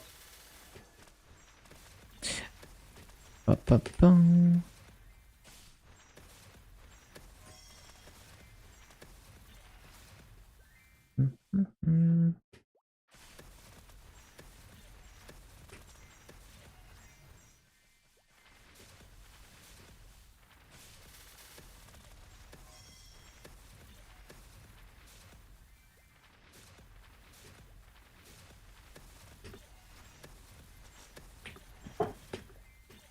Mm-hmm.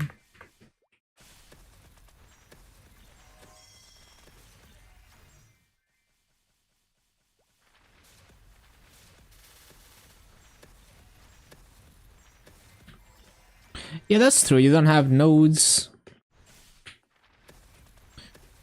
But the thing is, they could compensate for that by making the skills do way more damage. So I don't know if that's the case. I would have to test it out in bosses and see for myself. But I don't want to fund my Tanjiro.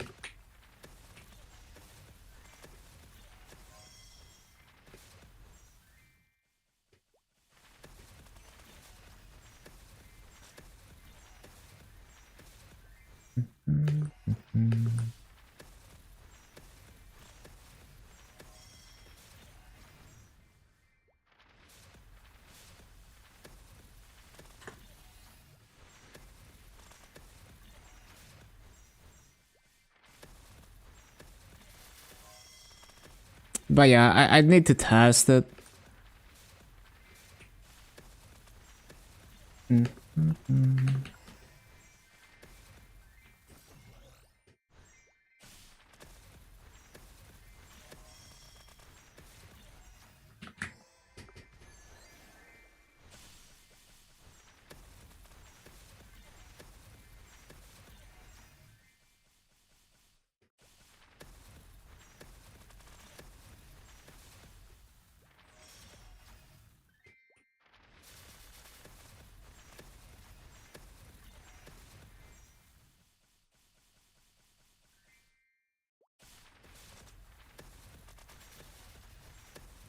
What up, nice guy?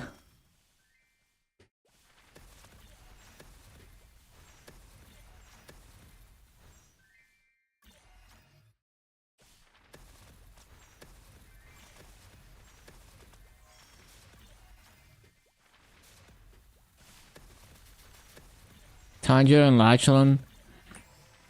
I mean, the problem with Tanjiro is that the mobbing is always gonna be scuffed. Like, you're not gonna get good rates. Generally, you just wanna find like very horizontal maps, I guess. You know, like this one, but in Lachlan.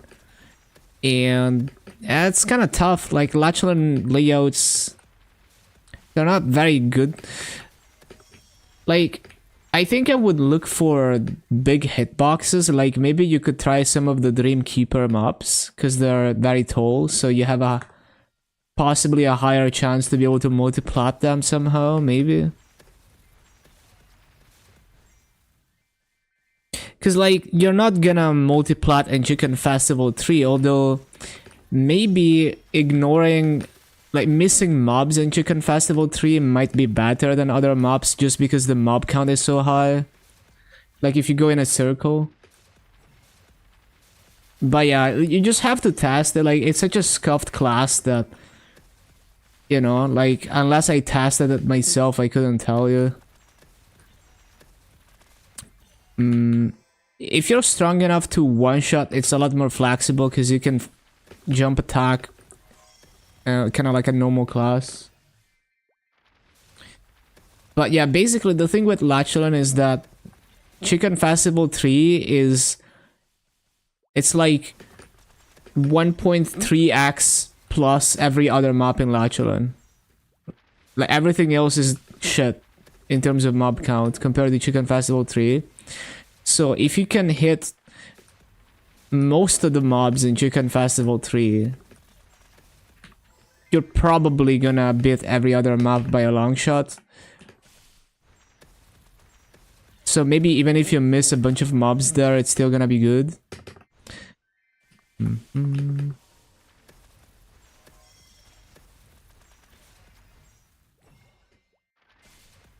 But yeah, you just have to test it.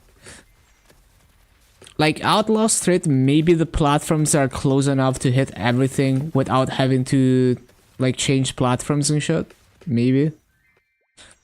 It's just very weird when you're not able to full clear. You just have to, like, try random shit, see what works.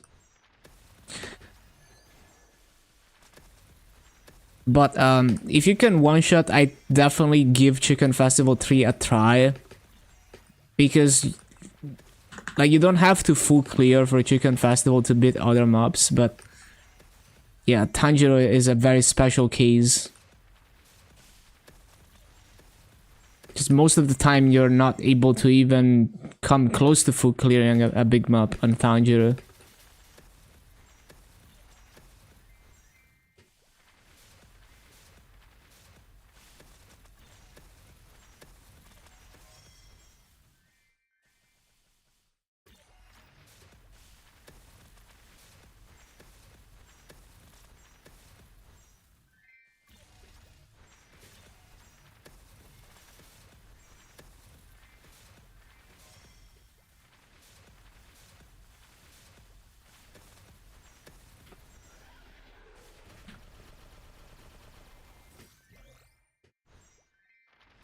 Attack speed inability makes sense.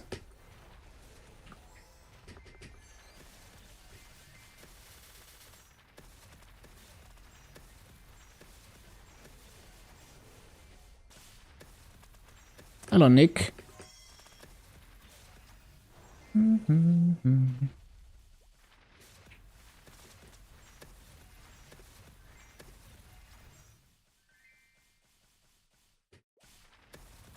Cooldown skip. Makes sense. I'm not a fan though. Because I don't want to have to pay attention to my cooldown. Like whether it's skipped or not.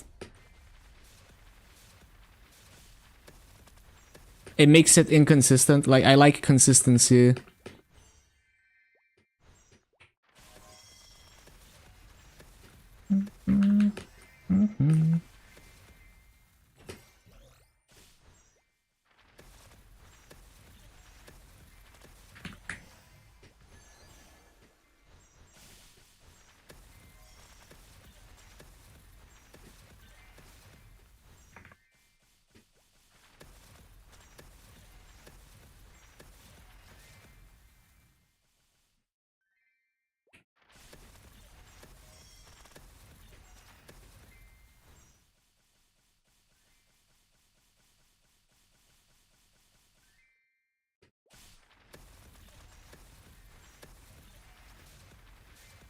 Hate how it's not hyperburn.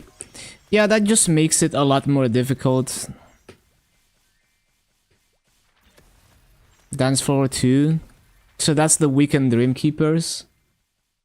Yeah, that's what I was thinking, and the reason for that is they have big hitboxes, so you're more likely to be able to multiplot them somehow. even though the mob count is kind of shit there, if you can clear, if you can come close to full clearing, then it should be decent.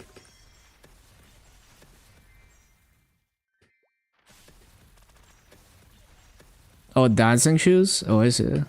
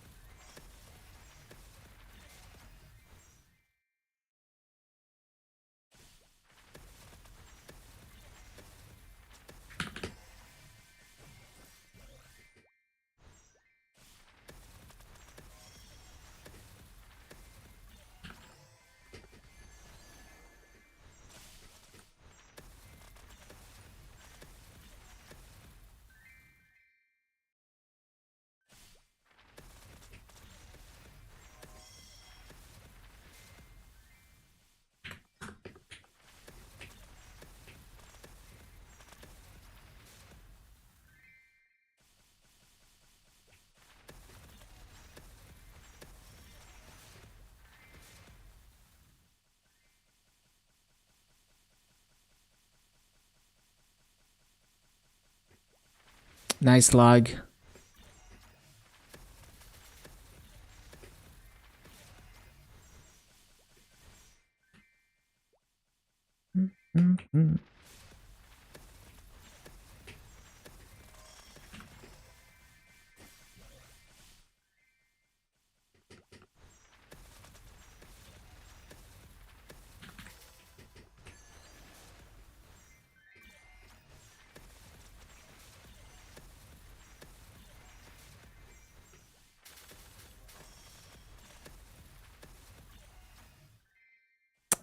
Need to see.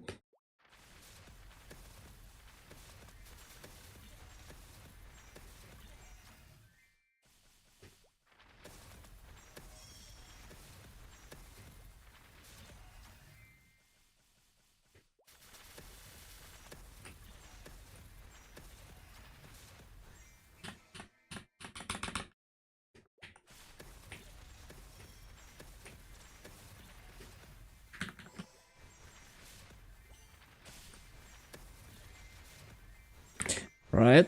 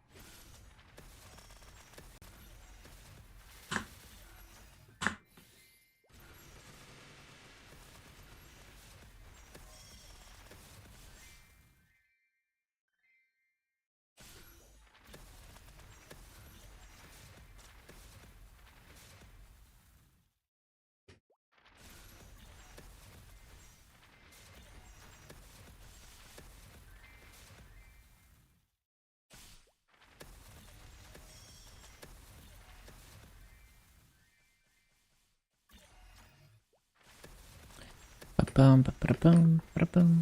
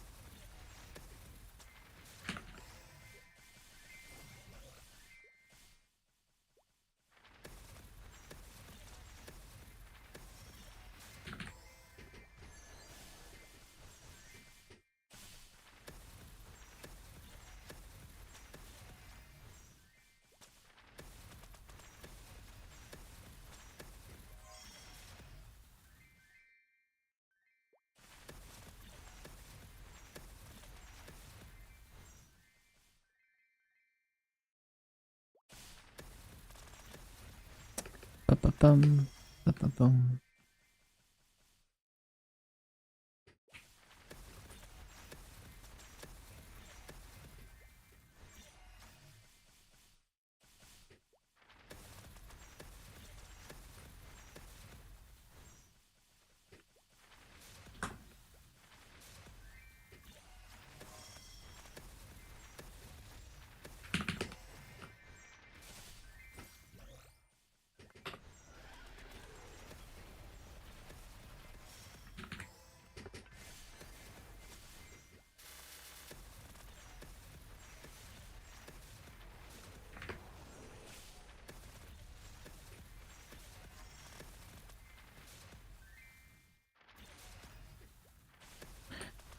$90 an hour to 33 Tanjiro. Sounds about right.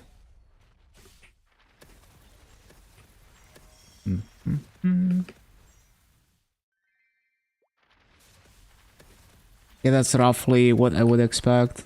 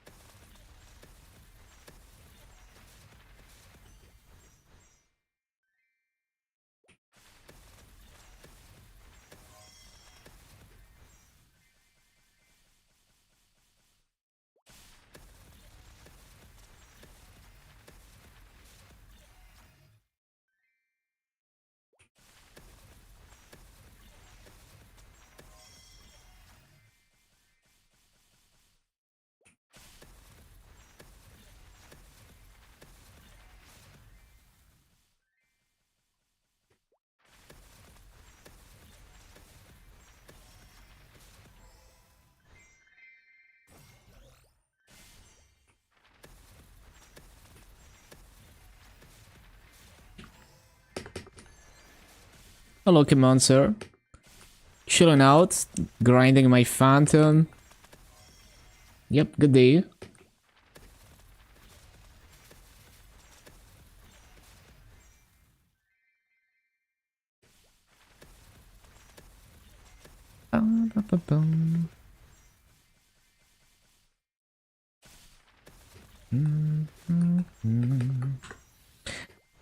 Thought he's a Night Lord. Yeah, if you squint, if you ignore the flash jump.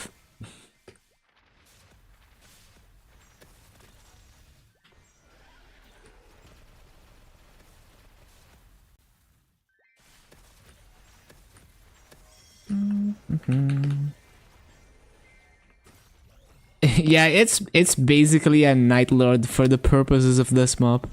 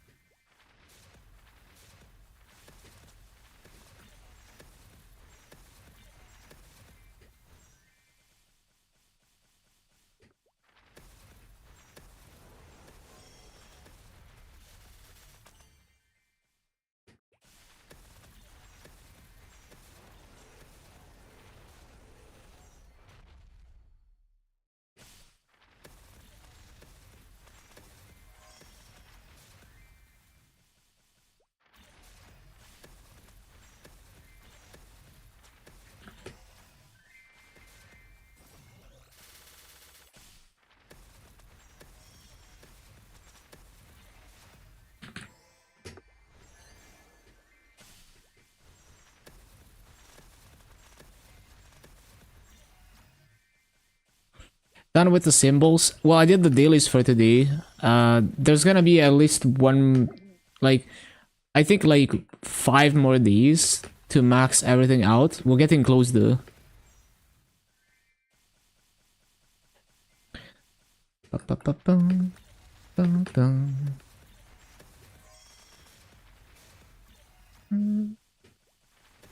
I'll just continue grinding levels and investing Maso into gearing up all the characters.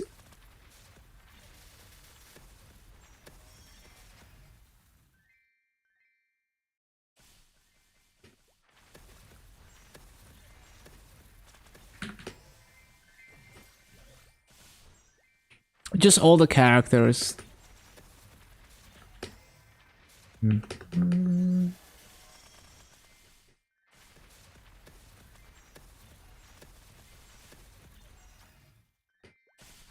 Yeah, like I farm on all of them.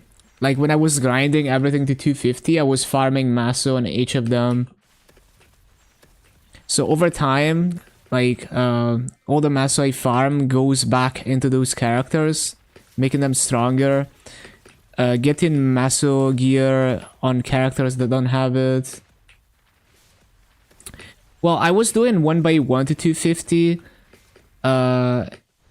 But now it's like, because a lot of my characters already have enough Maso rings on them that I don't have to like scissor over rings. I could switch character every day. Like I have like 7 characters at least, probably more, that have 2 Maso lines on them, and then the rest of the Maso gear is transferable. So every day I could switch characters purely for the purposes of I can buy more Legion EXP coupons. Like I'm not limited to 20 hours per week. And I don't have to go into the 20-minute coupons, so I only use half an hour coupons. It's more convenient. So I could be like, you know, like I have this list of characters. Like I could be like Monday Mechanic, Tuesday Hero, Wednesday Courser, you know, just 6. Like, I'm planning to grind 6 days a week and have 1 day a week where I work on videos. And it would take every 6 characters, it would take like 2 months of grinding on all of them to get all of them to 260. You thank you for the follow, command, sir. And yeah, like I could do that, and I level slightly faster. Although it's gonna get more difficult once I get into the characters that don't have master rings, and then I need to start buying master rings, but then maybe there's not enough on the auction house, so it's gonna get more tricky then. So I need to keep an eye out for event rings in upcoming events. Yeah, I play regular servers.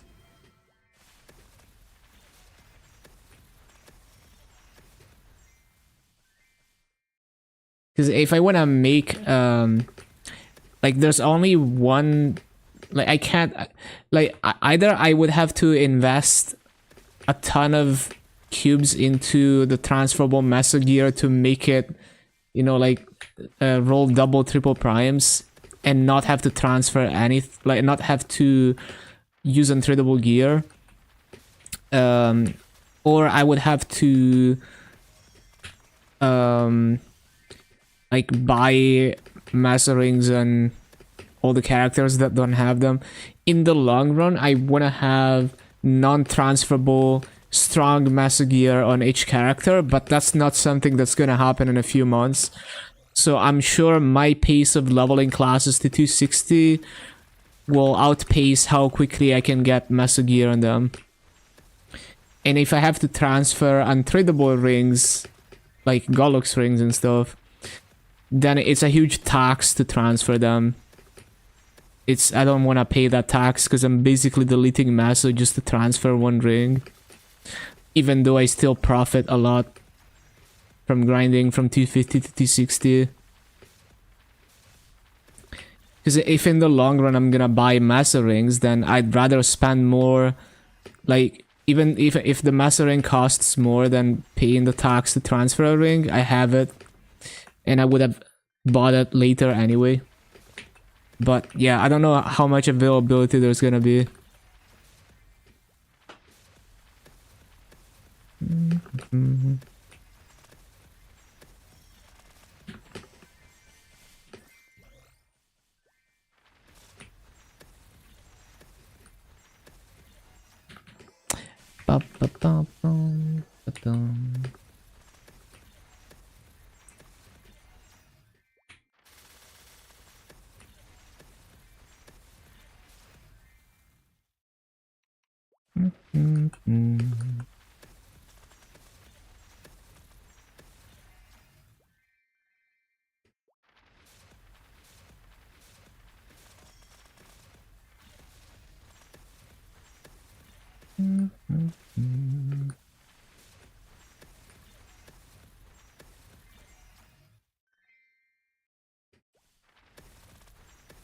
Respect for hardcore mode. Thank you, thank you. Yeah, I just think it's really cool to just have every single character funded and high level and all of that, and just keep progressing all of them.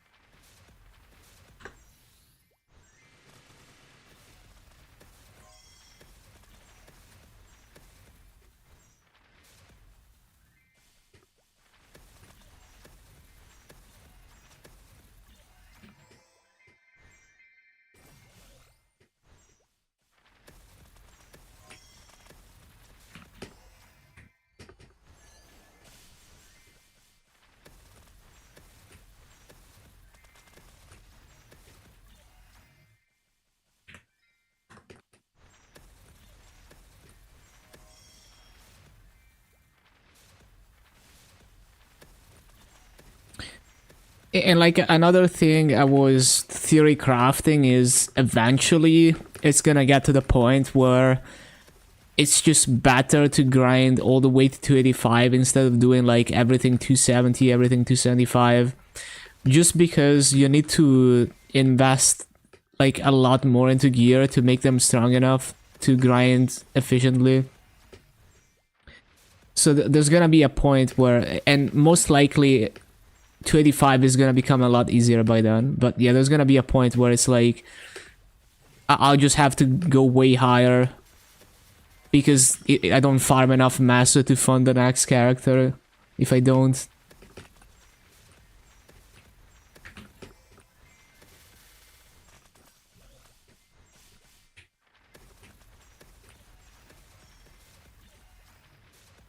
So the vision is like 6 characters farming in the higher level areas at like peak master rates all the time.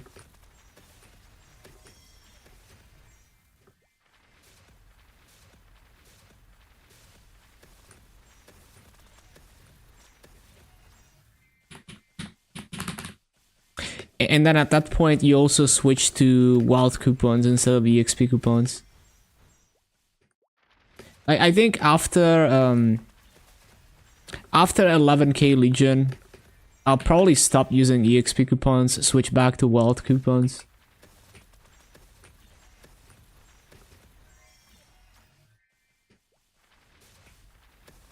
At least from like Legion coins.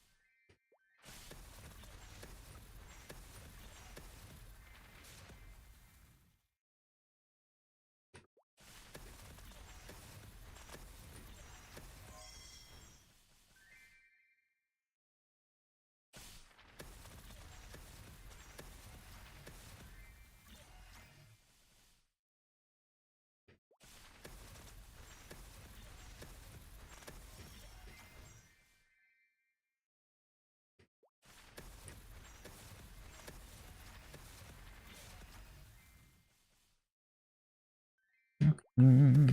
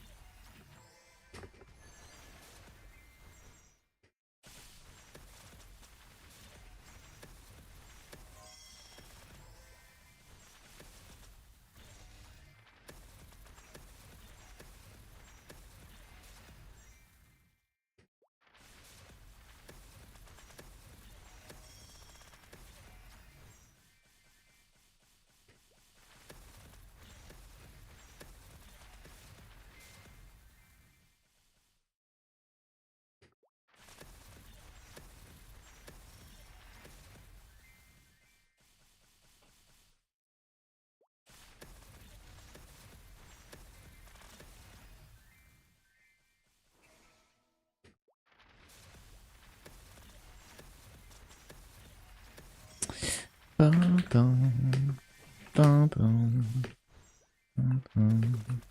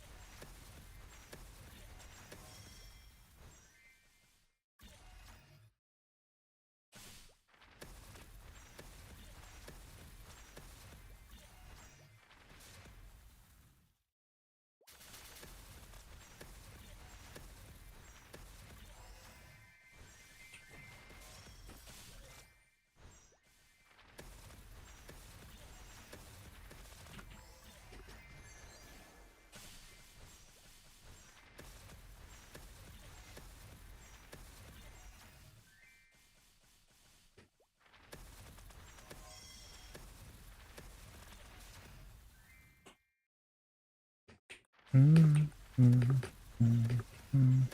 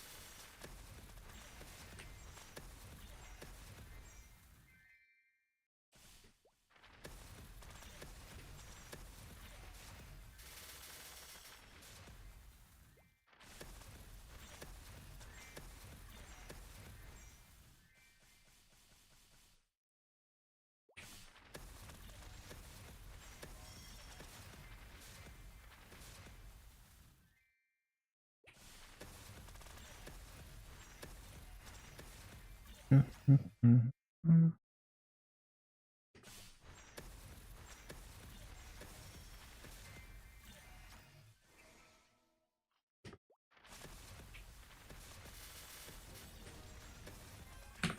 258.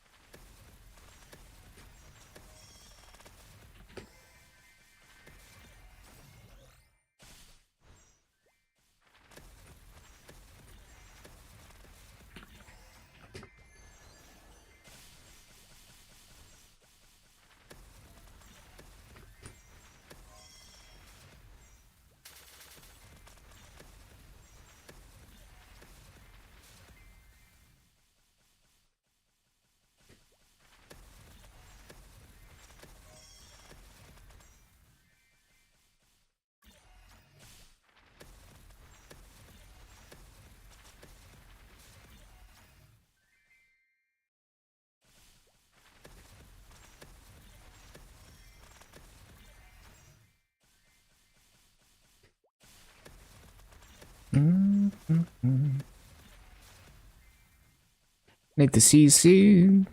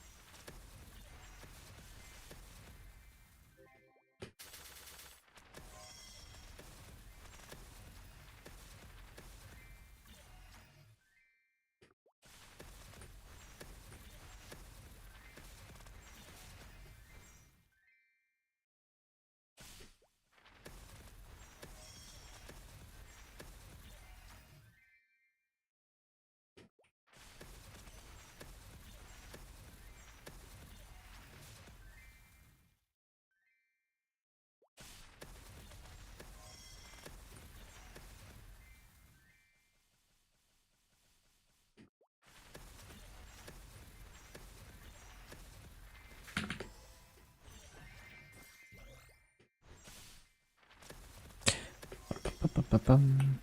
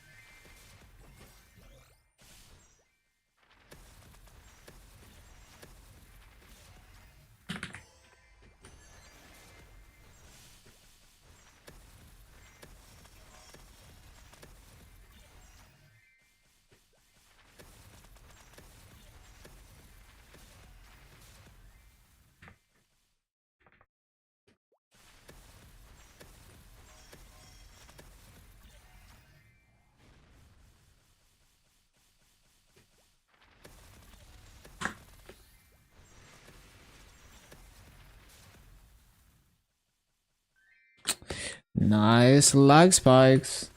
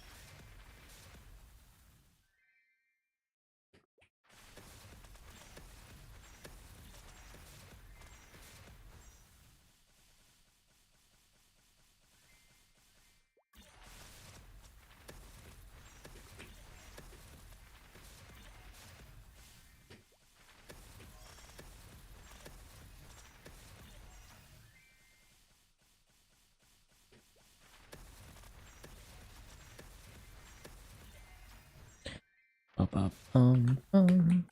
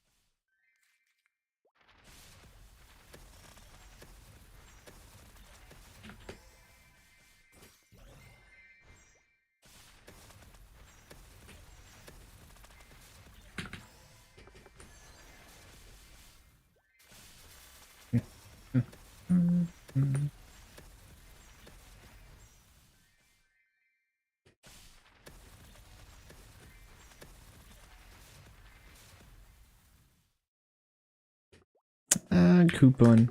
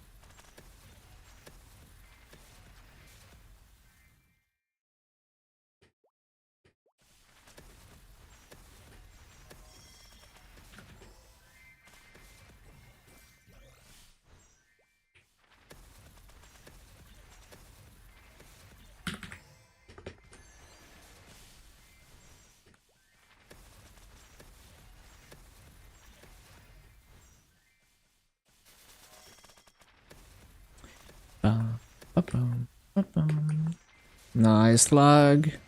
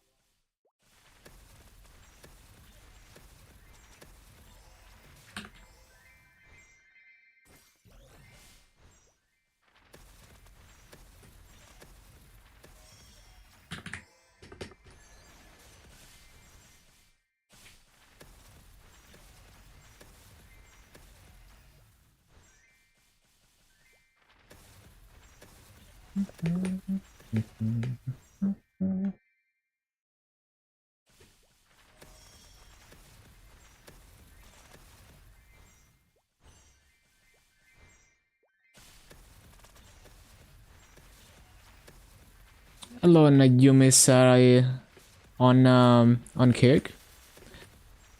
I don't speak Spanish. I can kind of guess what's being said, but yeah, I don't know Spanish.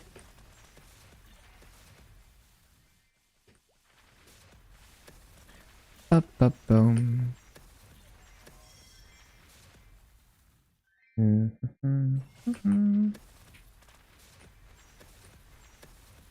I play on Luna.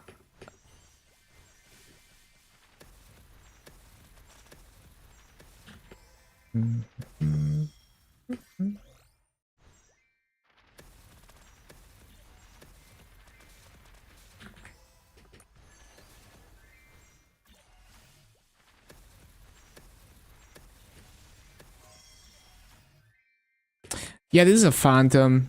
I'm leveling every class, so I have every class 250.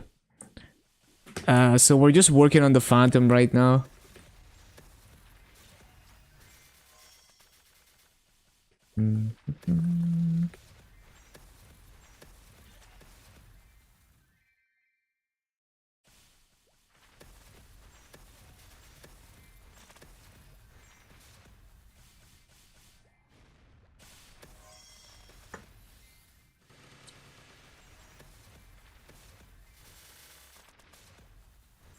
Playing Bara, Lumi. Oh, I see. That's cool.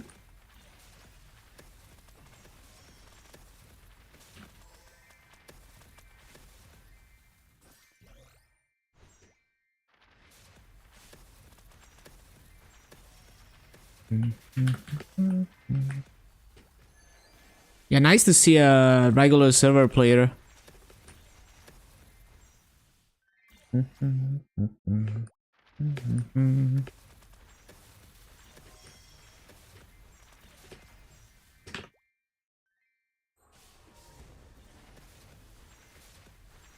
Oh yeah, it's reset.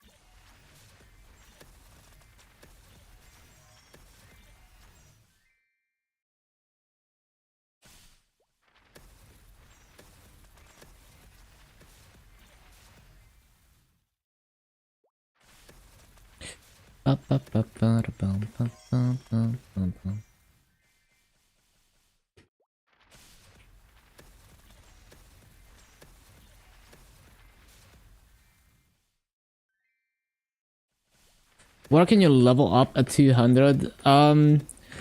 Just find a map in Vanishing Journey. Like for Luminous, I'd probably if you're like if you can pump up your Arcane Force to like 120, you can try this map, Hidden Lakeshore, in Vanishing Journey, but you might not be strong enough. But if you're strong enough, this one is really good. But if you're too weak, then just go to like below the cave or something. You know, that map is fine.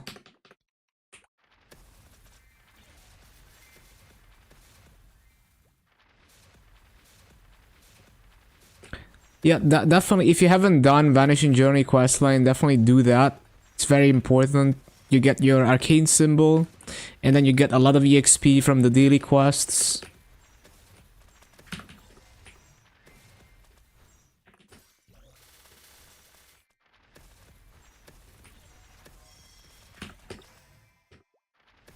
Yeah, and remember you can, if you don't have enough arcane force, you can add it in the hyper stats. You can add arcane power here. So if you're below the arcane power requirement, then you do less damage. So you want to be above, even better if it's like 150% maximum damage.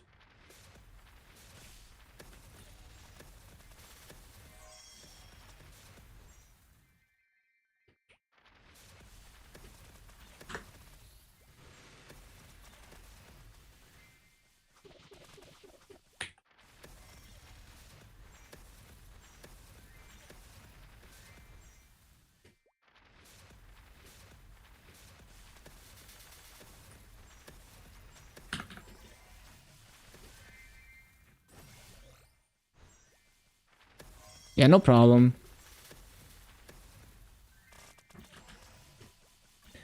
Also, stay in light mode when you're farming on Lumi. If you're not in light mode, use equilibrium so you go into light mode. You do more damage with reflection in light mode.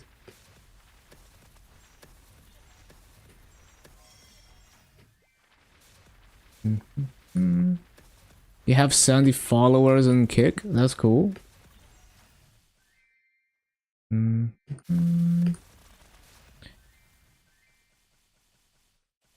Let me follow you then. Hold on.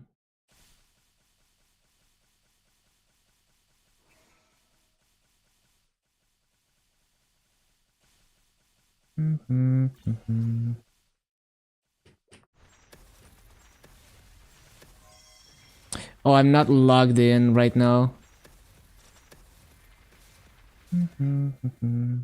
For some reason, how can I read my... Well, I guess it makes sense that I can read my Kick chat without being logged in. I guess that's not that strange.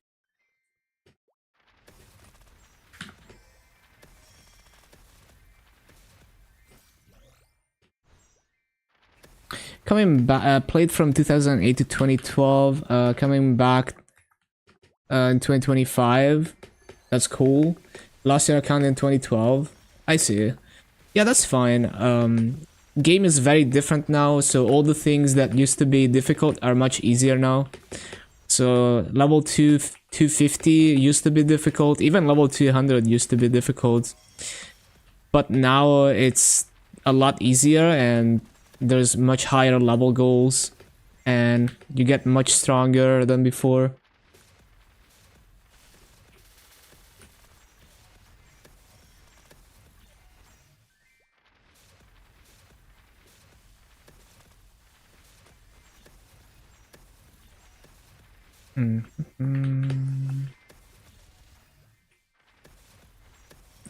What do you mean by that? You mean like if you stream 1 hour? Well, I mean the revenue from streaming, it just depends on how many people watch and how many people subscribe.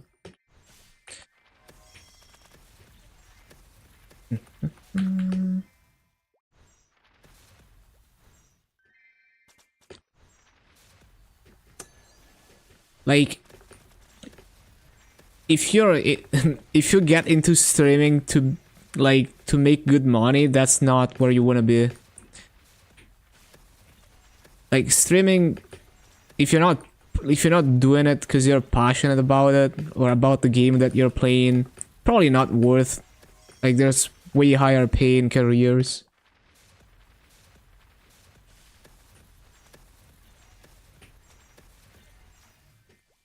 Like, it's not just that you have to it's not just streaming a lot. Like, it's not just being good at the game. It's like, if you want to try to actually grow your stream, then you have to like be active on like the things that you do off stream are also very important. Like, maybe you're making like good YouTube videos to get people to watch your streams, to advertise your stream, or maybe you're like active on other social media like TikTok or something. Like, you're basically always trying to chase people's attention so that they remember you. Like, especially if you're trying to be like actually a big creator, it takes a lot. Like, on the from the outside, it might seem that all you do is play video games and stream it, but what you do off stream is what makes the channel grow.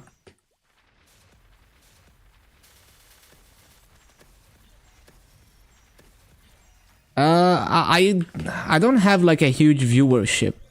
Most of my viewers are on Twitch, and like basically most days are roughly the same viewership.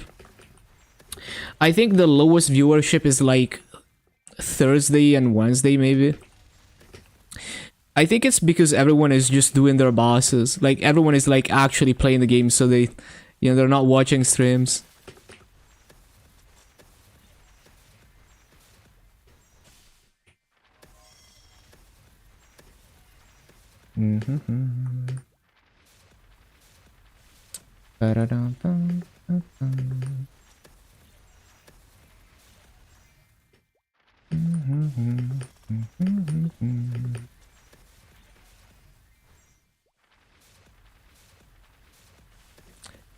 Oh yeah, I multi-stream to like Twitch and Kick and YouTube, but my main channel would be Twitch.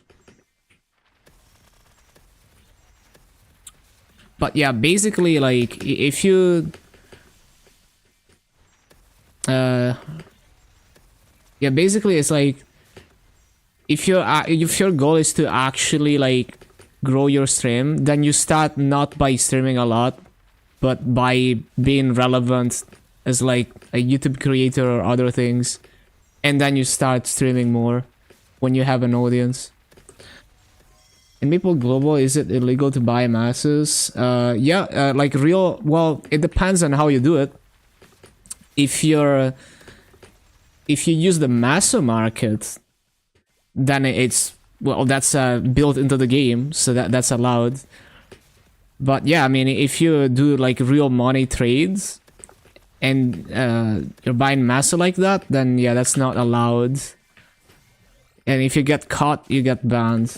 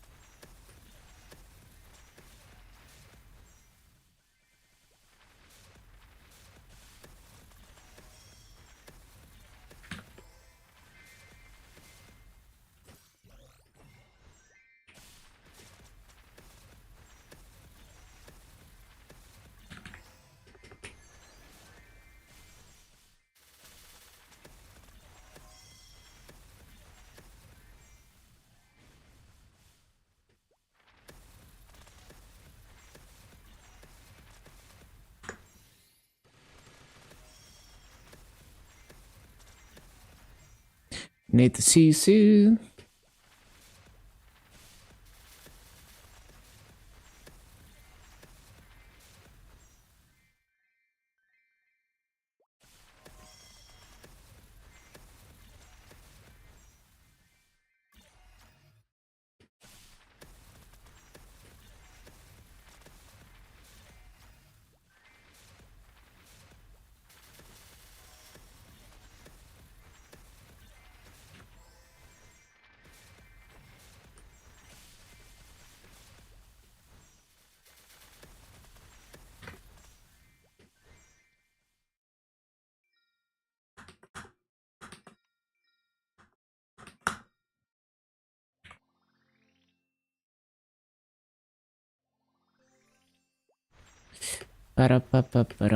How long does it take to get to level 300? Thousands of hours. Even if you if you use Frenzy, it's still gonna take you like 6,000 hours to get to 300. Happy reset? Yup. Happy reset.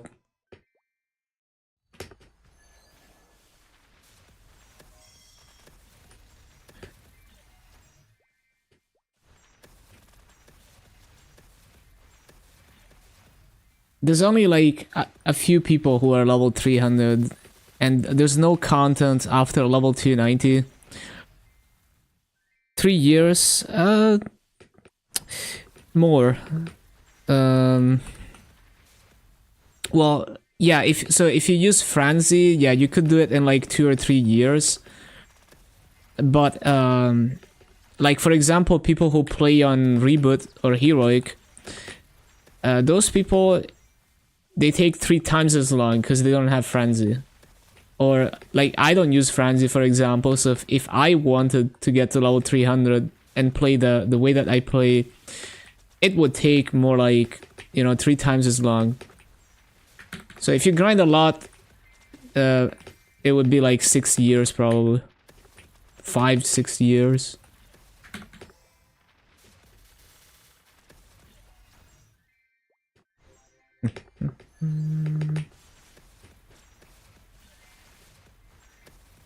There's no reason to get to level 300 as of now, other than because you think it's cool. You don't get anything. Like, you get a chair, but, you know, like, you don't unlock anything. The highest level area is 290.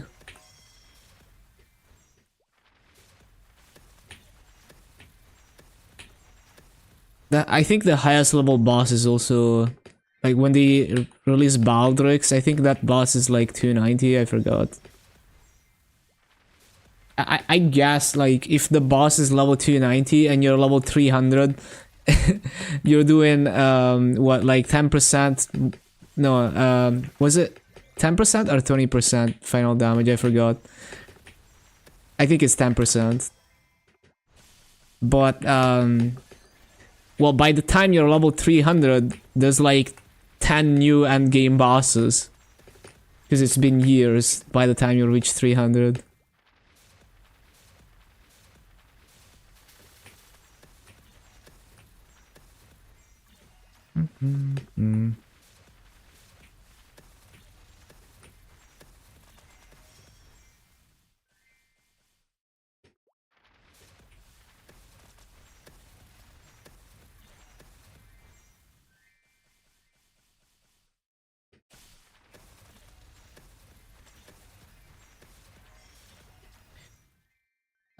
I wouldn't worry about which class to use for farming. Like, you don't have to have a dedicated class for massive farming. Just play your main and massive farm on your main. Also because you need to work on your 6th job to get strong, and the only way to work on your 6th job is to grind on your main. And the 6th job upgrades are gonna be as big as upgrading your gear with Masu. And sometimes bigger.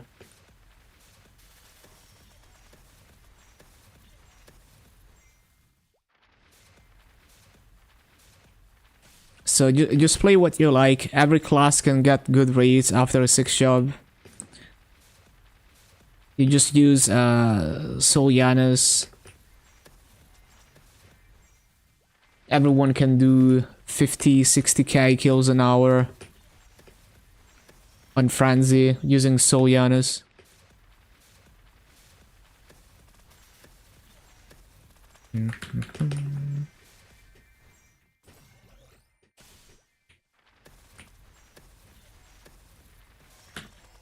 And once you reach really high level areas, do you think level cap will increase eventually? I think it will increase because it always does.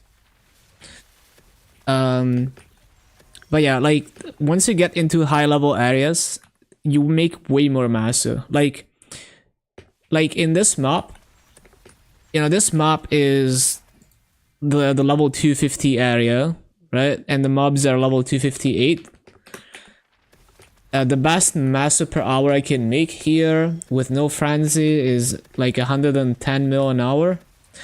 With frenzy, it would be 3 times that, right? If I was in the level 285 area, I could make like 150 instead of 110 because the mobs are like close to level 290 there. And on top of that, you're farming fragments for 6 job that are worth a ton of massa. So you really want to focus on your main, get it to a high level, get it strong. You don't want to have a separate character for massa farming.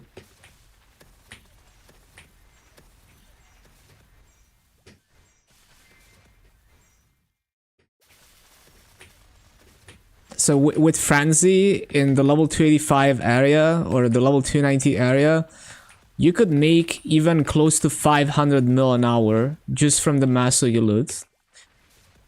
And then if you also sell the fragments after you max your 6 job, then you make even more. Where am I from? I'm in Italy. Peruvian, that's cool. Yeah, it's interesting. There, I think MapleStory was very popular in Peru, because yeah, I've seen quite a few Peruvian players.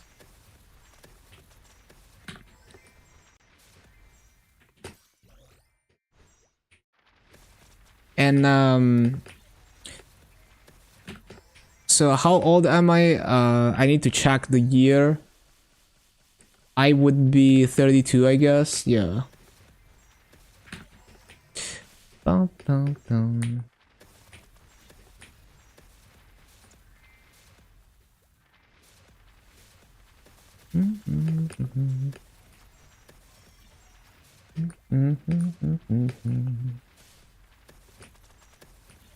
Grinding the Pathfinder, good stuff.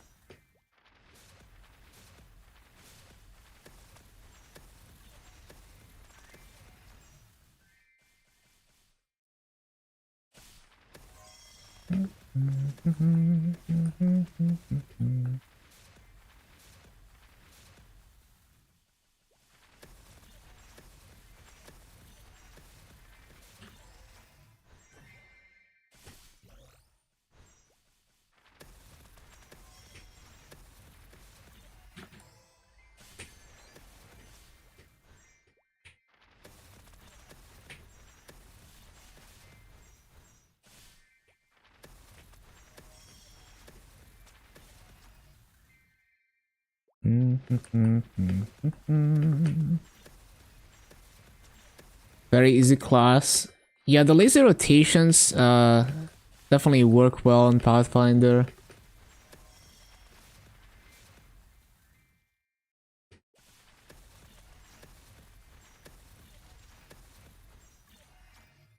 I was doing good rates the whole way to 250, but it took some practice. I didn't get used to it until 245, and back then it took like 200 hours before New Age to get to 250. So 245 was probably well over 100 hours of practice. But yeah, I was doing perfect rates almost in Last Horizon 6. It was nice. Twitch and Kick. Yeah, also YouTube as well. I use the OBS multi RTMP plugin to multi-stream.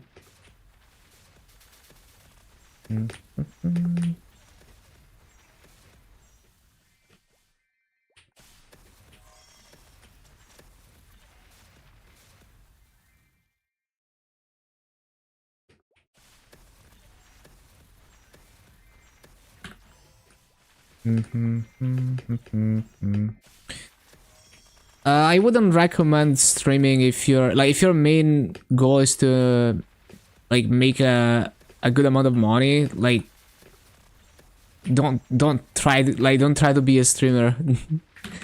Because unless you get lucky, it's gonna take you forever to it's gonna take way more effort than other career paths to make money. So you just do something else where you can make more money for less effort. Like I just stream because I'm passionate about this game.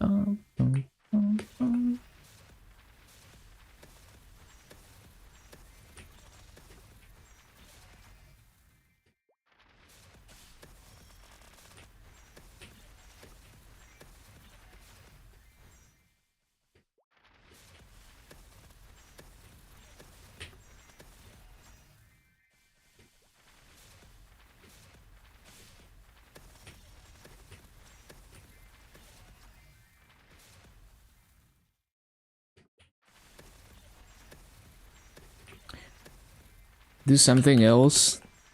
I just kill mobs in Maple. I keep Maple ward safe. Bum,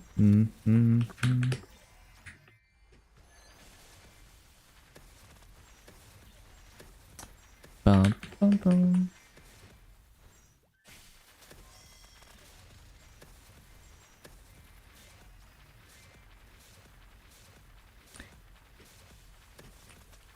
Yeah, I just get to live rent-free in Hannes's as a member of, as a protector of Maplewood.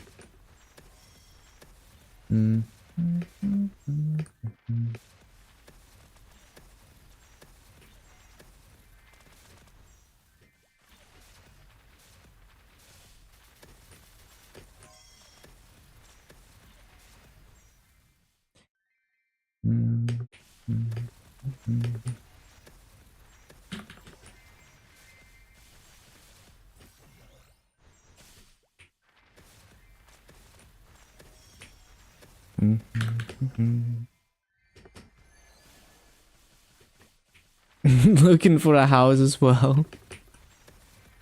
Yeah, it's a great place.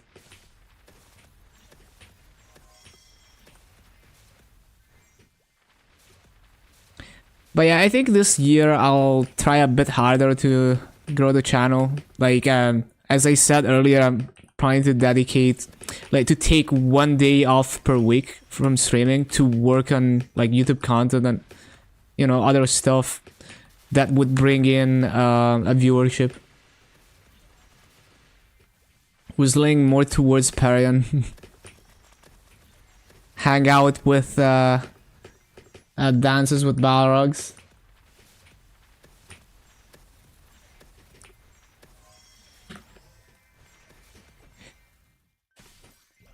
I'm so pumped to work on this huge video. I wanna work on it more, but it's I also wanna stream. So yeah, I want the video to be done and premiering already, but it takes there's a lot to do. I've recorded 1/3 of the voiceover and stuff. I've edited like 1/4 of it. It's gonna be some time.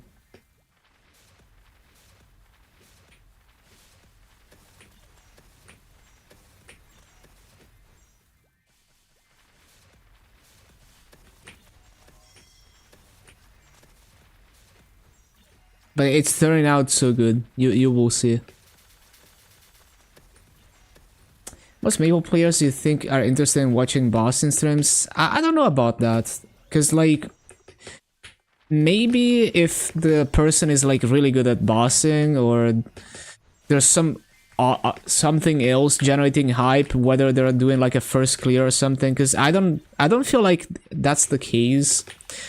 If I started doing actually, here's the thing. I used to do, well, it's not the bossing that you're thinking of, but like in the very early days of this account, when I first started streaming, there was a point in time, the first year, where I was bossing, like I was clearing CRE on like 20 characters every week. And also, and that, you know, like that, I didn't have more viewers, like didn't bring in attention, but obviously that's like a special case where it's not really endgame bosses. But yeah, like basically, every time I've practiced bosses or tried hard bosses or anything like that, I didn't find that to be bringing in more attention or anything. Like when I was try-harding Hard Lotus solo with minimum damage, before the Explorer remaster, when it was like a lot more difficult, and I finally cleared it, I didn't notice like me doing that attracting more viewers. I don't think that's the case. I think it's like everything else. So for example, a lot of people are interested in watching Kobe, you know, Ice Guns. Not necessarily, like, it's not necessarily about what he's doing. It's more like everyone knows him. He makes YouTube content. Everyone likes the YouTube content, and so everyone wants to hang out with him. And like he's really good at bossing, and you know, like the content that he streams is actually interesting, and you know, he does hype stuff with like KMS updates and all of that. But yeah, it's like you might think like the reason you see most of the bigger streamers do bosses is because that's what endgame players do. Like anyone who is focused on reaching endgame and invested into the game, what's the main thing that they want to do is endgame bosses. So of course most of the streamers who are invested into the game are doing endgame bosses. I don't think a regular game are focused on bossing content. They're focusing on generating hype constantly. So they're having viewers come onto the stream and screen share their Star Forcing. They're showcasing accounts of people who are like really strong, so they get like strongest person of this class, show off their account, show off their gear, and also they're entertaining. So it's not even about how, like, if you're good at the game, that's one thing that can help you, but like really it's like, can you entertain your audience? So it's like think, let's make an example with like YouTube videos, which is a bit different, but like it's a similar idea. You can be like the best MapleStory player ever and do like a progression series of you like doing really difficult things and progressing and getting to endgame and being like the first person to clear a boss or something. But if you make it boring and you don't give the episodes like interesting pacing, you're not entertaining, you're not gonna get nearly as big of a viewership as if you actually focus on it being entertaining. Because like the average viewer doesn't even understand how good you are at what you're doing.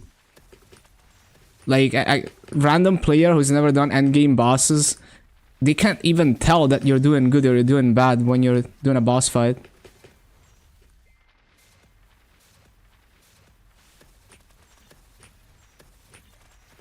Like there are cases where like you're the best player in the world and people want to watch you because of that, but that is exceedingly rare, where like you're carried by your skill.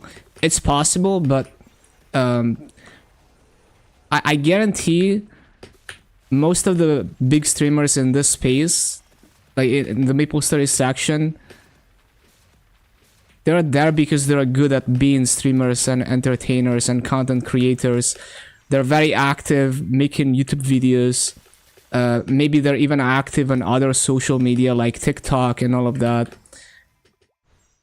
And that's really what's carrying their viewership. It's not necessarily that they're god gamers or that the bossing content is what's doing it for them. But yeah, there are, if you know you're like, if you're, you know you're like actually the best and you're not like delusional about it, then it's possible for you to get carried by your skill. But even then it depends. Like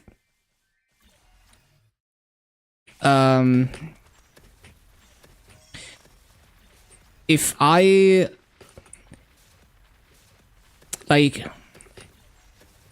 I bet if I reached 11k Legion before anyone else, I wouldn't get a lot of viewers from doing that, even though even if I was the first one to reach that. Like if I played with Frenzy or something and I was already 11k Legion and I was the first one, I don't think that would carry my viewership. Maybe once the one stream where I hit 11k Legion would get a lot of viewers and then they just go away. Like few days ago there was the second ever, well third, but like the second ever 300 got banned, so it doesn't count. Second ever 300, you know, he wasn't streaming before, so he didn't have a viewership. Like the stream got, you know, like 50 viewers or something, but you know, it's not like he insta got like 1,000 viewers for being a level 300.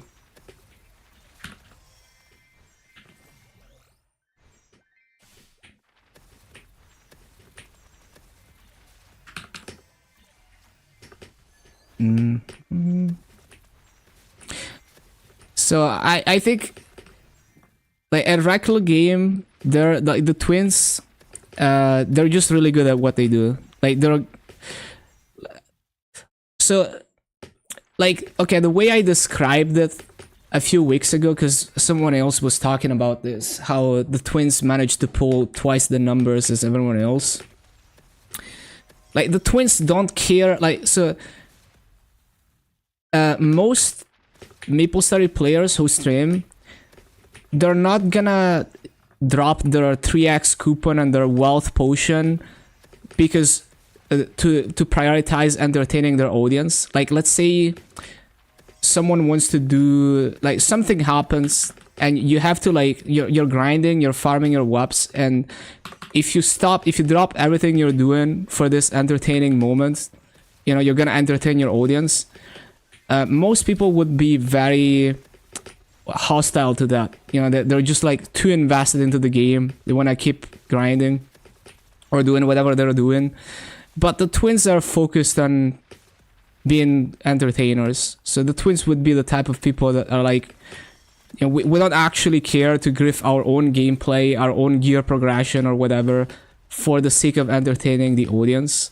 So they're completely invested and dedicated in entertaining over, you know, they're not, it's like the right balance of like, you're not too invested into the game and your main goal is to actually be the content creator and the entertainer. And I think that's really what sets the twins apart from pretty much every other Maple streamer.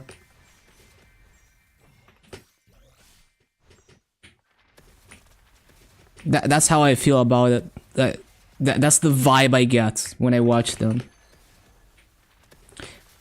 I'm pretty sure they were focused on content creation for the longest time, because I always remember seeing their YouTube videos and they play the content game very well. They always have those clickbait thumbnails and titles. They're always on top of the meta, so they're always doing like tier lists. They were one of the first. They were basically the first in the GMS community to do those account showcases that are very popular in the KMS community. So they were basically the first to catch on to that trend, at least when it comes to GMS. So yeah, they just, they're more committed to the content game than playing MapleStory. I'm too invested into actually playing the game to be like that. And so is almost everyone else.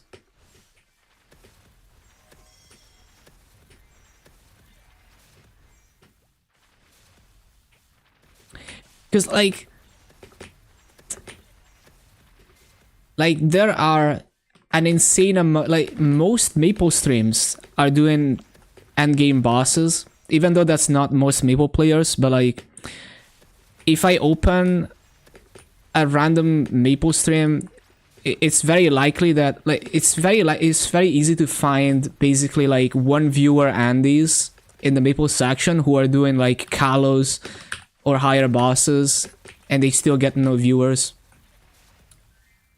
That's basically like, you don't magically get viewers because you're doing endgame bosses.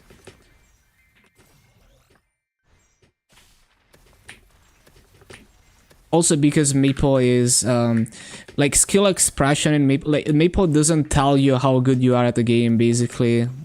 Like skill expression, you can only say it if you understand the game. So like,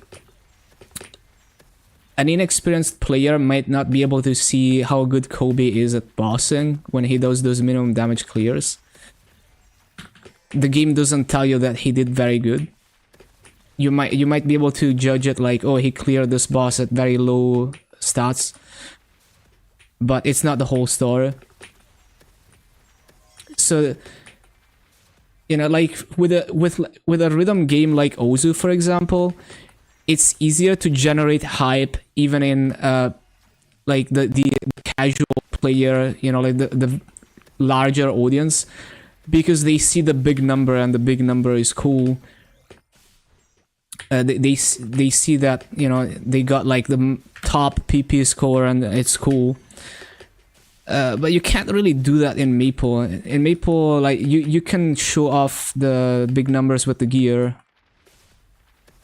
You can't, like, Maple doesn't give you a number for how skilled you are, and so it's not easy to market that as something that, like, you can, like, people who understand the game will understand it and hype it, but the average viewer will not, because the average viewer is like a very casual player who's never done that content.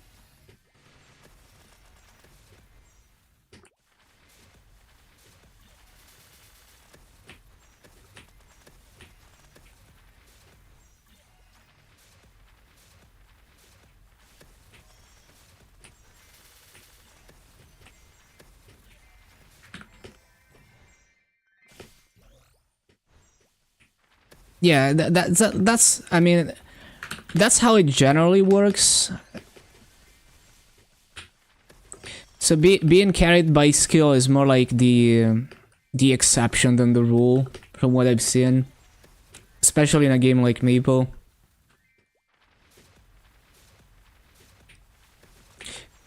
Or like skill in the game, because obviously you can. What you need is skill in content creation, and catching people's attention and maintaining it.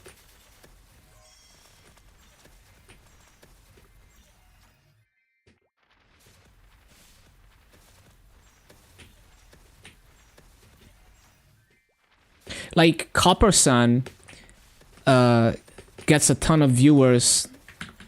He's no endgame player, right? He's like the definition of a casual player. But he's always very helpful for new players. He's entertaining. So he gets good numbers. I mean, it's nowhere near the Twins, but he gets the good numbers.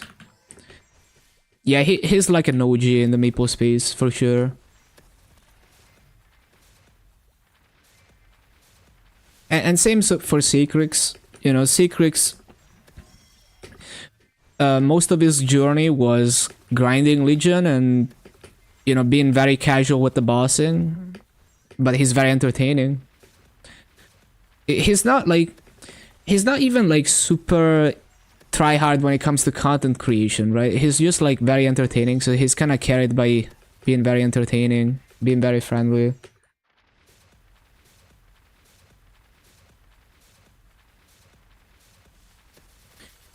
And like Skardor was pulling pretty decent numbers, because he's always, you know, trying his best to help out new players.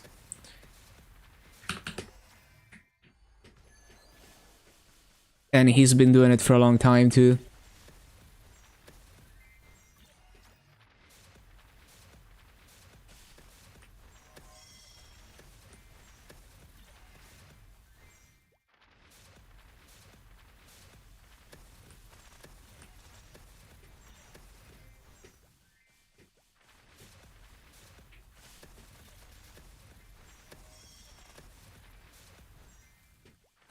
Bum, bum, bum, bum.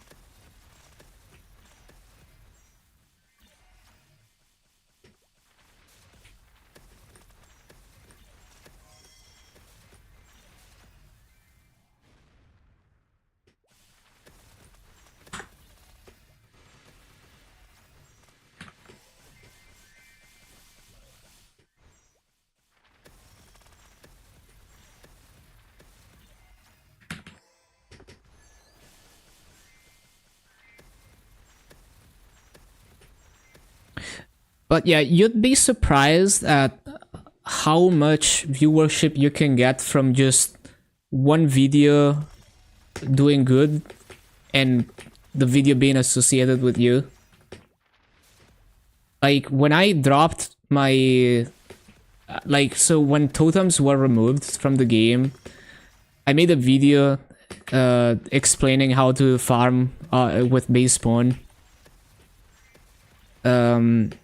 That video is now sitting at like 50k views or something, and it was also linked in the official Maple Discord.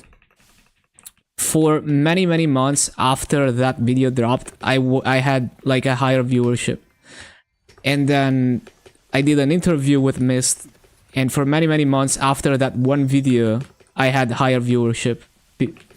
You know, directly correlated with those videos happening. So imagine if I consistently had banger videos. So it does help a lot. Some channels are entirely built on something like that. Either they're big on TikTok or they're big on YouTube, and then they already have a viewership to stream to. How rare is permanent badge of Juno? It's extremely rare. Monster Park badges are insanely rare. I couldn't tell you the probability, but it's super rare. Like, you would sell it for billions in the auction house. Well, okay, maybe not billions these days, but like, I remember it was like a sizable chunk of Maso when I got one in KMS. Just check the auction house if you're in regular servers.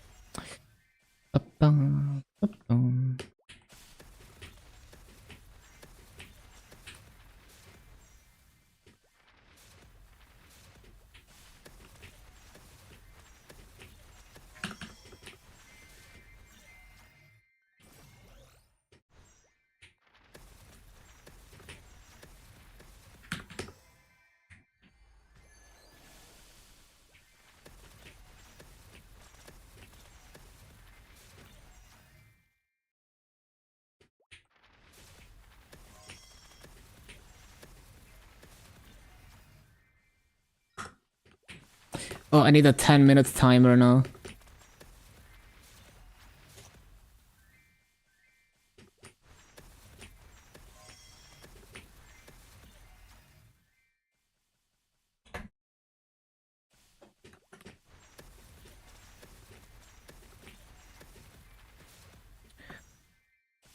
So that's what I think works best in terms of growing your channel, but I haven't actually, you know, like committed to any strategy like that because I've been too invested into playing the game.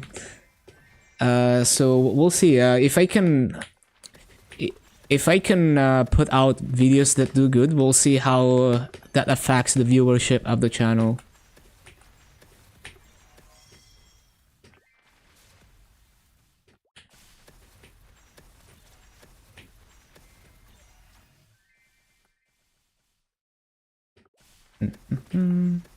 What do you say the value was? Check the auction house, see what they sold for. But they're very rare, so should be worth a lot. Like probably even over 1 bill, if I had to guess. Just check like what they sold for.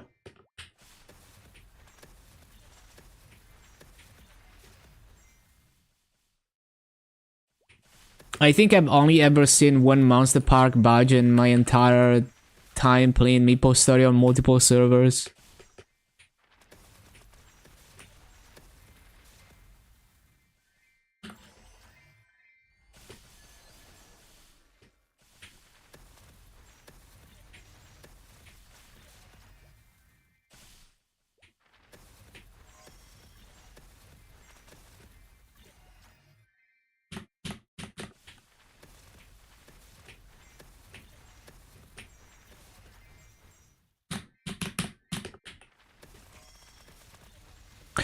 Bum, ba, bum, ba, bum.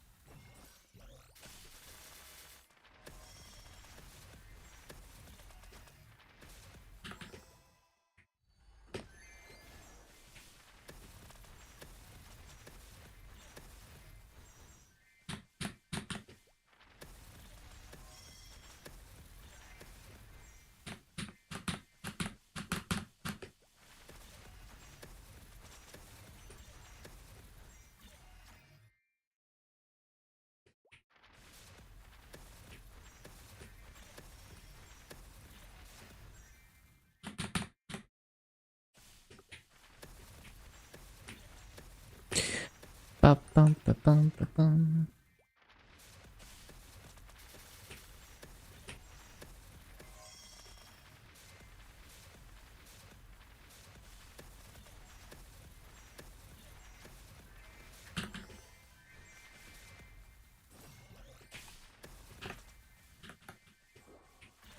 Have you made a Tanjiro? I got it to 200, got the Hyperburninator, and I'm gonna stop there.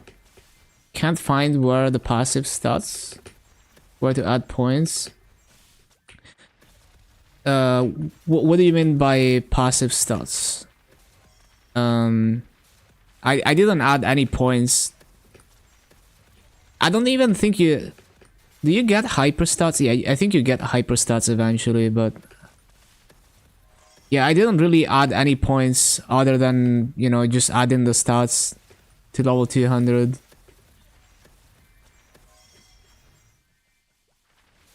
And the skills, they just unlocked, like they get unlocked as you level up.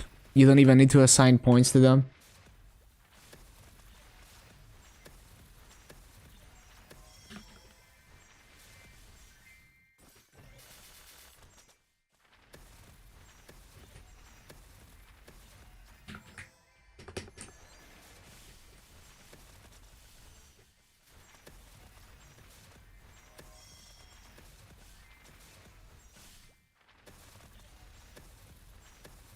Advanced stats? Oh, I didn't look into it. I don't think I have that.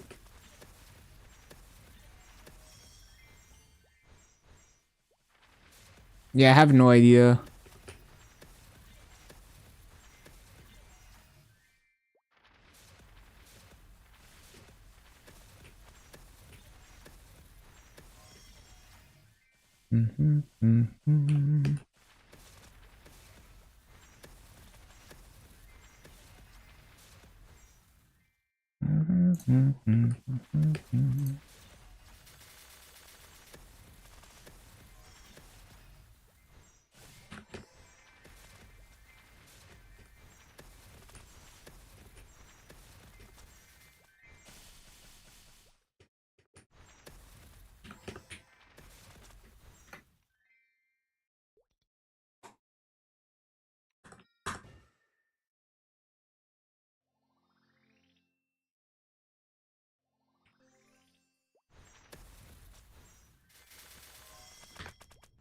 There's probably guides out there. I haven't looked into it too closely.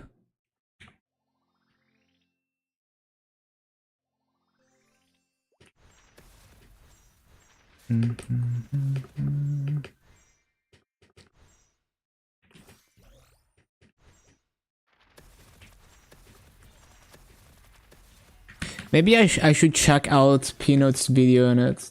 He probably explains it.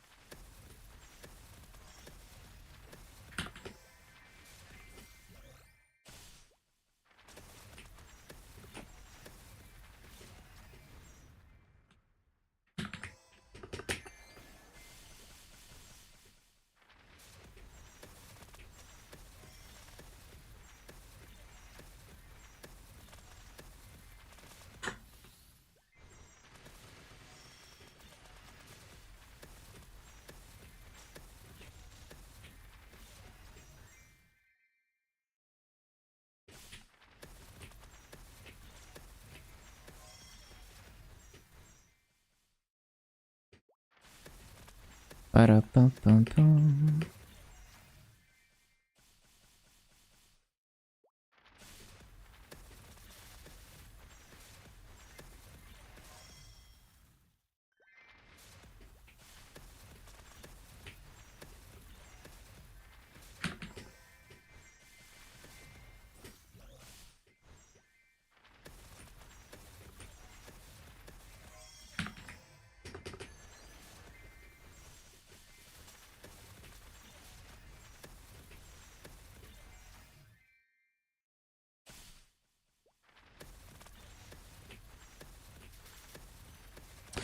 Ba-da-ba-ba-bum.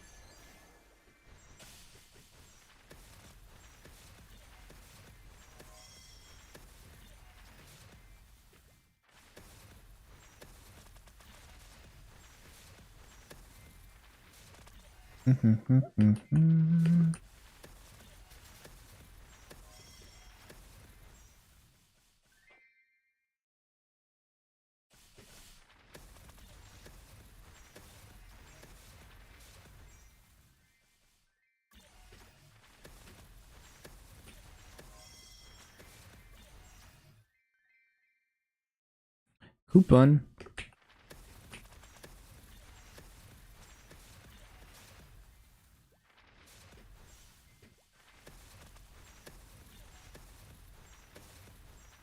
Nice log.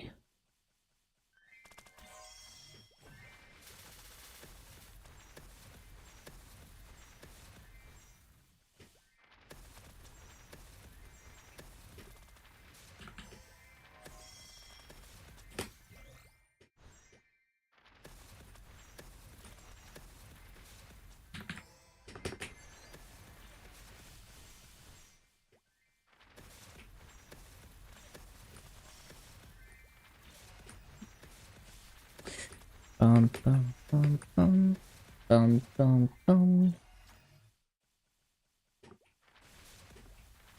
I'm looking through the patch notes trying to figure this out. So support skills. Yeah, this is the event stats. Maple Expedition. Accept the quest. Expedition. So you just accept this? But that's not expedition though.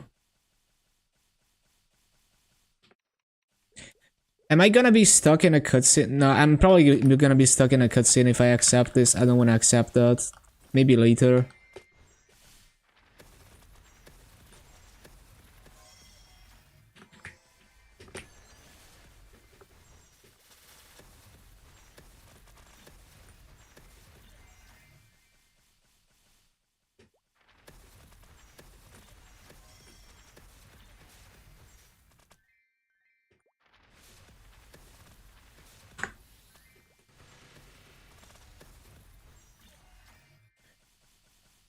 Oh, and it gets stronger the higher level your Tanjiro is. Oh, and it's like time gated too. I see. So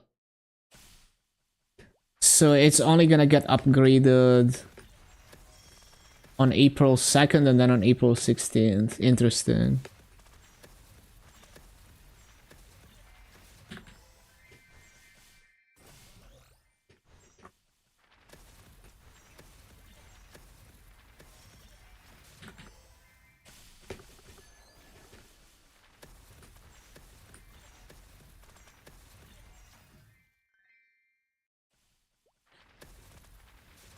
It doesn't have EXP, but Arcane Force is nice.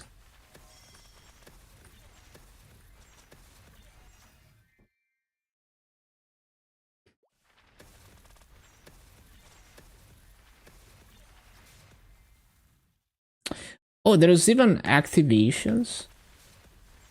Really? Well, I should probably take that. I've been doing this. I've been grinding for like 4 days without the event activations. I should probably look into it.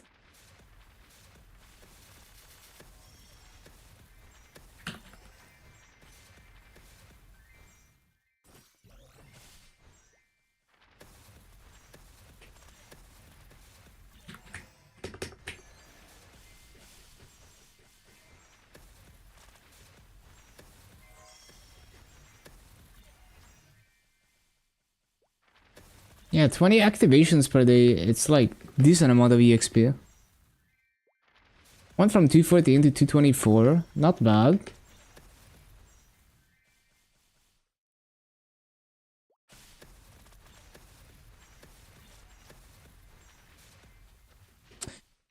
Yeah, let me take a look at this. Hopefully the cutscene is not too long.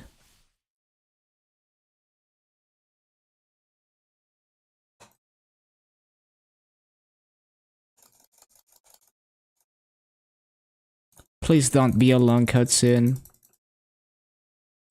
Like, I've already seen this cutscene actually, but I don't remember how long it was.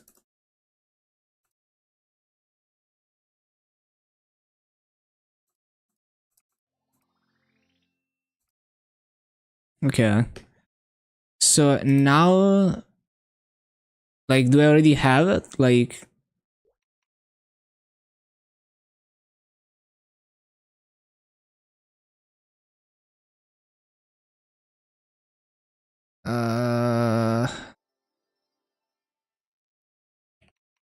Bro, it fucking set me to Hannes's. I don't think I have it. I'm looking for like the activations and the event stats, which I didn't have. Like I didn't have it for up until now because I didn't look into it.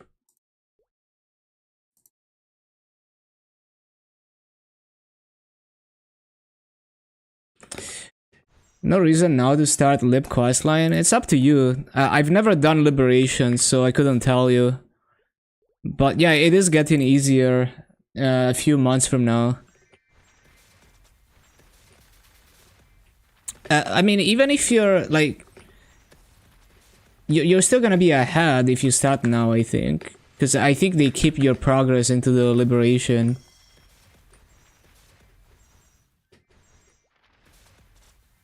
Why is Abzu Warrior so expensive?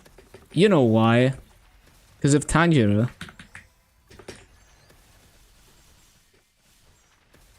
So people who are really smart with the market, they probably bought out a lot of Abzu before Tanjiro, knowing that it would go up in price. And then they giga profited off of it.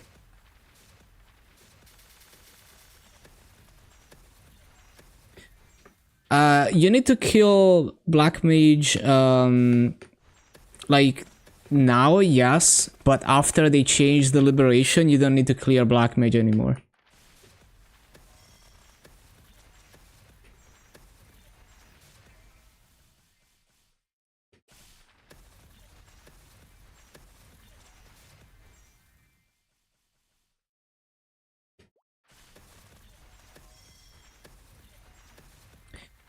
Yeah, no point in buying at that price. Just you know, you can go for alternatives,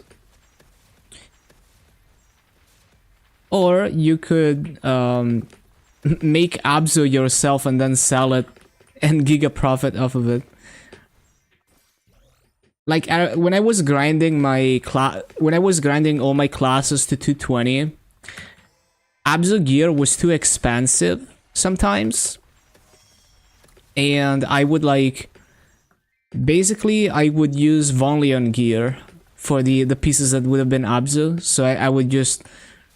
a 2-line epic 10 attack B-pot on a low level item, like a level 110 or 120 item. You know, I would painstakingly occult, mystical cube that stuff to 2-line epic 10 attack B-pots. And then I would transfer hammer it all the way to Von Leon or Empress. And then I would just use that, and it's good enough. Like, it gives you enough damage to get by for a while. Especially if you also have max nodes. Obviously, you can't get nodes in Tanjiro, so it's a bit trickier, but yeah.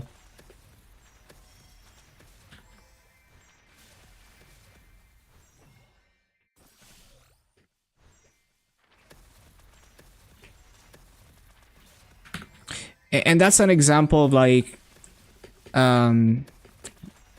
having the experience to be able to adapt to any situation rather than just being like, okay, I can't get Abzu gear, so it's fucked. Because that's what is like meta to use. Bum, bum, bum, bum.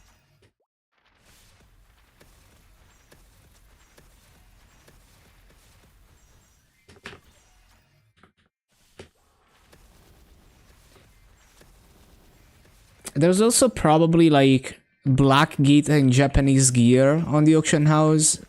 There's probably like unique ones for a reasonable price. Because the people get so many of those drops that, you know, you end up with a ton of uniques over time.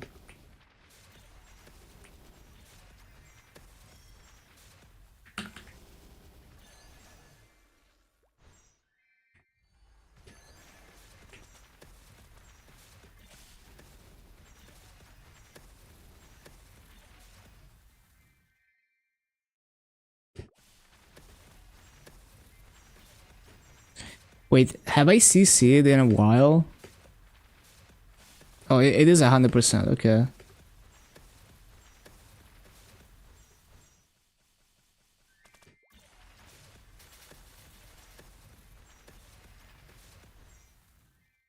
Mm-hmm.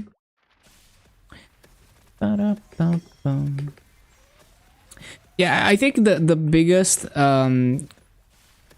like basically in your situation, I would be conflicted because it's like you could just make the Abzu gear yourself because you have the drops and maybe you have the weekly's items somewhere or you could get them. But it's like, well, I would just sell it. If it's overpriced, just sell it and make Maso and don't use Abzu gear, even if you can make it yourself.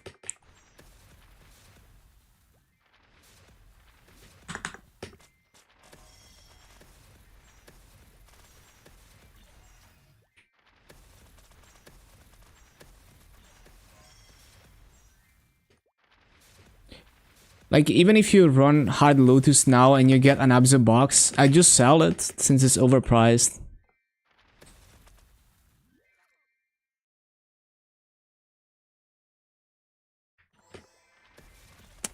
So that's the thing with regular server, that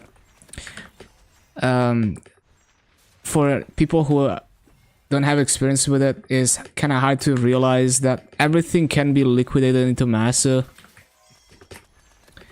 So I just see everything as its Masa value.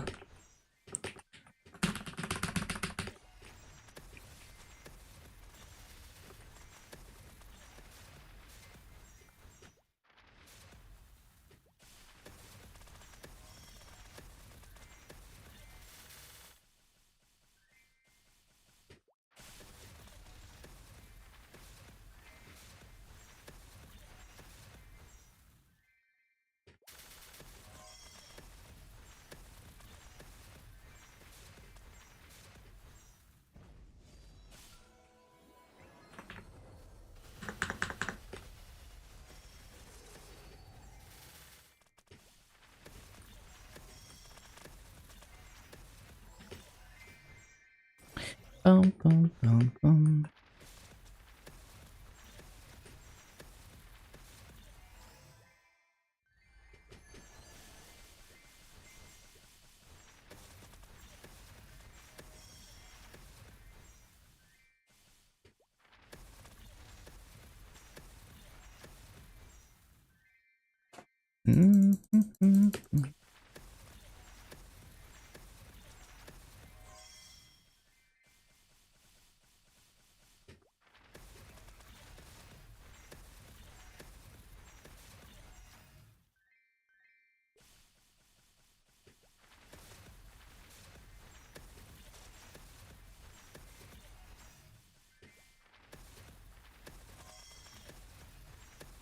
Looks like Wanderer and Tanger still 20%. Like 20% EXP for grinding out the rune. Well, that's yeah, pretty fast. Acceptable.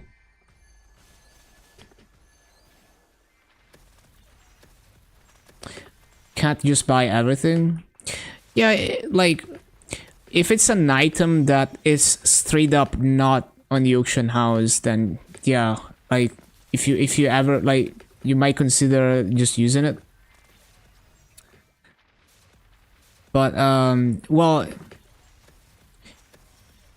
in a perfect world, you can buy everything. So if we had KMS economy, you can buy everything. It's not entirely true, but like, unless you wanna be like top whale levels of gear, you can buy what you need. But yeah, like not 23 Eternals. Nah, I remember seeing 23s in the auction house, but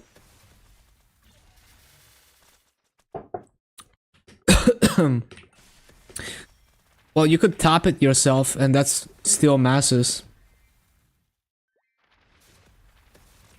But yeah, I mean, that's already at that point where you like top whale level gear.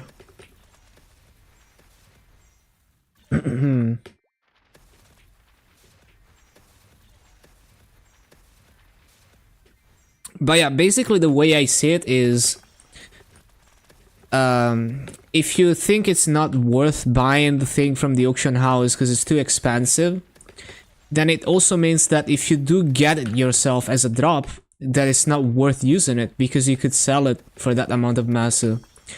So effectively, you getting the drop and using it is the same as you spending 2 bill to buy the Abzu from the auction house at 2 bill. That's kind of the way I see it.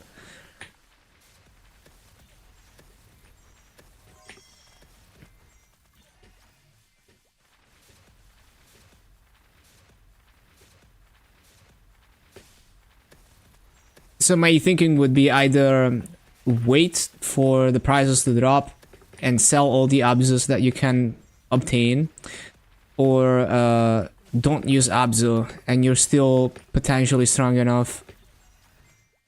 Like don't use Arcane or Abzu and still level it.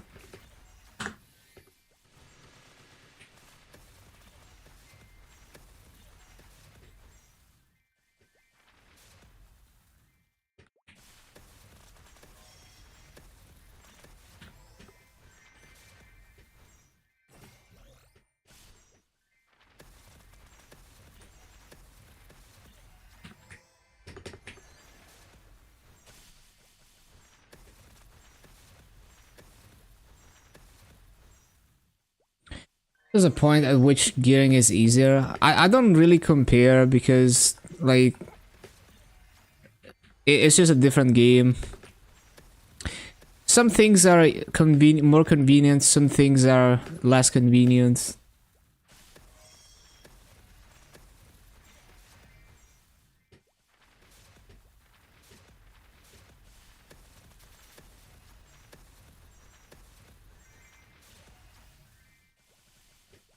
So yeah, it's just different because like you know,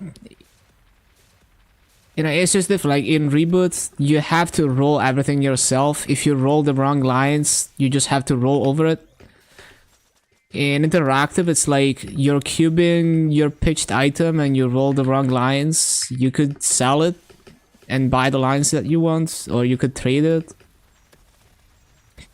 And like cubing, like you can find even pitched items with good potentials on the auction house and just buy them.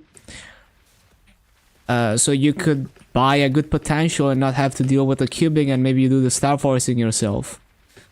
So it's very, very different, and how you prioritize things when you're upgrading your gear is also very, very different.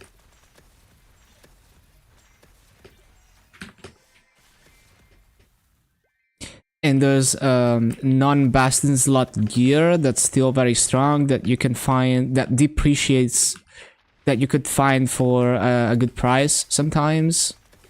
So you could get a big boost in damage by using like Will's old gear.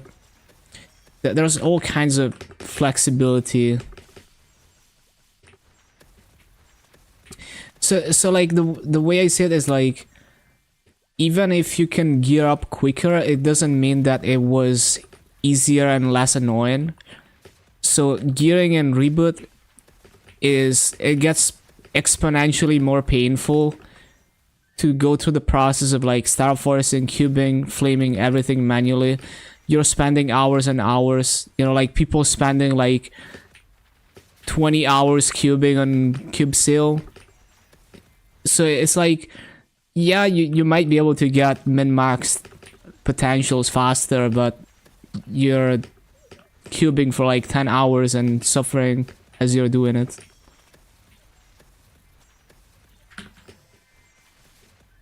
Like, even if you want to self-cube an item in... ain't no one cubing 20 hours. Yeah, exactly, like...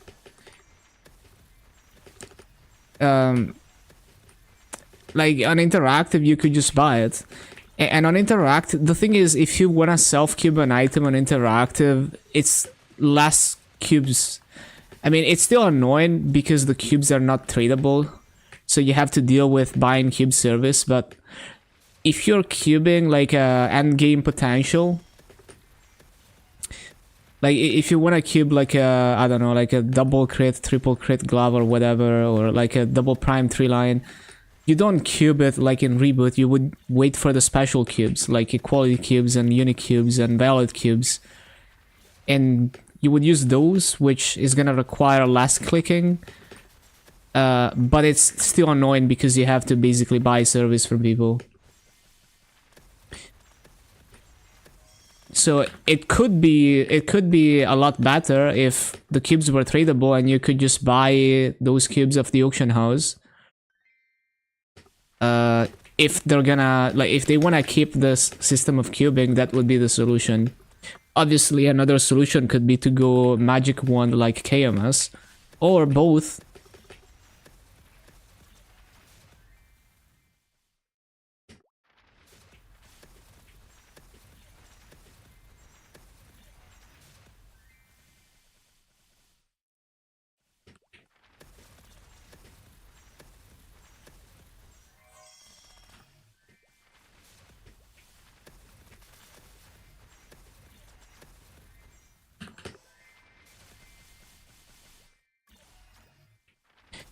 Because, like, I'm not even hostile to the idea of, like, star forcing something myself or something, but, like, it's nice knowing that if I absolutely do not feel like cubing, star forcing anything, there is a way out. So I could eventually find an item that's already cubed or star forced and buy it.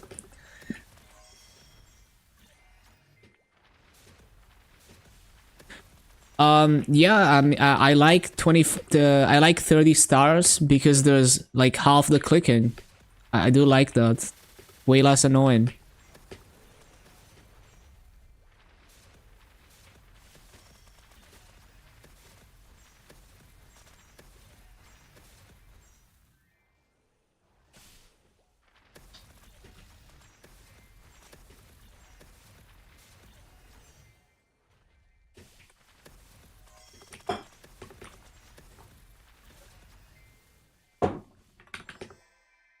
So yeah, I think the thing with heroic is like, I know that if I don't go and cube my gear and star force my gear manually, it's not gonna cube itself. Like, it's gonna be stuck forever. But if I'm lazy with upgrading my gear, there's a way out here. It might not always be the most optimal way. Like, there's definitely times where there's nothing on the auction house that is what I need, and I should really star force it myself, and I choose not to, and I'm like, you know, maybe one day something is gonna show up, but it's a better feeling than, like, it's stuck forever and there's nothing I can do unless I go and, you know, do the work to star force it and stuff.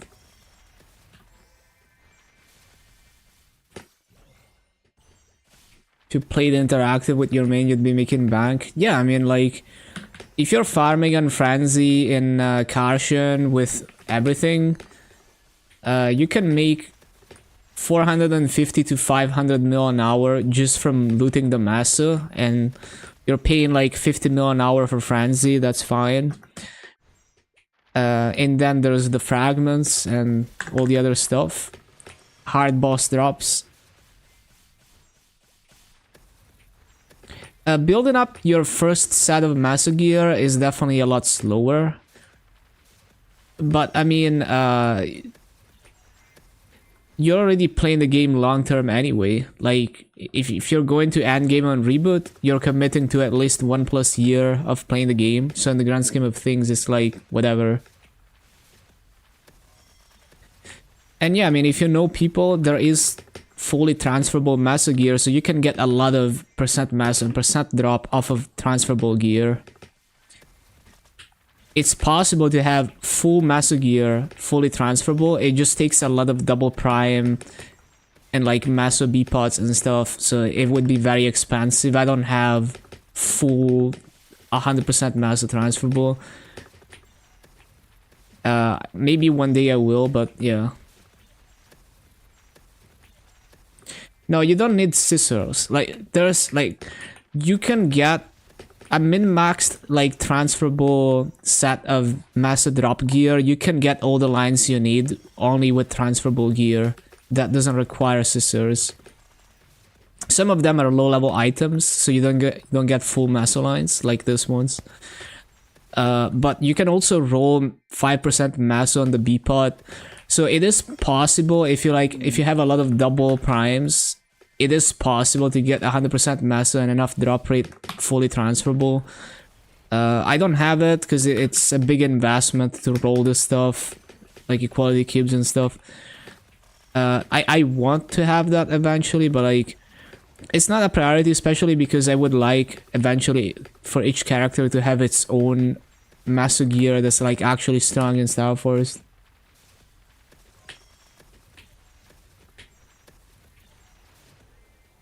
But yeah, like Ryambi, for example, got training gear from Matt, so he straight up got master gear like that.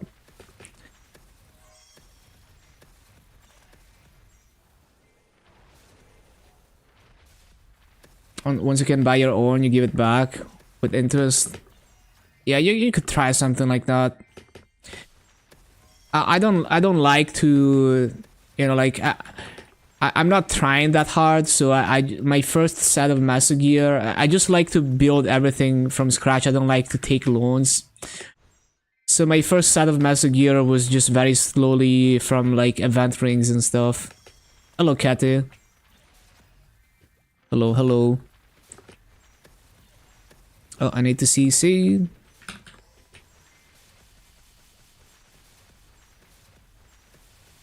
Life advice.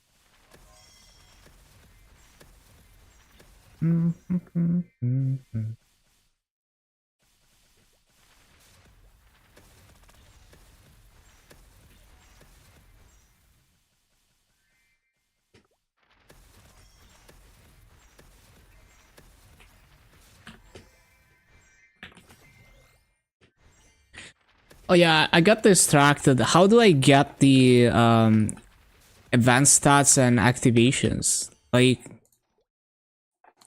I tried. Well, I'm gonna run right now. I probably shouldn't. But I went into that map. I talked to the NPC and stuff. I see the exploration shit, but I don't seem to have anything in my beginner tab. Yeah, I know they're from Tanjiro, and I've gotten Tanjiro to 200. I guess I need to log into it and like take some quests.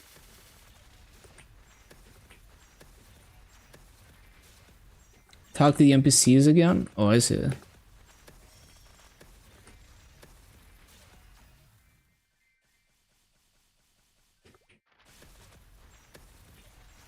But do I need to do that as Tanjiro? Like, I went here and I talked to like the book shit.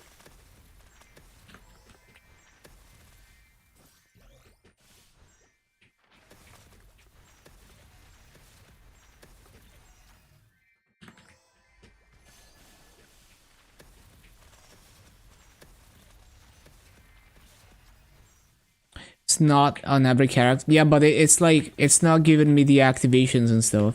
They're supposed to be like EXP activations, right? It's definitely not doing anything. So it's definitely not there.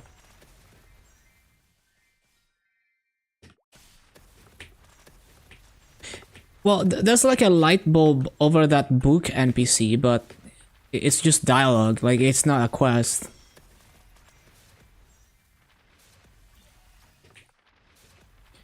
But after the rune, I'm gonna check again.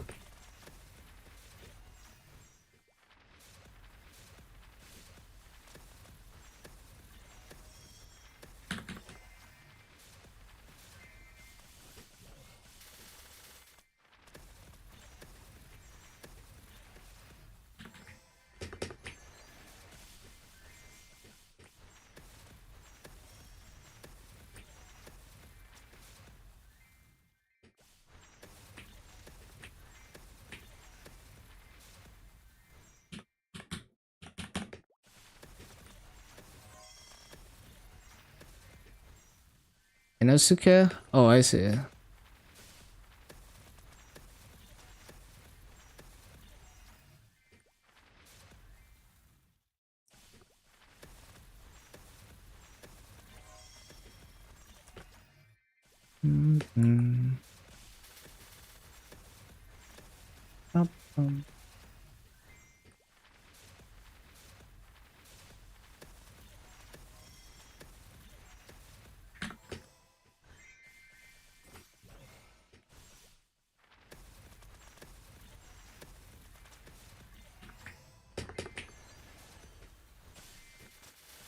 You got the activations before you ever made Tiger? Oh, I see.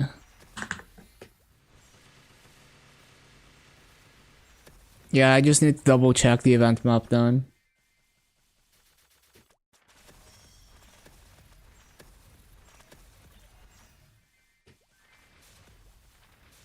Hello, hella sad.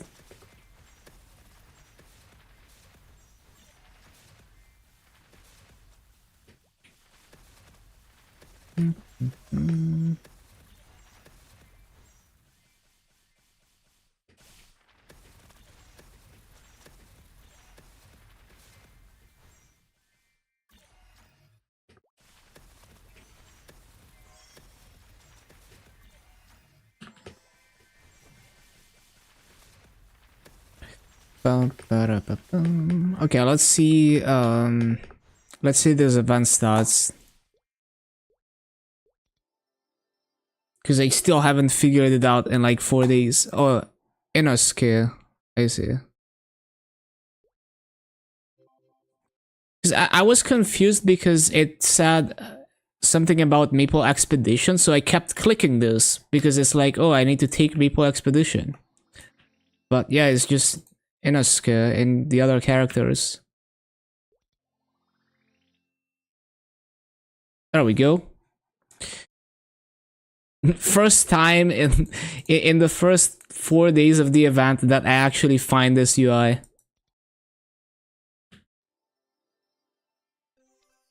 Have to do it on every single character? Yeah, that's pretty annoying.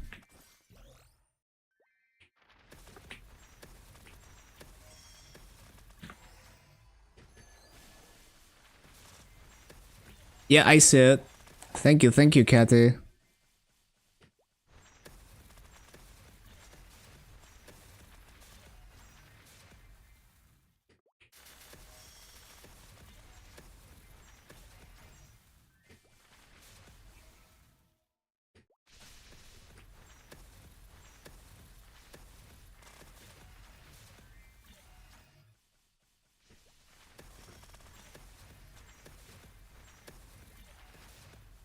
Legion main shaving.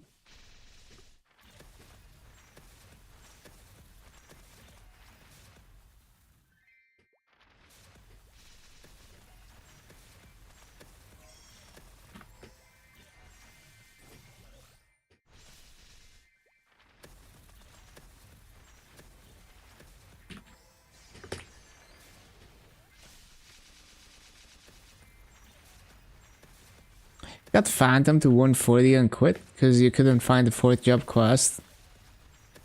I I see what you mean. If you accidentally leave the cave thingy before you complete the job advancement, you get lost and you don't know how to get back. You could retrace your steps, like look at YouTube videos, but you can get back to it, and you can also try like canceling quest and retaking it. It's always kind of janky when you get lost in a quest line. It's kind of janky, like you just kind of have to retrace your steps. You can figure it out though.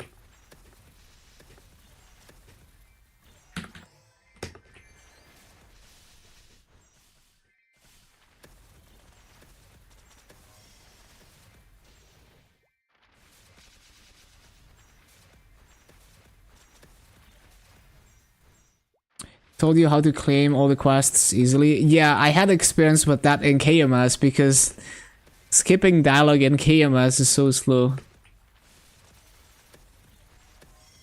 Pretty sure you can't. I promise you can, especially with job advancements. They wouldn't. It's very rare for that to actually bug out where it's bricked and you can't complete it. But it's pretty janky. Like sometimes you just have to try a bunch of things.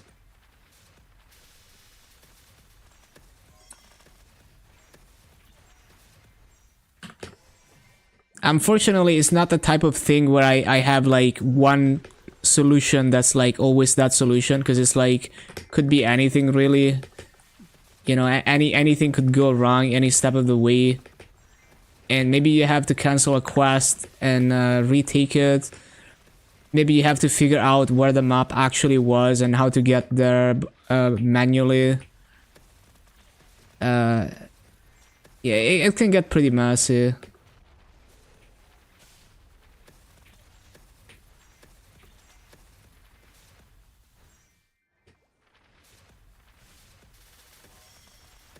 But I'm assuming it's like you got sent into the cave and you accidentally left before completing job advancement and you don't know how to get back.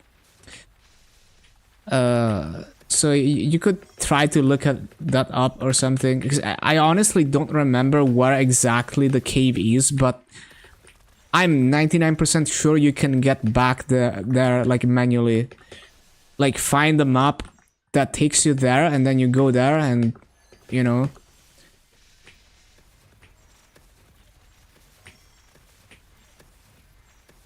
Like after I finish farming in like half an hour, I could try to look it up, but I'm pretty sure it's possible. It's just like, yeah, I've spent like even hours before trying to figure out how I break the quest.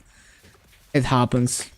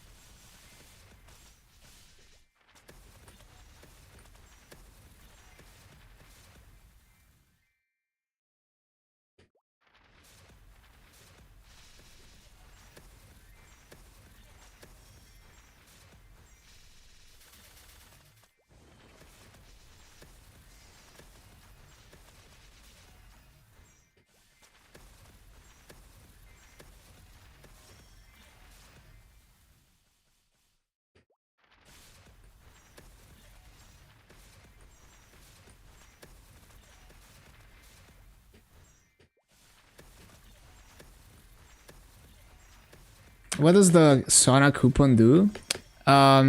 It's like the EFK EXP. So it's like the sun generator basically. So there's a map that you can go to EFK for EXP.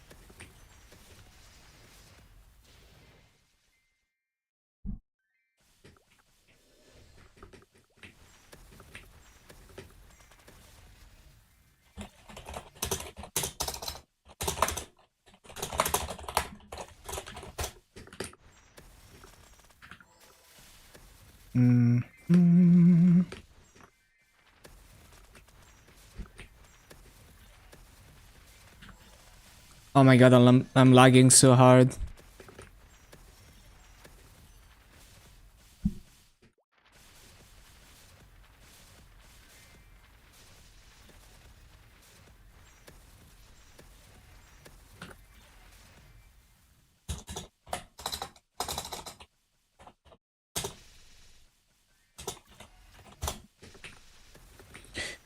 Bum, ba-da, ba-da, ba-da, bum. Ba-ba-da, bum, bum, bum, bum, bum.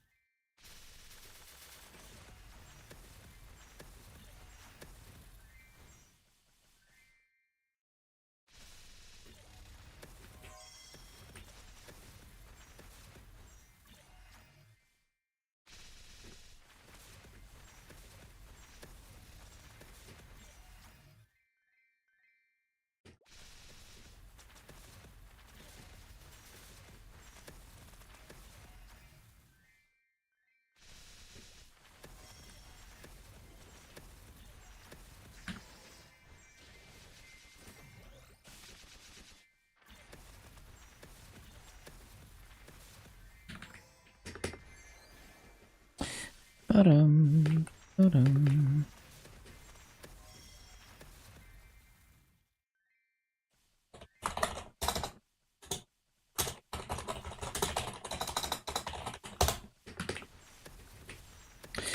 Ba-ba-bum-bum.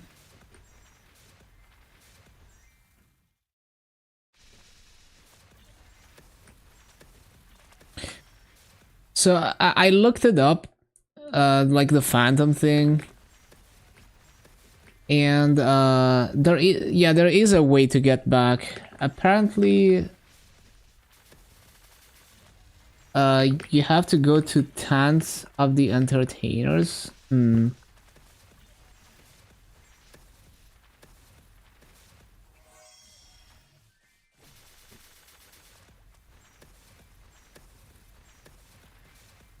Go to the tent area and around the bottom middle of the map. Press up. Not in front of the tent. Hold on. Yeah, it's somewhere in Arians. But yeah, basically, I've been googling this and finding some stuff.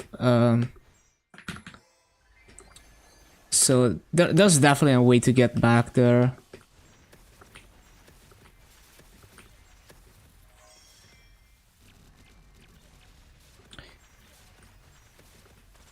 It's in the Burning Sands tent of the Entertainers. So right here. So there's probably like a hidden portal in this map. We're gonna check it out in like 26 minutes.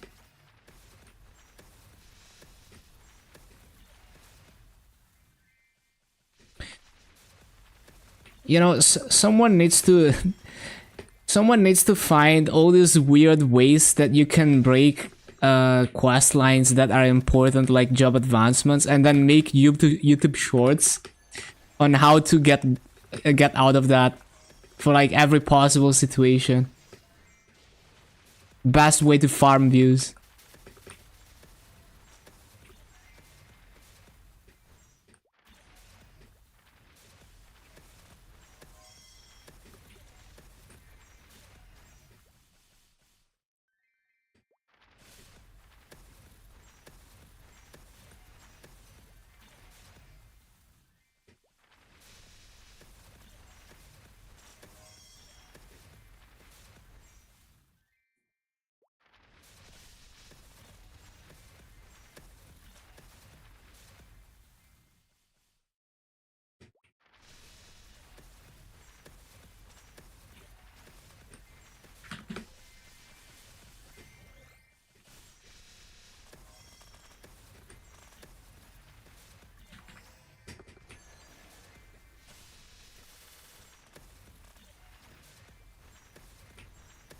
Bum, bum, bum, bum, bum.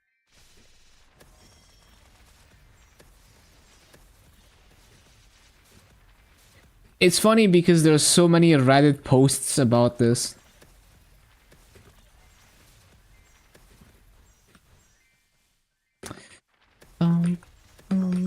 Like lots of people are griefing their phantom job advancement.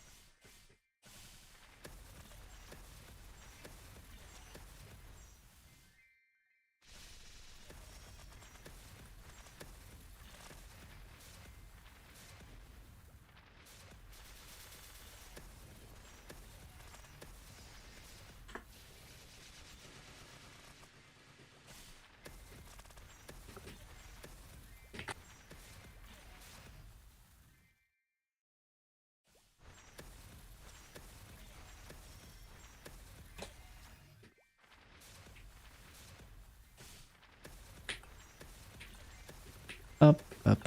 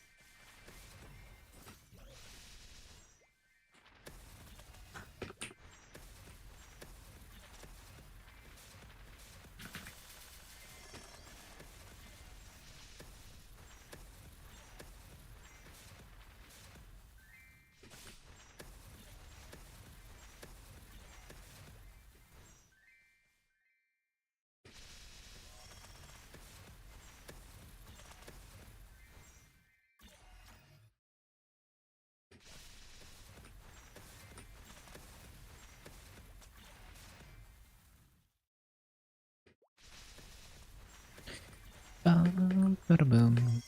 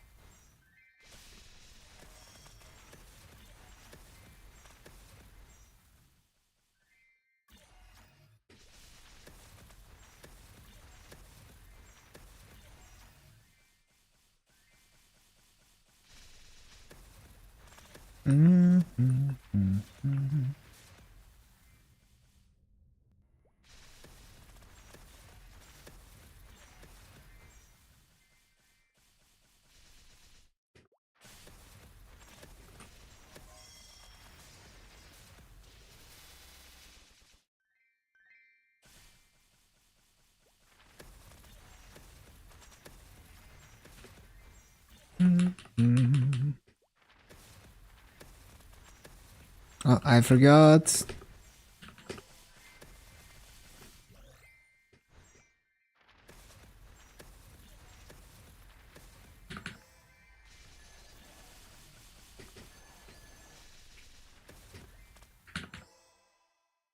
Grift. I'm also lagging. That was a big lag spike.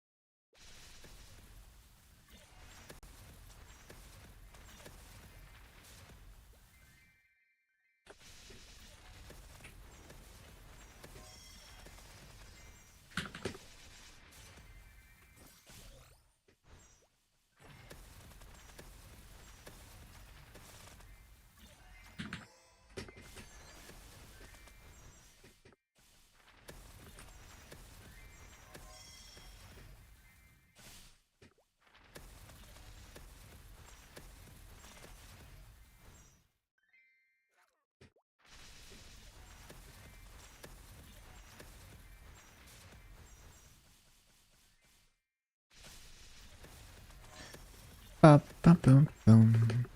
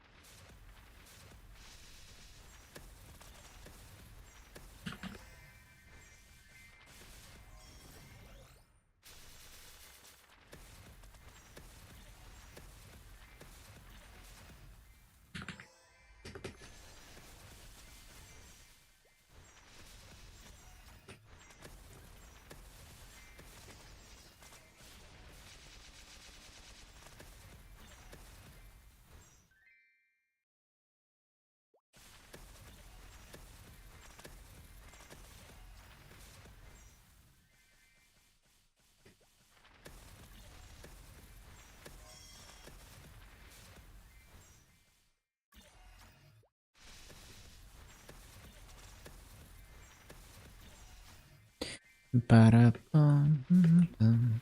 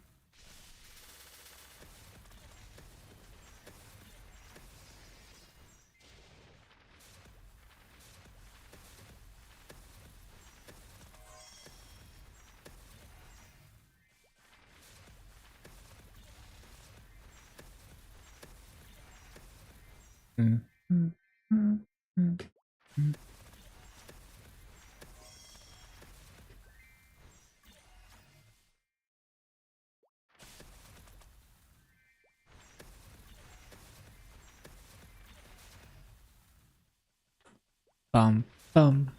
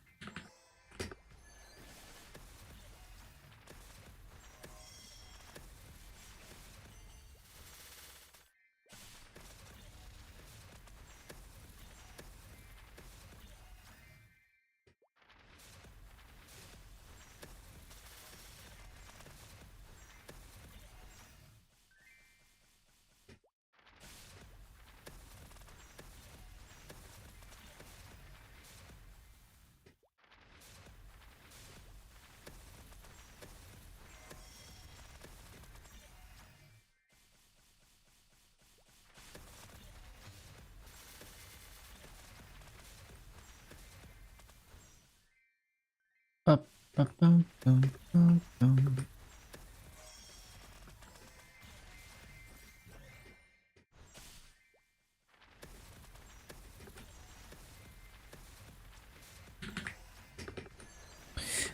Ba-da-bum-bum.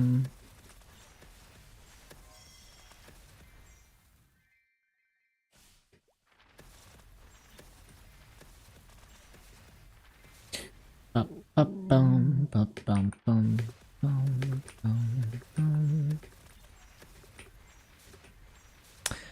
Ba-da-ba-da-bum. Ba-da-ba-da-bum.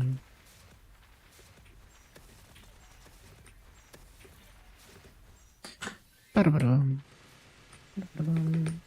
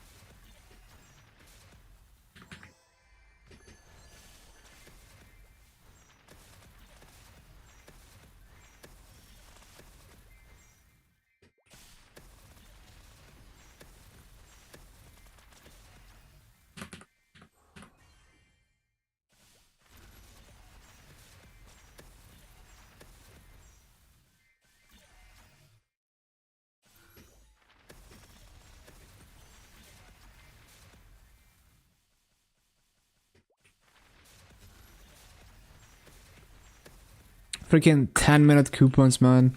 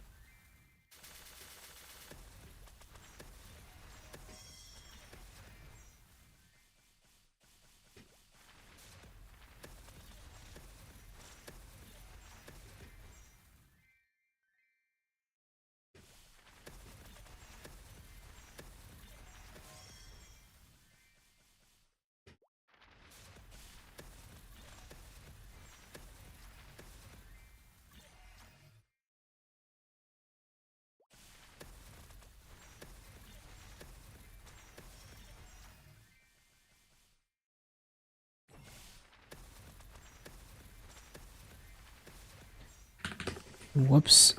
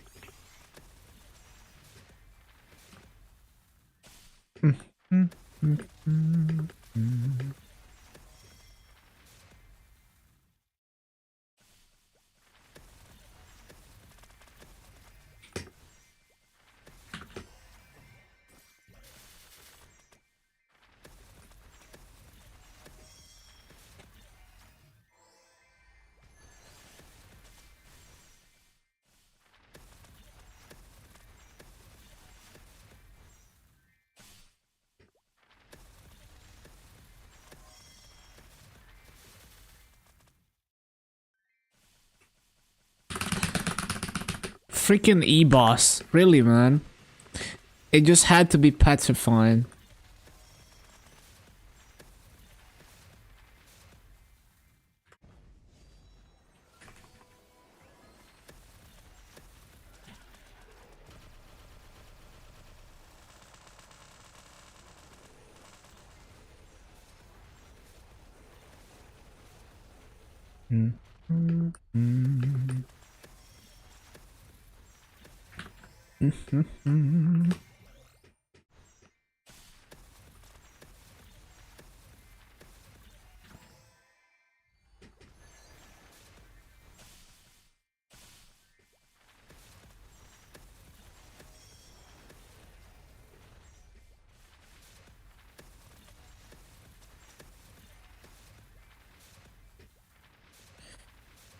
Ba, ba, bum.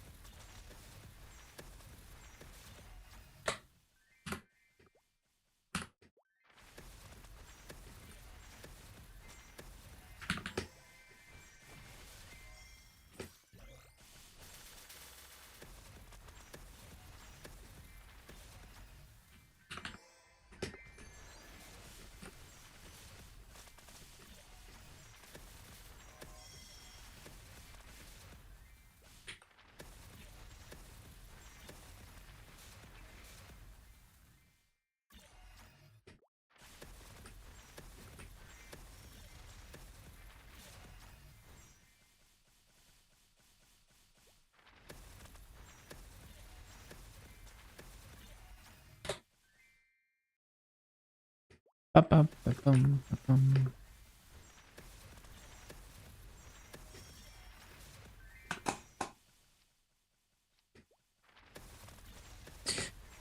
Ba, da, bum.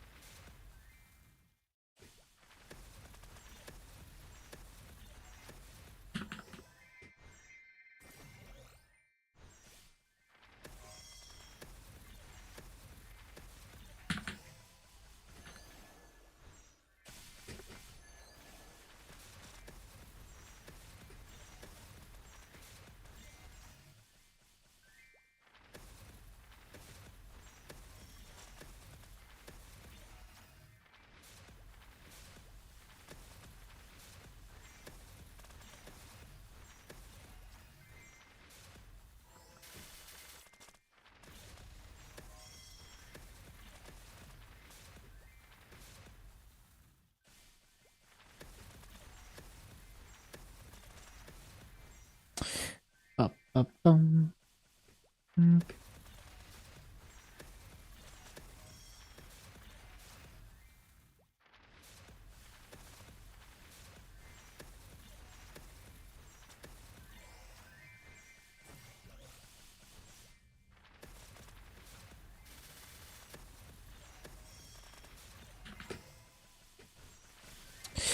Ba-da-bum.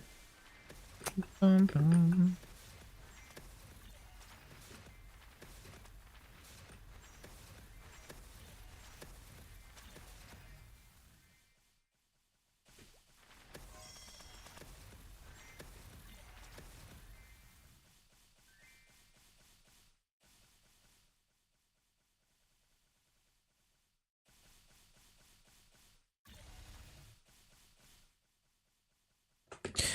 Ba-da-ba-ba-dum, ba-ba-dum.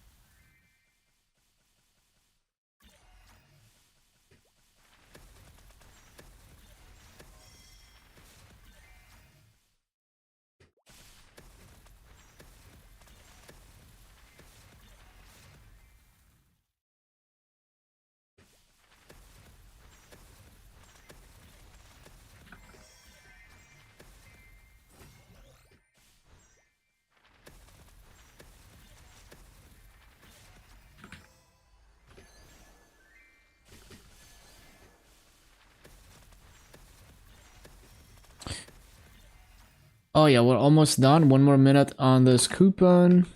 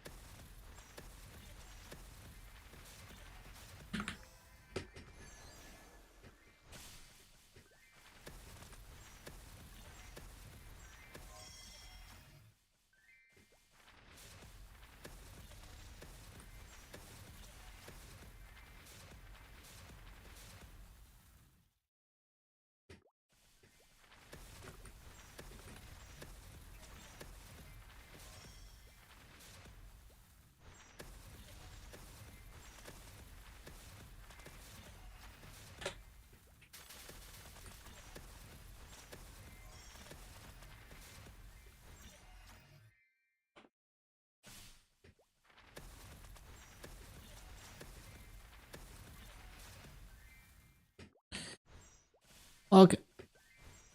Good stuff. Yeah, so let's take a look at this spot in Ariant that because like for future reference, so if anyone else has the same issue, I can point them to the right map.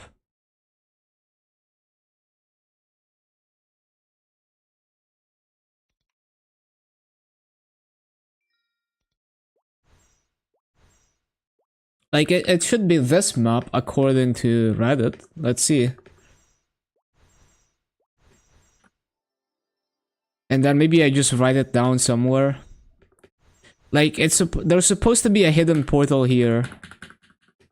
Maybe not. Well, maybe it's this one. Maybe it's this one. Oh, there we go. So it's the rightmost Oasis in this map. And then you type open sesame here to enter, but obviously it's not gonna let me in because I'm not doing the job advancement. But yeah. So it's right here. Yeah. This thing. That's the job advancement place for Phantom. So it's hold on.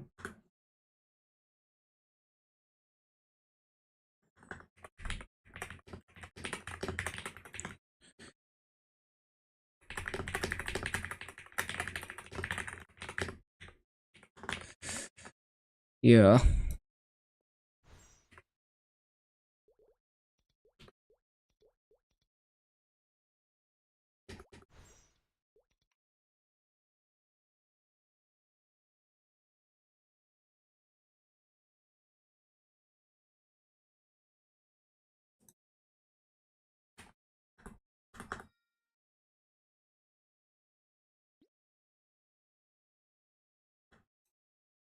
All right.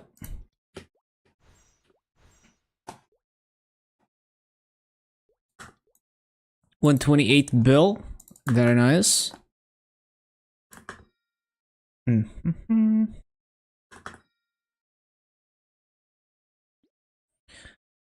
Yep, seems good to me.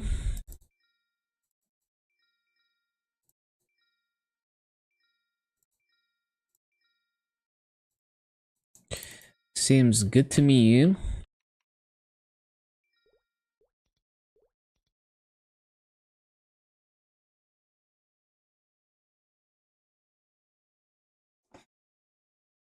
Bum, bum, bum, bum.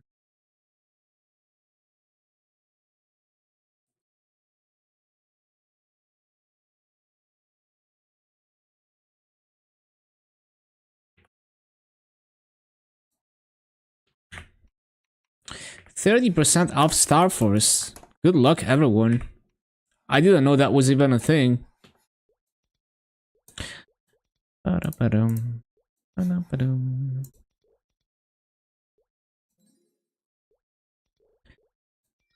Let me see if there's any Massa rings.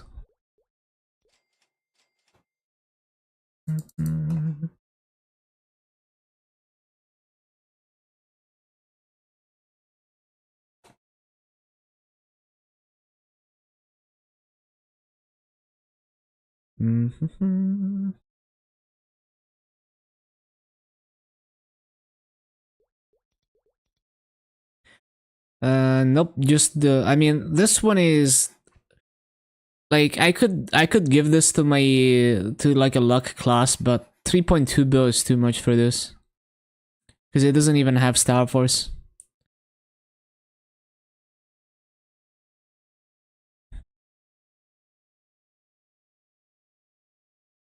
Yeah, no.